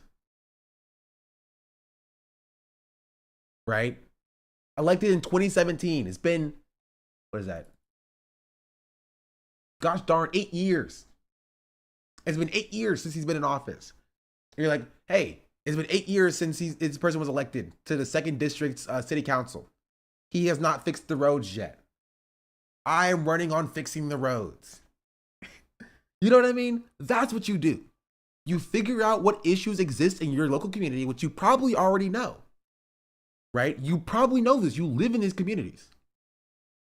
And you find out who is uncontested. I'm not saying he was uncontested, right? Who in your local communities is running uncontested? How long they've been uncontested? How long they've been the incumbent for? And then you run as opposition to that specifically, right? You talk to people, you say, hey, what issues are you facing in your life? How long have you been facing those issues? You say, okay, I'm running for, the 2nd city council seat, or city council seat for the 2nd district. This is my name. I know that Andrew Roberto is not solving your issues. Vote for me, and I will make sure that the potholes are fixed. That is my #1 priority.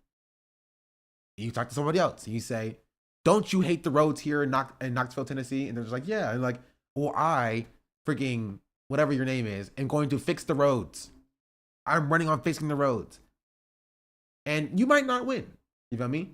He might be so beloved and have name recognition that he wins. But the point is, the goal is that this happens all over the country for every single seat, all like 50,000 uncontested seats.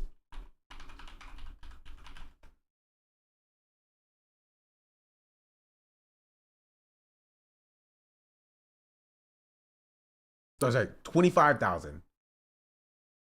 No, it is 50,000. I was correct. I was literally correct. 50,000. All 50,000 uncontested seats. You feel me? 50,000 people in this country do that. 50,000 seats are contested. At least one of them is going to win. And once that person wins, for whatever the third party that they are running for is, and they get in and they fix the roads, next election cycle, right? For the next district over, right? For district number 4, same party, same thing. Now you're not fixing the roads. Roads have been fixed. Now you're, raising wages, raising the federal minimum wage, right? Increasing worker protections. You do populist policy, and you run against uncontested incumbents, and that is your best case scenario to actually winning. You ask people what their issues are, it's like Fox talking points. Not really. People's issues are very clear. It's things are expensive. I don't like paying a lot of money for things, right? I want to have healthcare. The roads suck. Our infrastructure sucks. Our schools are underfunded, right? Of course, you may get people who are like, crime is too high and you have diversity issues or whatever. You know what I mean? But by and large, people are simple. They want the material needs to fix. Trump won by lying to people by saying he was going to bring down the cost of eggs. That was the biggest thing in the election cycle. People were like, eggs are too expensive. Trump's going to fix the egg prices. He was a liar, but he ran on that and he won. He won handedly. You know what I mean? Mayor Chattanooga run on fixing the roads, and why now we have a pothole inspector? Perfect example then. Perfect example then. Right? But that's what you do. Create new voters instead of trying to flip conservative and Democrats. The Dems refuse to do this. True. Like the idea is that the left party try to take as many comptroller positions across the country as possible. Just study the books for all the possible sources of inefficiency and corruption until the party's ready to take over more seats. I mean, yeah, that also works. Take the comptroller positions. Freaking, I was gonna say take the sheriff positions, but like I'm not saying become a sheriff or whatever. But like the city council at large, county commissioner seats, that kind of stuff. But it was, yeah, all of the above. That's what the Tea Party did in Tennessee and later MAGA. Yeah, because it works.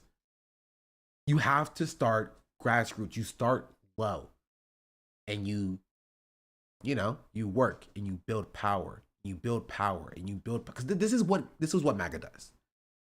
MAGA, as Deez here says, like they took school boards. They ran school boards. They did. Like if you went to any Florida school board meeting, you hearing about DEI and critical race theory, like that's what they did. We should be doing that. The Democrats won't do that. Right? They won't, because they are controlled opposition. They benefit from the Republicans doing this because they get paid regardless. If they lose, they get paid. If they win, they get paid. Right? As the left, the actual left, we need to combat that with our own grassroots infrastructure. And again, it doesn't make any sense that there is 50,000, 70% of uncontested races, which means somebody is running against themselves and nobody else. We just put a body in every one of those races and you contest every one of them. Somebody's going to win. Somebody somewhere is going to win. And they get in and they do popular progressive policies. And then people are opened up to that idea. They are opened up to that idea and they say like, hey, I may not like this, I don't know, freaking hammer sickle party, whatever that means. Right? But like they fix the roads. And that's how you build power. Right? It's not going to be easy. It's not going to be easy. It's going to be very difficult. Right? But that's how you build power.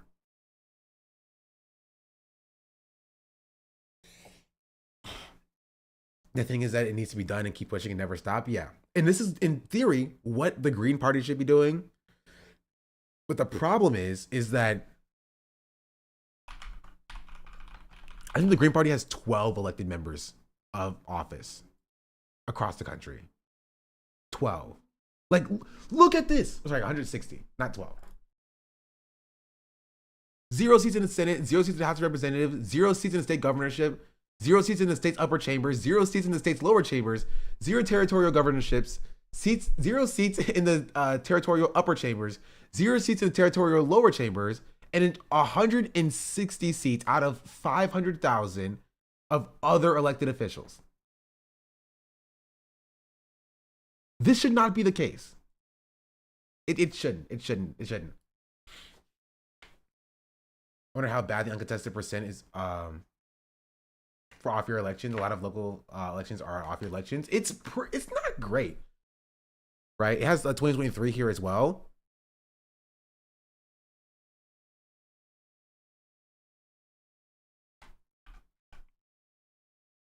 Okay, it doesn't have 2023. Does that 2022? I'm pretty sure you can find the data. But like most races aren't contested pretty much at all. Like it's not good. There's a lot of uncontested races. A lot. I think that like there are 2025 elections are gonna have more contested races for local elections, but like it's still abysmal. You know what I mean? It's still abysmal.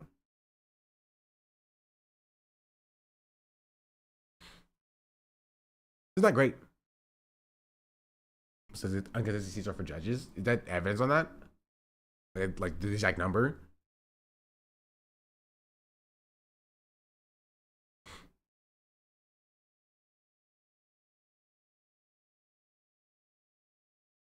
Because you have like controller, mine inspectors, solicitor, surveyors, local judge, like 91%.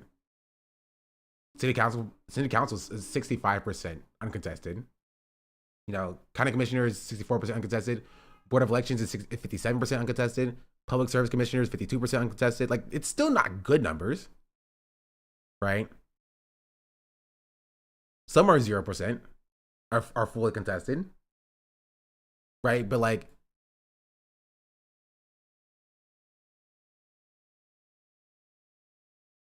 there's a lot of public servants that are uncontested.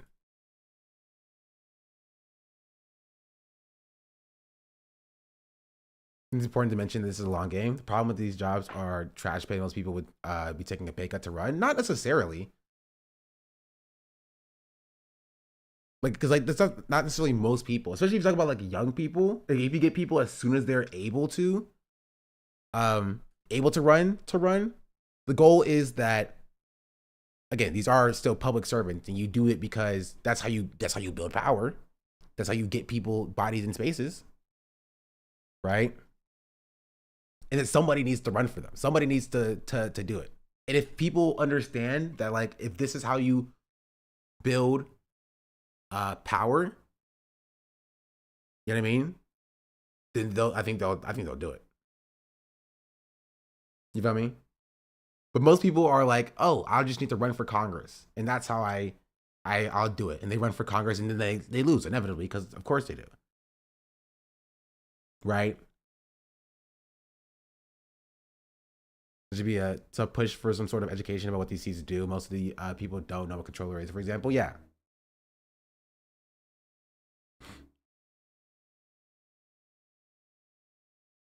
Getting job, you have to start small and build up. Exactly. We're not going to go into the Joe Steins. That's necessarily important, right? But these are it is essential to get public servants running for pretty much every one of these seats, right? Especially if you are a third party. You can't just say, okay, we're going to run for mayor and we're going to run for, freaking executive council and senator, and that's it. Right? Because the Democrats aren't doing that. People who are running for these seats are Democrats and they're Republicans. And then we wonder why the Democrats and Republicans have so much power, why they are almost impossible to take down, why it is almost impossible for them to actually be combated against, right? Because they hold every level of office, from the presidency down to the lowest, not the lowest, but like the clerks and the controllers and the mine inspectors and the auditors and the assessors. You know what I mean? The city council members and the county commissioners and the school board members, right? The PTA freaking presidents, exactly. They hold everything. They're all Democrats and Republicans. And so we're surprised when like there's pushback to like running for the presidency when every layer of government, because people see that, right? They might not know what the register of deeds is or whatever, but people see the fact that their entire ballot is Democrat. They see the people they elected are Democrats and Republicans. They're not going to vote for the Green Party for the presidency when the Green Party isn't anywhere else in their life.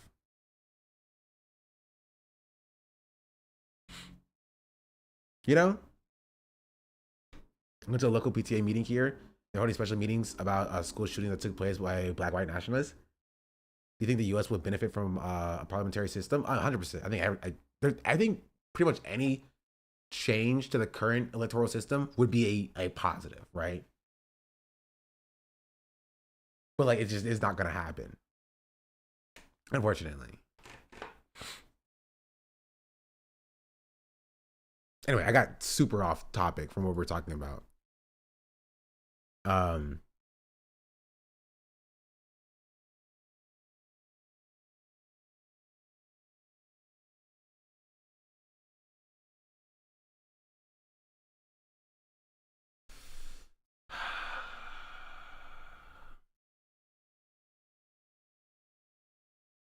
Anyway, sorry, let's continue. only Trump's history of allegedly not paying his bills, but also, again, drawing the comparison to the buyout offer that Musk offered Twitter employees, which is something that led to the company being accused of refusing to pay at least $500 million in promised severance to thousands of employees. But as far as how all this is going to play out, we're going to have to wait to see, right? How many people actually resign? Do they get paid like they're supposed to? Is this even legal? And I mean, that is genuinely the question with so many of the things that we're seeing. Not everything, but so many of them. And again, as I have said and will repeat ad nauseum, that as part of Trump, Stephen Miller, and that whole administration's plan, test what they can do as fast as possible. They know that there are going to be immediate legal challenges, but why not work it all the way to the Supreme Court and see what happens? Right? See if the conservative majority there, many who are there because of Donald Trump, agree with Donald Trump. And then we'll get to more news in just a moment. But first, NordVPN isn't just a sponsor of the show. They are here to protect your online activity with next level security features. Bro, is that a second ad read in this show? So when is he doing multiple ad reads? I thought it was like one ad read per show. Bro, we're getting scammed. Designed to prioritize your safety and privacy. And let me break it down for you. First up, threat protection. This feature shields you from malicious sites, downloads, trackers, and intrusive ads, even if you're not actively connected to the VPN. And your data locked up tight behind next generation encryption. Also, NordVPN sticks to a strict no logs policy, meaning they never track, collect, or share your private data. And their kill switch ensures your data stays safe even if your connection drops. And personally, I love I saw this. I didn't even want to really cover it. NordVPN for its ability to keep me anonymous online, right? They mask your IP address, keeping your browsing private. And with thousands of servers worldwide, you can access anything you need, stream your favorite shows, and enjoy fast, secure P2P sharing. And when the family, they love NordVPN's ultra-fast connections. And I mean, you can protect up to 6 devices on just one account without sacrificing speed for security. So why haven't you gotten NordVPN yet? Especially because right now you can get a huge discount on a 2-year plan, plus an additional 4 months free at nordvpn.com/. Oh, it's about child vaccines as well. What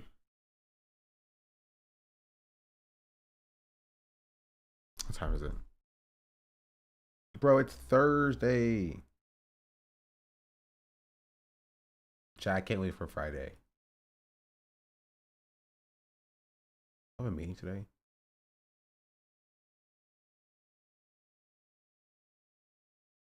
I don't have a meeting. What was I gonna say? Oh. Yeah, for Friday, which is tomorrow, be ready and be prepared. I think it's happening tomorrow. Let me make sure I'm not talking out my behind. Let me make sure I'm not talking out of my behind.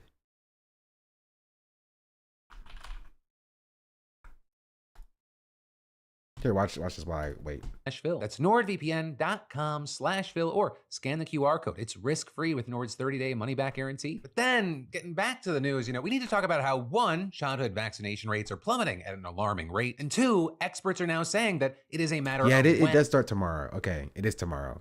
I have an announcement that I make tomorrow that I've been leaking over the past 2 weeks, but it happens tomorrow, I believe. It starts tomorrow.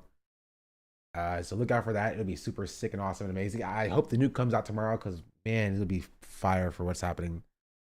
But let's continue. When, not if, there will be deadly outbreaks of preventable diseases that not only threaten the lives of hundreds of thousands of children, but adults as well, right? Even those of us who have been vaccinated against these illnesses. And I say that knowing that it is not new information that childhood immunization rates have continued to fall since the pandemic. Now we have this wild new analysis by the New York Times of recent CDC data for the 2023-2024 school year that provides some crucial context that's been lacking from the conversation and really shows just how the act leaks were real. True, and the act leaks were real. I mean, I've already leaked it. You know what I mean? I've already leaked it over the past week. So if you don't know about it now, I don't know what to tell you. But higher the situation could get. And here, where I'll start specifically, is that the data shows that nationally, the rate of kindergartners with complete records for the measles shot dropped from around 95% before the pandemic to just under 93%, with notably rates for polio, whooping cough, and chickenpox vaccines similarly falling. Now with that, you might think, hey, well, 93% is still pretty good, and when we're talking about national averages, you'd be right. Now, that still gives the population significant herd immunity, meaning their immunization rates are high enough to stop an outbreak. But this is a key thing here. Just looking at the national average in a vacuum, that can be deceiving because, as the Times explains, those national figures mask far more precipitous drops in some states, counties, and school districts. We did see Trump blaming DEI for the plane crash. Blaming DEI and Biden. Bro, Biden cannot. Bro, he's just got on the ground. Let his body rest. Biden cannot stop catching just strays. So he blamed DEI and Biden for the plane crash. Oh. With the matting there, in those areas, falling vaccination rates are creating new pockets of students no longer protected by herd immunity. Right, high national rates, that's all well and good, but it does not help places that no longer meet the herd immunity threshold. And in fact, we've already seen evidence of this in recent outbreaks of preventable childhood diseases, with, for example, cases of both whooping cough and measles increasing over the last year. And when it comes to measles, you have epidemiologists saying that outbreaks become significantly harder to contain when immunizations fall under 90%. And at some point, below that threshold... But you know what? Have we considered ever approving... What's his face? What is his face? RFK? He's gonna save us all. Chat.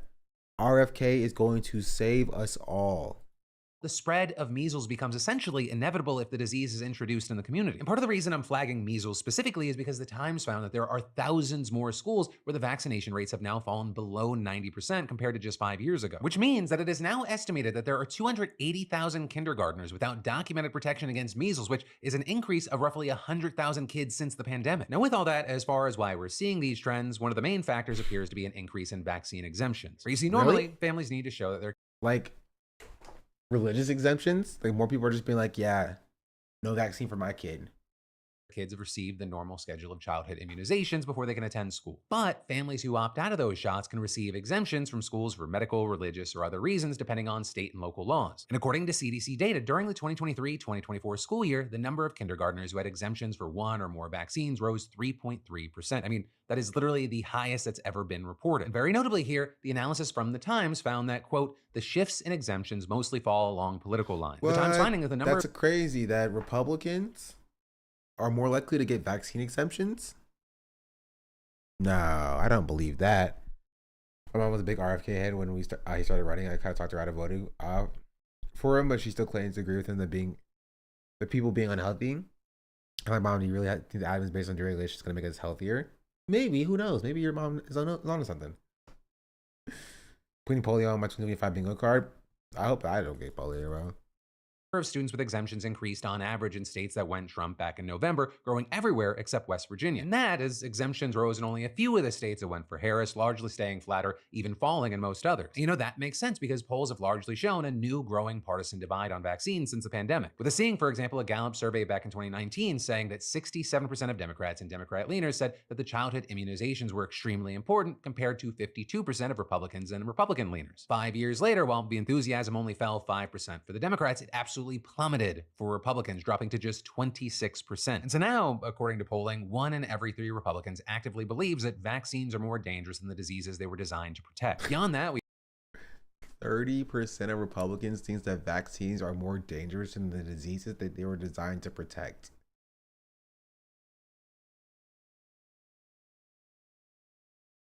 Send the flood, bro. Just take me out. Just take me out, bro. Take me out. Take me out. To dinner. We've also seen an increased effort among Republican politicians to roll back vaccine mandates in recent years, and those policy changes have had a direct traceable impact on childhood immunization rates. Right? And so, for example, we can look to Mississippi, and you might not know this, but they've actually long had the highest kindergarten measles vaccination rate in the country for the last 4 decades. And actually, the reason for that is during that time, the state had one of the strict vaccination rate in the country for the last 4 decades. And actually, the reason for that is during that time, the state had one of the strictest requirements on the books, only allowing kids to opt out for medical reasons and with the doctor's approval. Then, in July of 2023, a federal judge ordered the state to allow religious exemptions. And in the first school year that this policy was in effect, the state saw its vaccination rates take a notable... I don't think, maybe this is just me, I don't think you should be allowed a religious exemption for a vaccine while going to a public school. Private school, sure. You can put your kids in a private or charter school and you can do whatever you want to. But if you are going to put your kids in a public school, they gotta get the vaccine. I'm sorry, you just gotta take the L on that one. You gotta. I guess I missed in Sunday school where they said thou shalt not take the vaccine. But if your Bible says that, you can take whatever Bible that is and your kid to a private school over there. And for the rest of us, you get vaccinated. Like you get vaccinated. I'm sorry. Like, also meaning government children are being exposed to this. Yes. Like that's my hot take, right? Like that's just me. But will dip. Additionally, we saw Idaho passing a law that allowed 18-year-old students to exempt themselves, and now the state has the like that. I'm like single highest exemption rate, which is something I'm like okay, like I can at least understand where this one comes from. Like they're 18 years old, they should be able to make decisions about their bodies because they're 18. But I don't believe they should be allowed in public school either. I think that an 18-year-old should be allowed to exempt themselves at a private school. Should not be allowed to do so at a public school. Everybody should be allowed, like, forced to have a vaccine at public school. You are in public school. There's no religion that is against vaccines that I know of. Honestly, it seems like a bullshit excuse. It is a bullshit excuse. It is. I was joking about the thou shalt not get vaccines. It doesn't exist. It's not a thing. It's not a thing. It's a religious justification for a political ideology, as it often is. Something that's also been described as concerning because Idaho also had the lowest kindergarten vaccination rates in the nation for almost every single major childhood shot, thanks to lax policies that were already in place. And then with all that, we had the Times' analysis really illustrating how concerning this is, right? Idaho already had one of the lowest measles immunization rates in the country. Then, during the 2023-2024 school year, it plummeted even more, marking the largest decrease in the entire country by far and making Idaho the only state to fall below 80%. But again, it's not just one or two states. Other states that have lax policies have also seen sharp declines, like with, for example, Florida and Georgia, which have some of the lowest reported minimum immunization rates for kindergartners, thanks to their policies of allowing parents to get exemptions by simply submitting forms with their kids' school. So this also, as other states out there have strengthened their vaccine requirements, and we've seen the exact of. Really? I know nothing about Jehovah's Witnesses. I'm gonna be real. Opposite happening, right? With rates rising in Maine and Connecticut, which both got rid of non-medical exemptions during the pandemic. Right? And so with all of that said, we're seeing experts saying that the new Trump administration is going to help continue the worrisome national trend of falling childhood vaccination. You know, like we talked about with his confirmation earlier, RFK Jr., Trump's pick to lead the Department of Health and Human Services, has been described by many as... No, I have. I just ignore them. You've been coming?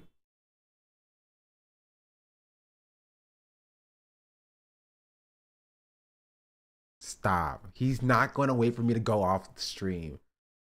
I mean, like, I don't, okay. Do I Edith's preparing to drop the nuke so there'll be no member stream today with peace and love.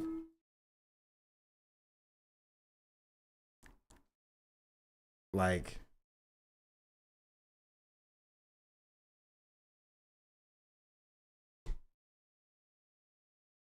he's gonna wait for his time to go live or something. He might.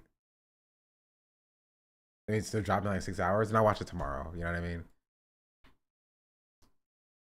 2-hour stream confirmed? No, I can't. I can't do a 12-hour stream. I'm already struggling. 14 religious sect members convicted over a diabetic girl's death in Australia. Cases is rising. The FDA. Oh, this is not related.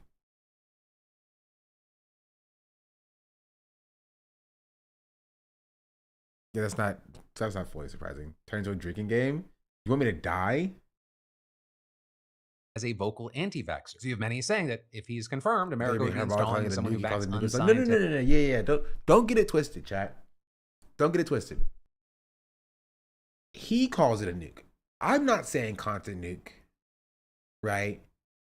Because I'm making that up. No. He calls it a content nuke, right? He does. So,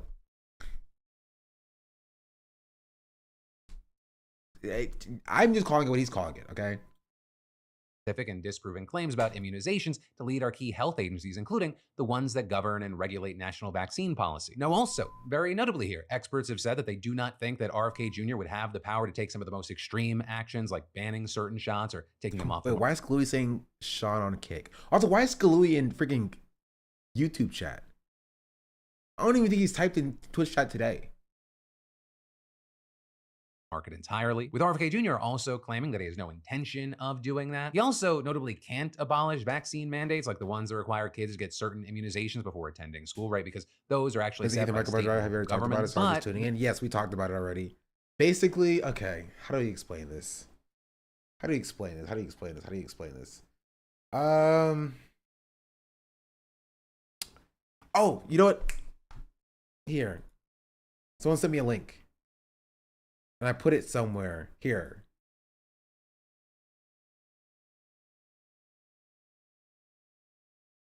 Ethan calls Markiplier a psycho after he blocked him or muted him or whatever. Apparently, this is the reason why Markiplier blocked or muted Ethan.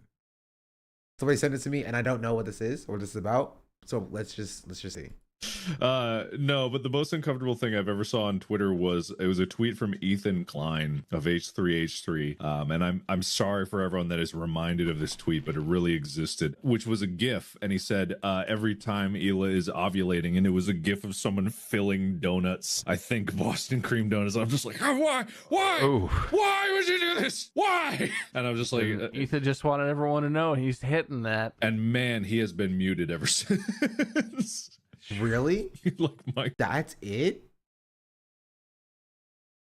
That's it? That's all? That's what got Ethan so heated? This was 2 years ago? God. Anyway, I just wanted to remind everyone else that I had to witness that. I wonder how many donuts were bought on that day because of that post. Probably not many. You know, I didn't look at that and was like, boy, howdy, I want a Boston cream donut right now. Why? Donuts are... No, but the most uncomfortable thing... Like, he didn't even, like, block him. He just muted him. And I have people muted as well. Like, I have Destiny muted. Right? Like, I have some people that get annoying to me. I mute them so I don't see their posts. I have some Hostwit users muted because, like, they're kind of annoying. But, like, it's nothing crazy. He's mad because he unfollowed him recently. Oh, Markiplier unfollowed Ethan recently, like after this.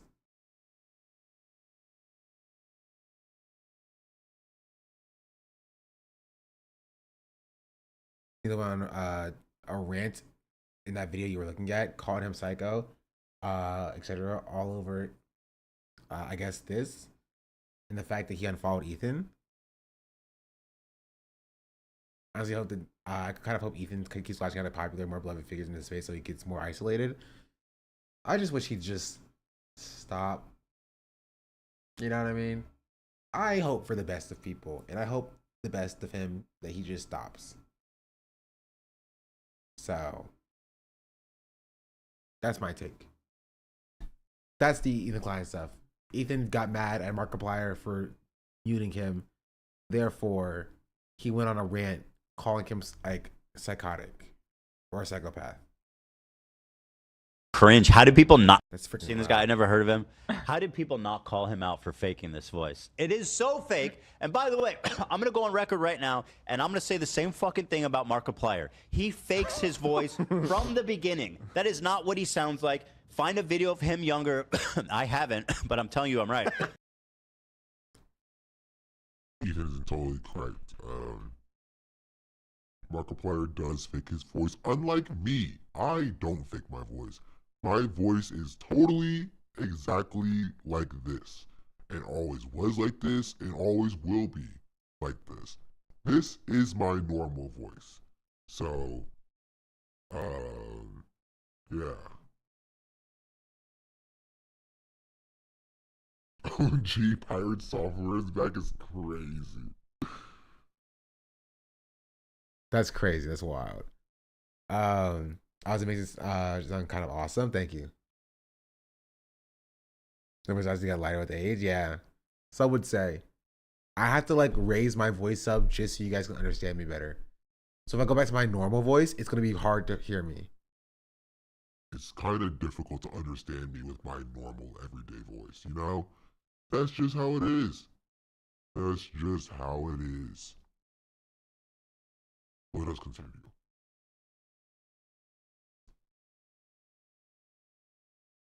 Well, but I'm telling you, he has the same voice. He's faking it. He is faking his fucking voice. There's no question in my mind. I was right about Let's him, find, and I was right about Markiplier. Markiplier's psychotic like that. Like, he's a fucking psycho. You could tell. And so he is someone that can Wait, hold on. Why? Yes, he dropped the content nuke on Markiplier today or yesterday. It kind of sucked because it wasn't about Markiplier at all. It was just about r/YouTube drama. And a random TikTok creator who had like 84,000, excuse me. It was about YouTube drama, r/YouTube drama, and then like a random TikTok creator who had 84 followers or whatever.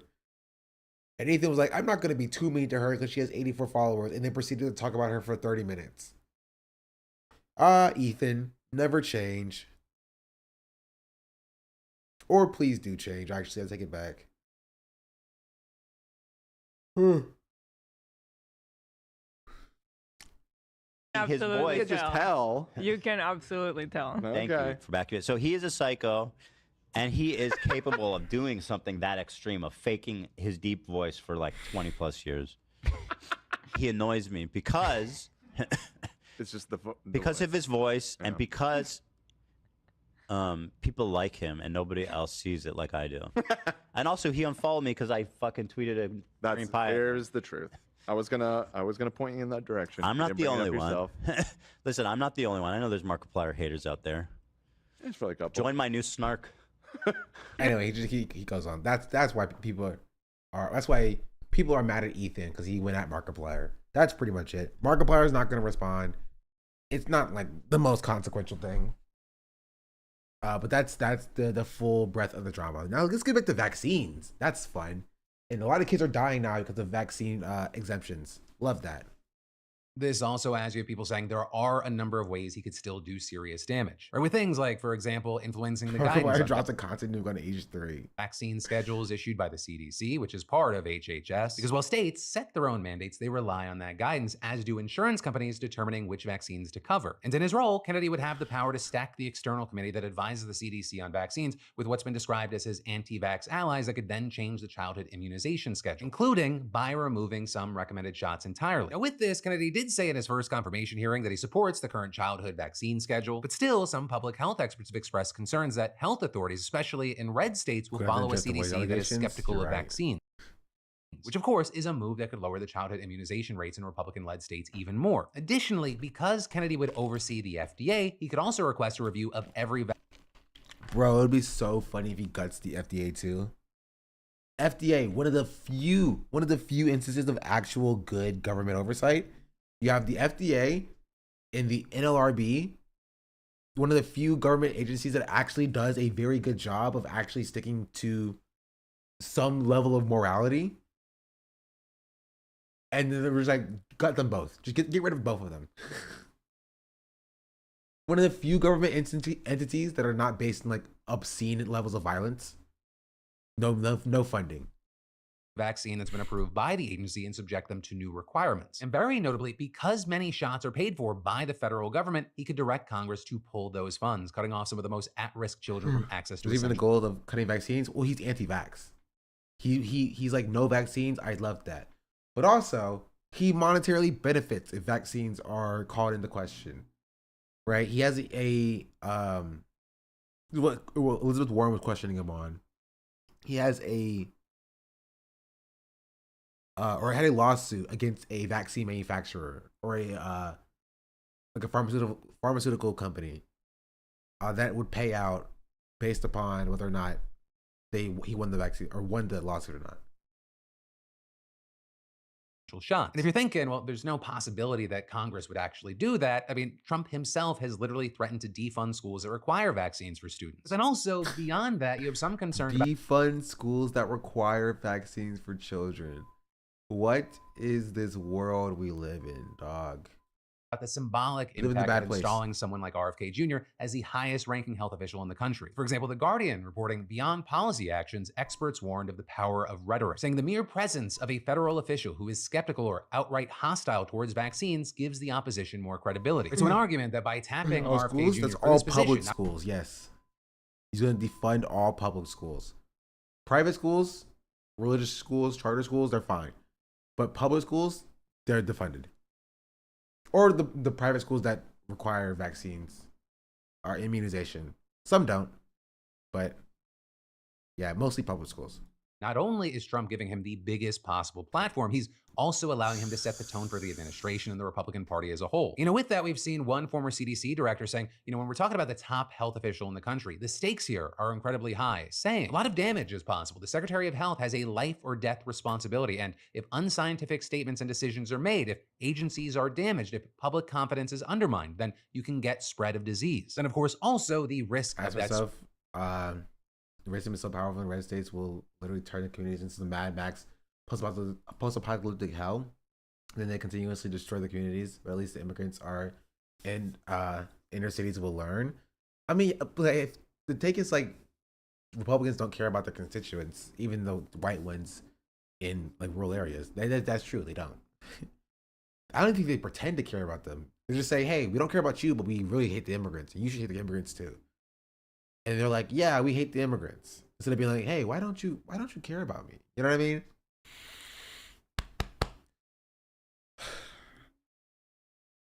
Spread is massively increased when you have a growing population that also isn't immunized against a host of illnesses, which is why we're seeing experts say that if vaccinations continue to fall, preventable infections considered as childhood diseases will resurface in all age groups, not just for children. Or with many describing a world where not only anyone would be put at risk if they're unvaccinated against these diseases, either by choice or because they can't get certain shots for health reasons. We're saying an outbreak, it wouldn't just impact the unvaccinated. You have experts saying that adults who may not have responded to immunization because of medical conditions, their age, or weak immune systems, they're also in jeopardy. This is some adults who were vaccinated as kids may also be vulnerable now because the immunity that some vaccines provide can reportedly wear off over the decades. For example, studies finding that in rare cases, immunity gained from the measles shot may decrease over time, and the same is true for the mumps shot and the newer version of the whooping cough vaccine developed in the 90s. And well, of course, all of these diseases are concerning. Experts are especially worried about the measles because it's just so damn contagious, right? Each infected person, they can spread it to as many as 18 others, and it lingers in the air for up to 2 hours. It's also very deadly, right? Before the first measles shot came out in the 1960s, the virus killed an estimated 2.6 million people worldwide each year, with one study even estimating that before widespread immunization, measles might have made up half of all infectious disease deaths in children. We already have historical evidence of what happens when the vaccination rate for measles drops. You see, back in the late 1980s, thanks to Reagan-era budget cuts, immunization rates fell sharply. Oh, man, it always goes back to Reagan, dog. Literally, you can trace back any issue to freaking Reagan making a terrible decision. Mostly among... Literally the devil. Look at his eyes. Demonic. Low-income Black and Hispanic kids. And as a result, the disease reportedly infected more than 55,000 Americans and killed 166 in the period between 1989 through 1991. And so taking everything we've talked about into account, it makes for a very uncertain and potentially scary future. But for now, that is where we are. We're going to have to wait to see what happens next. And of course, in the meantime, I would love to know your thoughts in those comments down below. But then finally today, I want to give a congratulations and then talk about yesterday. Bro, there's 3 ads in this thing. 3 separate ads: SeatGeek, NordVPN, and Lumen. And it's one, not W, Phil. I want to know how much money you squeeze out of these companies.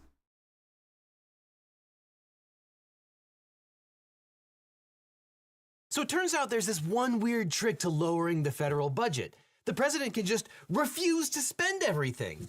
Yeah, sure, the legislature has the power of the purse and the president is obligated by the Constitution to faithfully execute the laws, but who cares? Certainly not President Trump. So he issued for complete utter liquidation of the federal government. Charles Koch network launches $20 million campaign to back backing Trump's tax breaks. W. Wait, why is it not the Koch brothers anymore? Are one of the Koch brothers dead? Is it just Charles now? Yeah? When did he die? It has to be recently, right? A while ago? Like years ago? Okay, how okay, 3 years ago. That's basically recently. Okay. You sound sad? I was just confused. Okay. So it was relatively recently. Because I remember people talking about the Koch brothers, and then it was like Charles Koch. I'm like, where's the other one? Where's the other one? Charles was the Thanos of the Koch brothers, though. He runs the company. Oh, jeez. That in 2019? Dang. Well, 50% down. A 2-page memo that basically halts all federal grants and loans. This is a constitutional crisis. It's hard to overestimate how terrible this is. My voice sounds like this because I don't know what else to do. Okay. Bro. That's my exact take. The other brothers, there are 4, don't really have any of the pool. Oh, crazy. L. But yeah, like, that's how I feel. He's like flagrantly disregarding the Constitution, and like obviously it doesn't matter because the Constitution doesn't matter when you're like the freaking president and you run the entire government at this point. But like, what even are you supposed to do? Okay, but actually, just kidding. On the day that we were planning to release this video, Trump changed his mind and rescinded the original memo with a one-liner memo, probably because of the near unanimous backlash and a judicial stay. This is probably a tactic to try to moot all of the lawsuits, which we'll talk about. Except, just kidding again, because as we'll talk about, they admit they are rescinding the piece of paper, the OMB memo, but they are still doing the freeze. So that's fun. That definitely clarifies things. I am so done with these people, and there are 1,600 more days to go. Yeah, fun. American presidents generally are not kings. And I've been saying this a lot recently, but presidents don't get to pick and choose which laws they feel like following. And they generally must disperse money that Congress has lawfully allocated. And during Donald Trump's first term, he blatantly violated the law by withholding aid Congress had allocated to Ukraine. You might recall that President Trump, like a mafia boss, told Ukraine that they could have the money that Congress allocated if they did him a personal favor first, investigate Joe Biden's son. And the House of Representatives impeached Trump for this overreach. But Trump is back, and this time he has the architects of Project 2025 by his side. They envision a system where the president personally controls spending of the government. Trump and the director of the Office of Management and Budget, which he cannot do constitutionally, but again, it doesn't matter because once you own the Supreme Court, just make a decision, and when it inevitably gets struck down by a federal judge, just appeal it to the appeals court. And then once it inevitably gets struck down there, appeal to the Supreme Court that you have in your back pocket, and then you just get to do whatever you want to because they'll just rule on your side because why not? There is no rule of law. There is no constitutional authority. It's just whatever you want to do. Russ Vogt believe that the president has the right to withhold or impound funds allocated by Congress. On January 27th, Matthew J. Vaith, the acting director of the OMB, issued a 2-page memorandum freezing almost all federal grants and loans at home and abroad. The memorandum purports to stop the disbursements of hundreds of billions of dollars to programs. For the term Before it was judicially Jackson, and even if the court denies him, he challenges them to enforce it. Okay, what kind of Andrew Jackson? Like a spoil system Andrew Jackson, or like the scalping of indigenous people Andrew Jackson? There's a wide breadth of what Andrew Jackson was a part of. Halted and then rescinded by the Trump administration, the memo sent the government into complete chaos. And as just a sampling, it purported to stop the following projects and programs. Ignoring the Supreme Court. Oh, okay, that's fair. All foreign aid except aid to Israel and Egypt. Jackson's probably the worst president ever. Trump is going for that spot. I would agree. Andrew Jackson had a flagrant disregard of any constitutional authority. Like, flagrant disregard of any constitutional authority. Like, bro broke literally all the rules. He fired everybody who was in place to keep him in checks and balances and put his own friends in those positions of power. Did whatever he wanted to. Not even getting to the fact that he was insanely racist.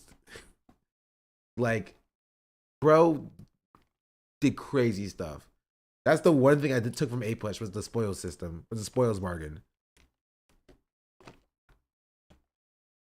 It was back in those days where like people ran for president, and then the winner became the president, and then the second runner-up became the vice president. You feel me? And then the third person became the Speaker of the House. Those were the days.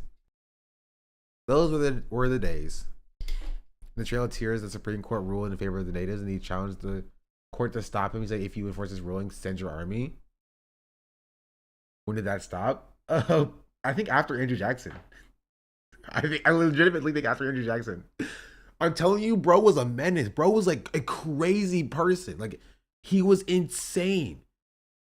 Bro was literally insane. He was scalping indigenous people, bro, for fun.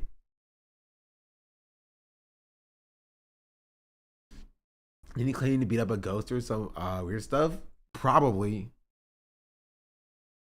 Bro, like, I think a lot of people just don't understand how insane Andrew Jackson was. Like, it just... When I was 10, I learned about him, and I hit him with a burning passion. So you say scalping? Yes.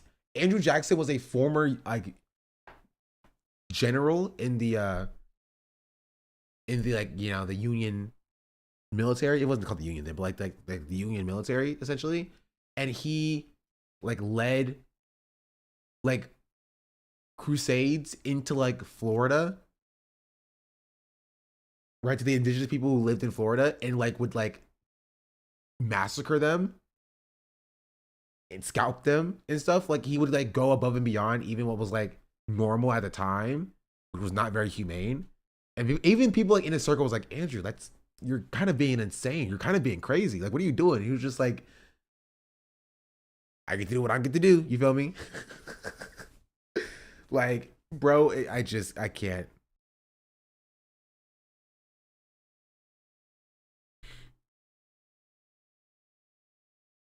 Includes the implementation of the president's emergency plan for AIDS relief, a government initiative launched in 2003 by President George W. Bush to combat the global HIV/AIDS epidemic.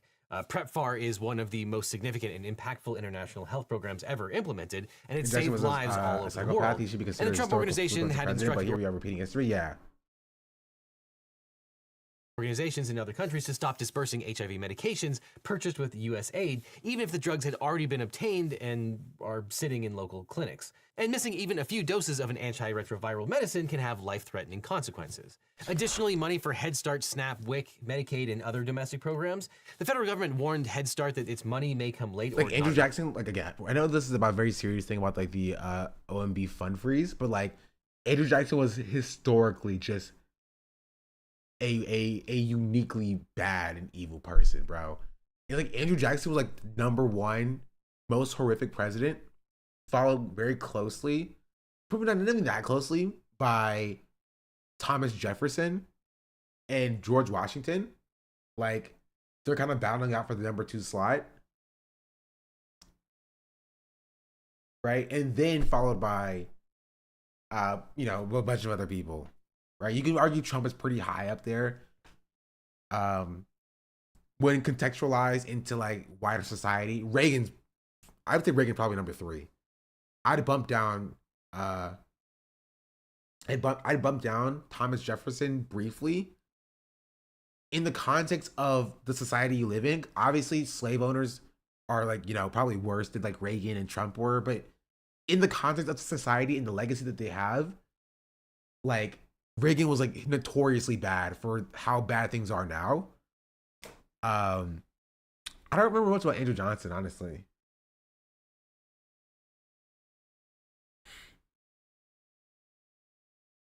I mean, there's Bill Clinton and Genocide Joe. Yeah, like, I think Joe definitely is a top 10, right?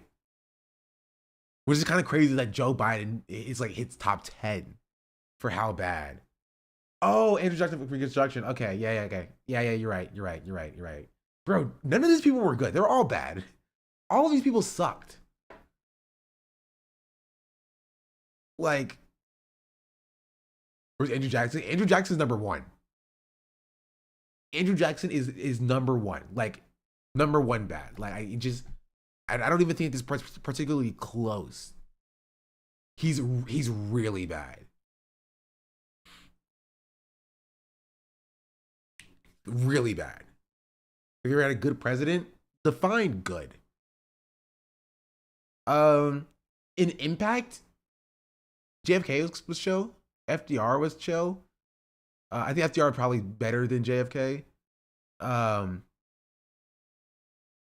Like, Abraham Lincoln, from impact wise, not like what he truly believed himself. Okay, he was okay. Like, it's very, the bar is super low. You know what I mean? The bar was super low. Like,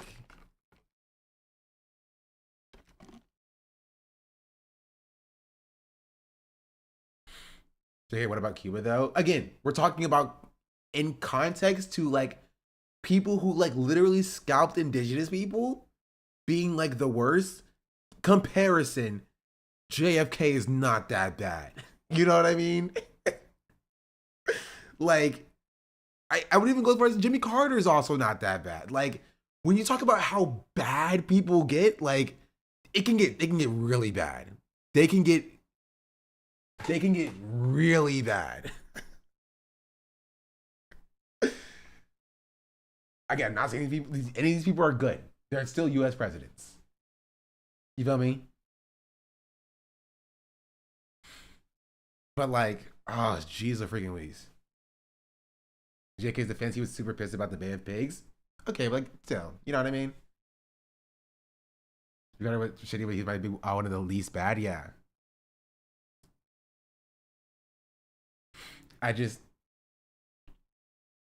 Okay, you know what? Let's ask DeepSeek. What does DeepSeek say?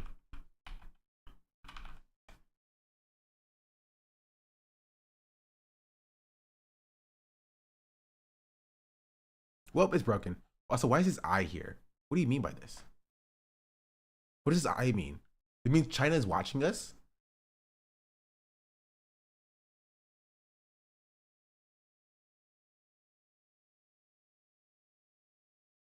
Oh. I'm not signing in. Anyway, it's fine.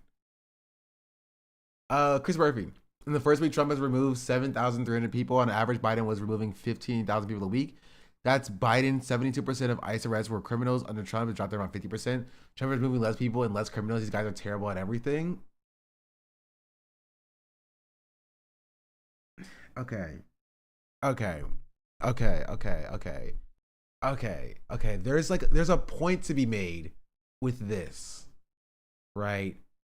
The fact that Trump says he's removing criminals and he's removing like, and only 50% of the people removed had a criminal background. There's a point to be made with this. But what are you talking about by being like, bro, Biden removed double the people Trump did in his first week? You know what I mean? Man, these guys suck. You guys are terrible at deporting people. Get on Biden's level. Like, why?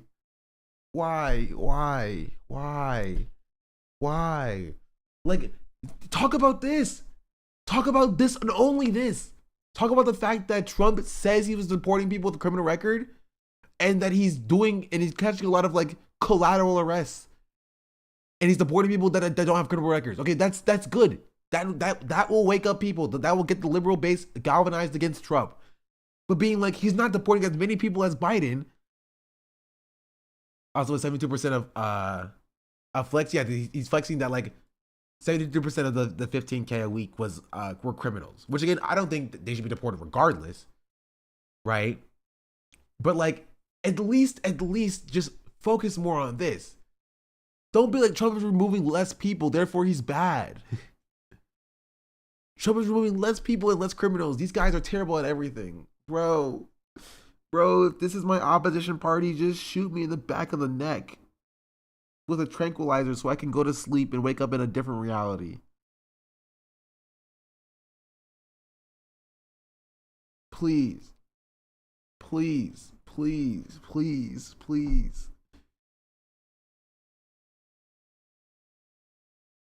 Who is this for? Bro, who is this for? Like, who's going to see this and be like, yeah, Trump needs to deport more people. You're right. Biden was super good. Dems love shooting people in the back, allegedly. Don't ask about Jeffrey Epstein. Wait, was Jeffrey Epstein shot in the back of the head? No, that was somebody else. Jeffrey Epstein was hanging in his cell. Right? Am I thinking about a different person? Who did they shoot in the back of the head? They shot somebody in the back of the head. I knew there was a conspiracy theory. The guy in the military? You know who I'm talking about, chat. Lincoln? Stop. Stop. No, JFK got shot in the front of the head. No, he was a journalist. Thank you. Not Pat Tillman. Pat Tillman was shot from behind. Yes, not him. We're talking about a journalist, right? He was like a whistleblower. Whoever is like Hillary Clinton shot him in the back of the head. You know what I'm talking about. You know what I'm talking about. She got shot in the back of the head. Oh, did he? Then it was like from like the side. You know what I mean? Like, you feel me? I don't freaking know.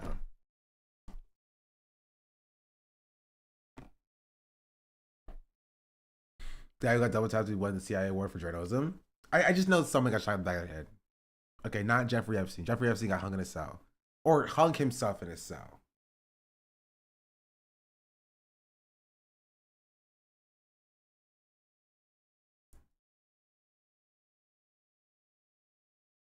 Gary Webb? Gary Stephen Webb. Let me see his death.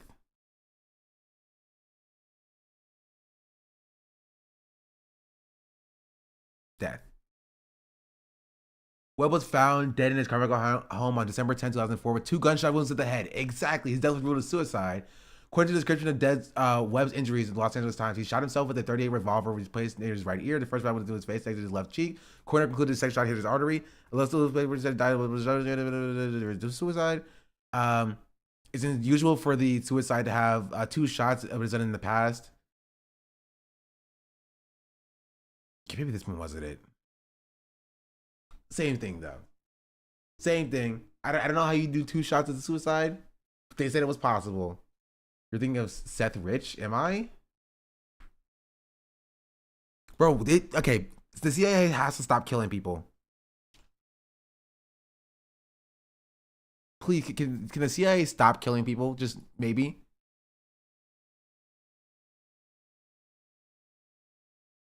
Just so I can figure out which one they've allegedly killed.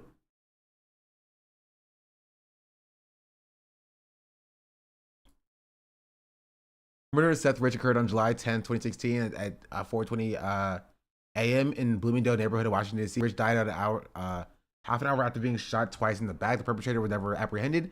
The police suspected he's been a victim of attempted robbery. 27-year-old Rich was an employee of the Democratic National Convention, and his murder spawned several right-wing conspiracy theories, including a false claim contradicted by law enforcement branches that investigated the murder, that Rich was involved in the leaked DNC emails. This is who I was thinking of, actually. Yeah. They didn't wrote it's a suicide. At least, yeah. They didn't wrote this one as suicide. I think this one was the one I was thinking of. This is one people were talking about. Man, this happens a lot. I'm not gonna make any sweeping claims, but I'm gonna say that this happens quite a bit. Just suspicious deaths, allegedly. Just interesting. I'm not gonna make any sweeping claims. I'm not making any claims at all. All because of potentially unallowable grant payments. WIC provides nutrition and other benefits to more than 50% of U.S. babies, and that includes tons of school lunch programs. All money for medical and scientific research in the U.S. The memo effectively stopped the NIH from funding new grant programs through its review groups called study sections. Without grants, the scientists are unable to start any new research on conditions from asthma to pediatric cancer to COVID and Ebola. The NIH awards more than 60,000 grants every year. Bro, you remember how racist people got with Ebola, chat? And money to programs that help the elderly. Like how insanely racist people got with Ebola? Or veterans. Quote, the uncertainty right now is creating chaos for local Meals on Wheels providers, not knowing whether they should be serving meals today, which unfortunately means seniors will panic not knowing where their next meals come from. Additionally, veteran suicide prevention hotlines, Medicaid portals, and women's shelters. This is real supervillain stuff. The memo says the freeze is temporary, but we have no idea what that would mean. The memo says government employees who administer funds need to submit a list of projects suspended under the order by February 10th.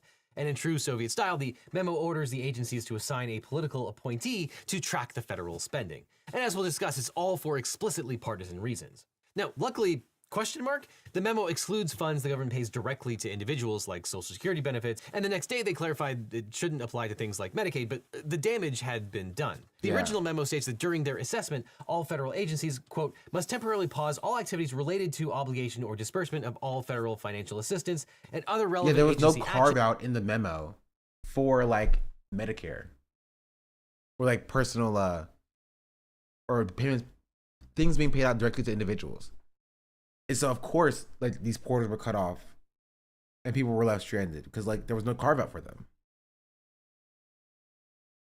That may be implicated by executive orders, including but not limited to financial assistance for foreign aid, non-governmental organizations, DEI, woke gender ideology, and the Green New Deal. And the memo says it's done explicitly. Yes, Trump is blaming the plane crash on DEI. Maybe. He said maybe. Maybe that means something. Probably not, but he did say maybe, so I will be fair. For the purpose of, quote, ending wokeness, as well as, quote, Marxist equity, transgenderism, and Green New Deal social engineering. The always worth following Max Kennerly summarized, quote, the Trump admin declared war on Marxist equity, transgenderism, and Green New Deal social engineering and lost so badly they capitulated in less than 48 hours. The scope of paused funds include any implicated by the 6 executive orders issued by President Trump since January 20th. For example, Trump's order unleashing American energy paused the disbursement of funds under the Inflation Reduction Act that are directed toward alternative energy. These includes funds for electric vehicle charging stations made available through the National Electric Vehicle Infrastructure Formula Program and the Charging and Fueling Infrastructure Discretionary Grant Program.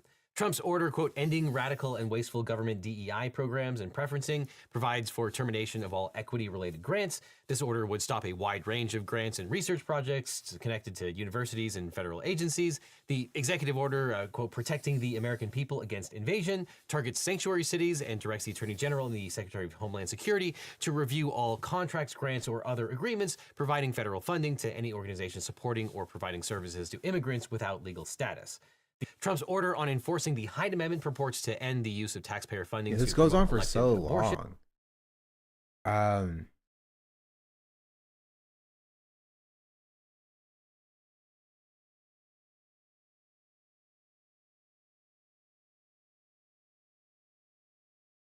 don't think the video is real anymore. What do you mean?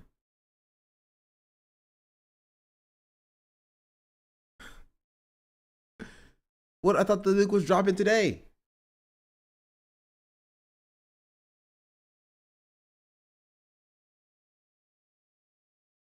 At the doctor's blowing for 3 hours into a bag, waiting for the final approval to launch Nuke. Okay, he's not dropping it today, chat. Maybe tomorrow. Maybe tomorrow. And it'll be great, actually, if he drops Nuke while I'm on the front page. That'd be funny. I think it'll make everybody happy. But that means that I have to wait until tomorrow. And that means that we're going to call it for today. We're going to put a little pin in it, a little pause in it. Mostly because I'm freaking tired and it's been like 7 hours.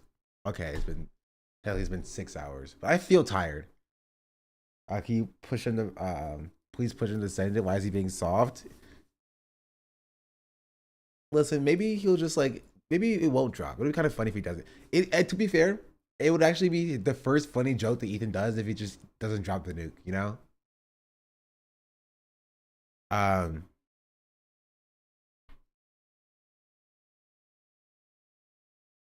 But yeah, I will say, look forward to Sunday. We have Sponsorship Sunday. We are sponsored by, drumroll please, Roblox. Technically the sponsorship is up right now.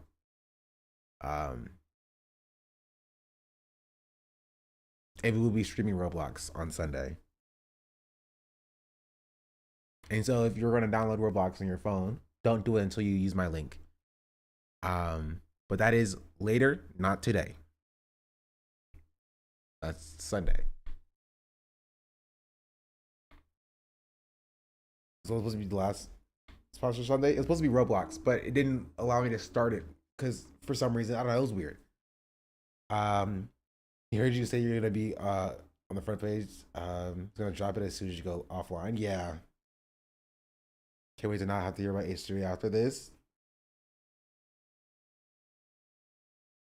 Play Dress to Impress? Maybe. We might play some Dress to Impress. I've never played it before, so we'll see how that is. We'll play some Murder Mystery. I'll show you guys some of my favorite Roblox games as a kid. I enjoyed some Roblox games. We just have 2 hours to do stuff with, you know? It's so fun. Kids are mean. Kids are mean. It's true. And we'll play some Marvel Rivals or something later as well. But thank you all for watching and for being here. Hope you guys have a fantastic day. I got to leave YouTube, so goodbye, YouTube. So I can play some music.